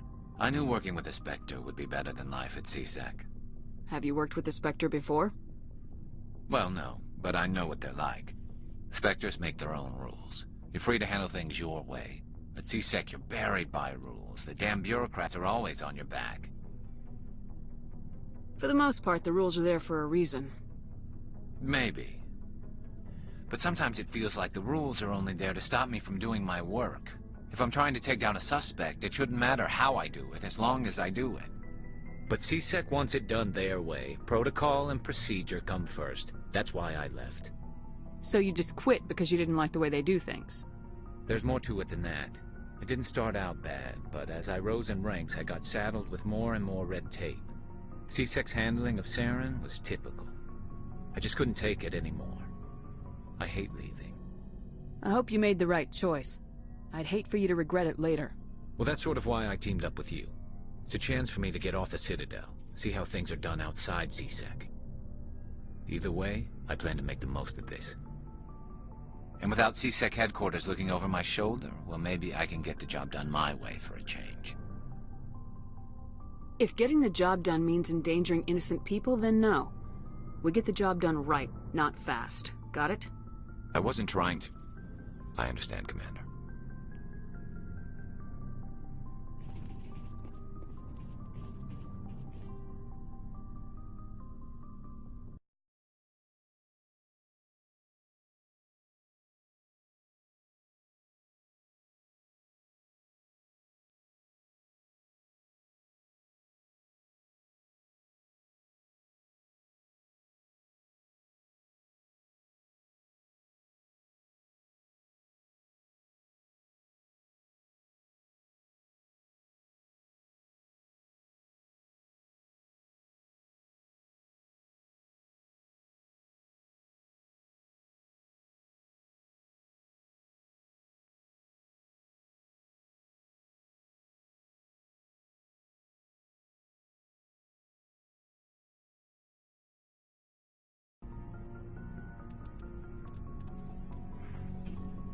Nice ship you've got, Shepard.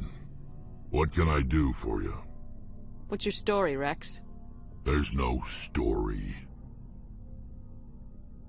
Go ask the Quarian if you want stories. You Krogans live for centuries. Don't tell me you haven't had a few interesting adventures. Well, there was this one time the Turians almost wiped out our entire race. That was fun. I heard about that. You know, they almost did the same to us. It's not the same. It seems pretty much the same to me. So your people were infected with a genetic mutation? An infection that makes only a few in 1,000 children survive birth? And I suppose it's destroying your entire species? I suppose it isn't all the same. I don't expect you to understand, but don't compare humanity's fate with the Krogan. I was just making conversation. I wasn't trying to upset you. Your ignorance doesn't upset me, Shepard. As for the Krogan, I gave up on them long ago. The genophage infected us, but it's not what's killing us. Are your people really dying? We're sure not getting any stronger. We're too spread out. None of us are interested in staying in our own system. Lots of species have left their homes and prospered. But they go to colonize new worlds. We're not settlers. We're warriors. We want to fight. So we leave. Hire ourselves out. And most of us never go back. What can you tell me about the genophage? Ask the Solarians if you want details. They made it. All I know, it makes breeding nearly impossible. Thousands die in stillbirth, and most never get that far. Every Krogan is infected, every one, and no one's rushing to find a cure. Why don't the Krogan try to find a cure? When was the last time you saw a Krogan scientist? You ask a Krogan, would he rather find a cure for the genophage or fight for credits? He'll choose fighting every time. It's just who we are, Shepard. I can't change that. Nobody can. So long, Rex. Shepard.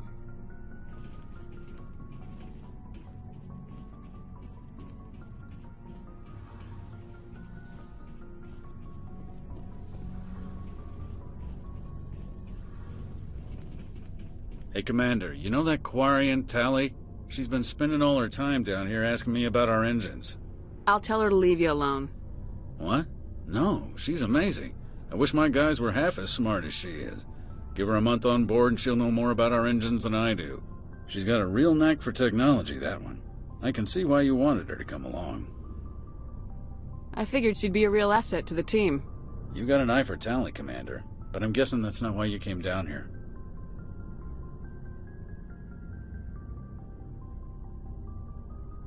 Fill me in on the IES stealth system. How does it work exactly? You can't hide a ship out in space. They emit too much heat and radiation. Too easy for sensors to pick them up, unless you find a way to capture those emissions. So our stealth systems trap the energy we give off in storage sinks built into the ship itself. No emissions to give away our location. Eventually the sinks have to be vented. More than a few hours silent running and they overheat. Cook us inside our own hull. There's no way for anyone to detect us? A visual scan can still pick us up. Anyone looking out a window can see us plain as day. But you have to be pretty close to get an actual visual out in space. Most vessels rely on scanners. As long as the stealth systems are engaged, they can't see us. Not unless we accelerate to FTL speeds. Why doesn't it work with faster-than-light travel? Cranking up to FTL blue shifts our emissions, pushes them into frequencies too high to capture in the sinks. As soon as we make the jump, it's like setting off a flare. Sensors can pick up our location whenever we enter or exit FTL flight, but for short-range missions our stealth systems are amazing, and we've got the only one. I want to know more about the Normandy. She's the best ship I've ever served on, probably the fastest vessel ever designed, and she's the only one using the new Tantalus drive core. What's so special about the Tantalus drive core? Proportionally, it's about twice the size of any other vessel. Not only are we faster, but we can run at FTL speeds longer before we have to discharge the core. Where else have you served, Adams? If you name a class of Alliance ship, I've probably served on it. Everything from dreadnoughts and carriers right down to frigates like the Normandy. My last assignment was on the Tokyo, only a cruiser, but she was a good ship. Couldn't hold a candle to the Normandy, though. Carry on, Adams. Aye, aye, Commander. Your ship's amazing, Shepard.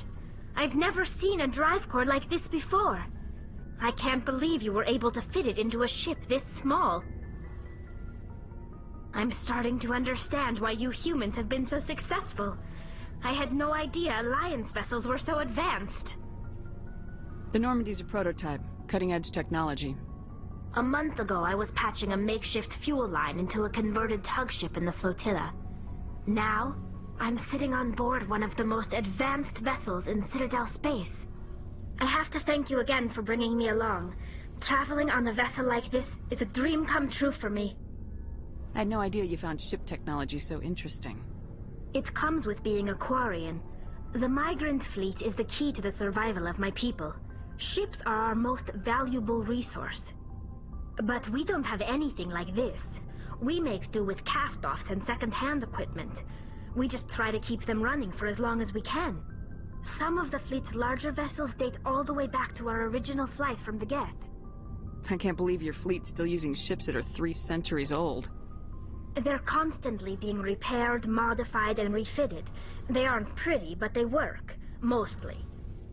We've tried to make ourselves as independent as possible on the flotilla, grow our own food, mine, and process our own fuel. But some things we just can't make on our own. A patch to maintain the hull integrity requires raw materials we just don't have. That's why our pilgrimages are so important. Tell me about your people. Our lives aren't easy. Resources are scarce, and we are constantly on the move. Everything we do must in some way contribute to the continuation of the migrant fleet. There are 17 million Quarians in the flotilla, and each of us relies on the others for survival. The bonds among my people are strong. Unfortunately, we have had to surrender many of the freedoms and civil liberties other species take for granted. What kind of freedoms? Well, it's illegal for parents to have more than one child. If our population grows too much, it would strain our resources to their breaking point. Of course, we also can't allow our numbers to become too few. If our population is in decline, the rule against single births is temporarily repealed. In extreme cases of population decline, incentives are even offered to encourage multiple births, though the Conclave hasn't had to take such measures in nearly a century. That's your government. The Conclave is our civilian branch of government. Each ship can elect a representative to serve on the Conclave and make decisions that affect the fleet as a whole. On matters that affect an individual ship, however, the captain has the final say. It's a tradition that dates back to the early days, when the fleet was governed by martial law. Fortunately, most captains nowadays are smart enough to have an elected council from their crew to give them advice and guidance. So the ultimate power rests with elected officials? In practice, the Conclave and the respective council for each ship tend to set the rules that govern our daily lives. But in theory, we are still under military jurisdiction. The 5 top-ranking military officials in the fleet serve on the Admiralty Board. These 5 have the power to overrule any decision by the Conclave in case of emergency. To do so requires unanimous agreement among the Admiralty, and they can only do this once. After that, the entire board must resign their posts. It's a safeguard that served us well. In nearly 3 centuries, the Admiralty Board has only overruled the Conclave 4 times. I want to know more about the Geth. I doubt I can tell you anything you don't already know. It's been almost 3 centuries since they drove my people into exile. All I know is the story of their origins, what they were when we created them, and how they turned on us. Interesting. The Geth were originally created to serve as an automated manual labor force. Initially, their intelligence was as limited as any VI. Over time, we made small modifications to their programming to allow them to perform more varied and complex tasks, bringing them closer and closer to true AI status.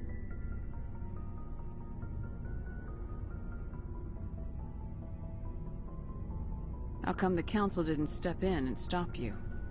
This wasn't true AI research. We may have been skirting the bounds of the law, but we never did anything that was actually illegal. The changes were so insignificant, so gradual, that we were able to control them. Or so we thought. But one thing we underestimated was the power of the neural network. A million Geth thinking simultaneously created an inherently unstable matrix. So the Geth share brain power?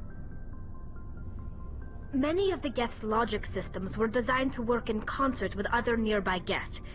Basically, the more of them you have in the group, the smarter they are. So there's some sort of group consciousness? No, nothing like that. They cannot share sensory data or information. Their programming cannot handle that much simultaneous input. Each Geth maintains an individual awareness and identity. The neural network only operates on a process-based level. It's basically the synthetic equivalent of a subconscious. But when they're in close proximity, they can coordinate low-level functional processes, freeing up more capacity for original or independent thought. That doesn't make any sense. I'm probably oversimplifying. The Geth are incredibly advanced and complex creations. All you need to know is that they get smarter when they gather in large numbers. As we built more and more Geth, their effective intelligence became more sophisticated, more abstract. One day, a Geth began to ask its Quarian overseer questions about the nature of its existence. Am I alive? Why am I here? What is my purpose? As you can imagine, this caused a near panic among my people.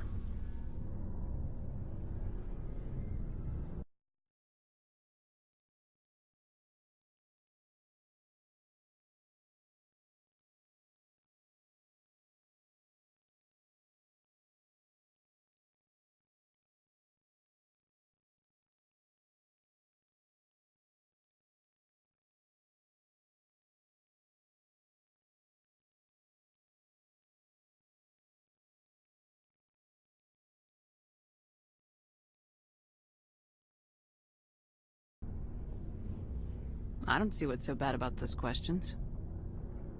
The Geth were created to engage in mundane, repetitive, or dangerous manual labor. That's fine for machines, but it won't satisfy a sentient being for long. The Geth were showing signs of rudimentary self-awareness and independent thought. If the Geth were intelligent, then we were essentially using them as slaves. It was inevitable the newly sentient Geth would rebel against their situation. We knew they would rise up against us, so we acted first. A general order went out across all Quarian-controlled systems to permanently deactivate all Geth. The Geth responded to this order violently.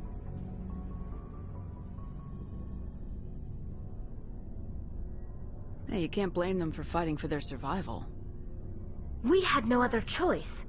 The Geth were already on the verge of revolution. By acting quickly, we had a chance to end the war before it began. The hope was that most of the Geth would still be little more than machines, incapable of organized resistance. But they had progressed much further than anyone anticipated. The war was long and bloody. Millions upon millions of Quarians died at their hands. In the end, we were forced to flee our own homeworld. We feared the Geth would pursue us, but they never came beyond the Veil. Now we drift through space, exile searching for a way to reclaim what was once ours.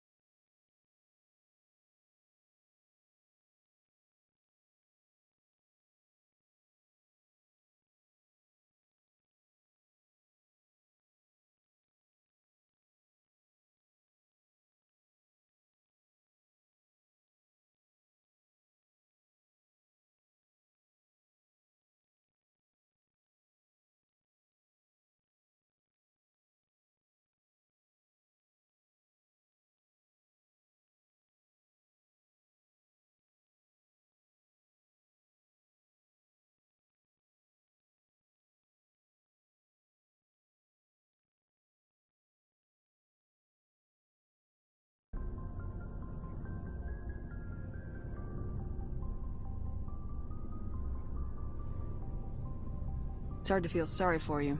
Your ancestors tried to wipe out another species. We made a mistake when we created the Geth in the first place. But we did not make a mistake when we went to war against them. If we had not acted, they would have wiped us out. They're a synthetic life form. They have no use for organics. None. Why do you think they cut themselves off from the rest of the galaxy? Why do you think they've killed every organic being who's ever tried to contact them? They didn't kill Saren. What does that tell you? The Geth are not innocent victims in all this. They're the enemy. They want to destroy us. Not just the Quarians. All organic life. That's why they've joined up with Saren.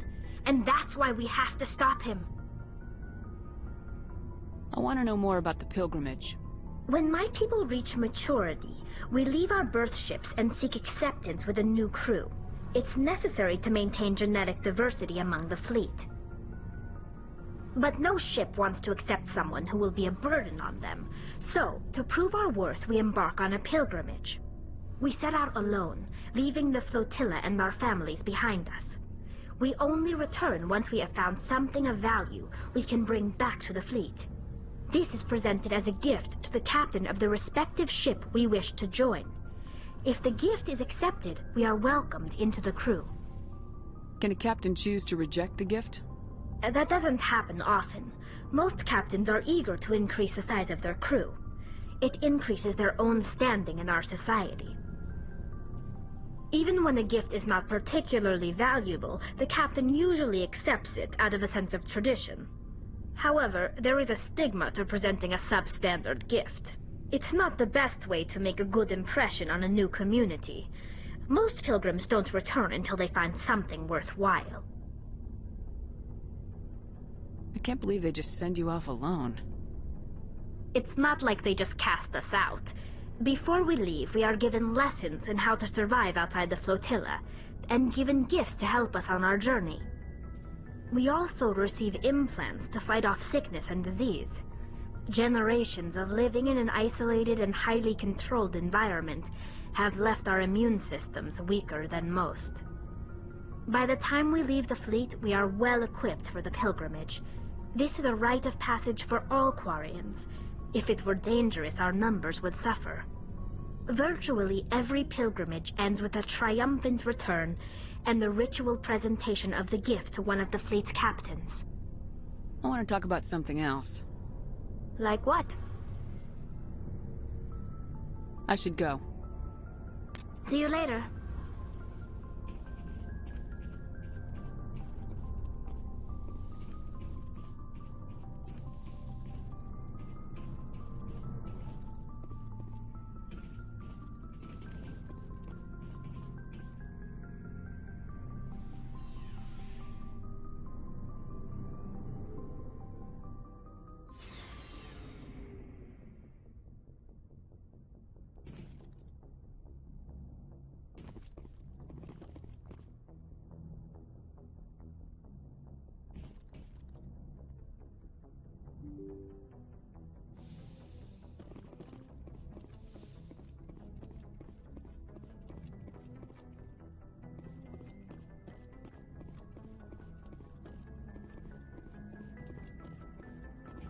Commander, something you need? How's the Normandy performing? Is she everything they said she'd be? She's the best ship in the fleet, if you've got a pilot who knows how to handle her. Balance isn't what you'd expect. Takes a while to get used to that oversized drive core we got stuffed in the back, and her power can sneak up on you if you're not careful. The Normandy's probably too much ship for your average Alliance pilot, Commander. Lucky for you, I'm anything but average. I like to know my crew. Mind if I ask you a few questions? I can see where this is going. You did a background check on me, didn't you? Well, I'll tell you the same thing I told the captain. You want me as your pilot. I'm not good. I'm not even great. I am the best damn helmsman in the Alliance fleet. Top of my class in flight school, I earned that. All those commendations in my file, I earned every single one. Those weren't given to me as charity for my disease. I can't have you on this ship if you're going to infect my crew. Infect the crew? Oh man, you have no idea what I'm talking about, do you? Okay, I've got Vrolik syndrome, brittle bone disease. The bones in my legs never develop properly. They're basically hollow, too much force and they'll shatter. Even with crutches and my leg braces, it's hard to get around. One wrong step and crack! It's very dramatic, but I've learned to manage my condition, Commander. Put the Normandy in my hands and I'll make her dance for you. Just don't ask me to get up and dance unless, you like the sound of snapping shin bones. Why does everyone call you Joker? It's a lot shorter than saying Alliance Flight Lieutenant Jeff Moreau. Plus, I love to make little children laugh. You're dodging the question. Look, I didn't pick the name. One of the instructors in flight school used to bug me about never smiling. She started calling me Joker, and it stuck. Why didn't you ever smile? Hey, I worked my ass off in flight school, Commander. The world's not gonna hand you anything if you go around grinning like an idiot. By the end of the year, I was the best pilot in the academy. Even better than the instructors, and everybody knew it. They'd all got their asses kicked by the sickly kid with the creaky little legs. One guess who was smiling at graduation?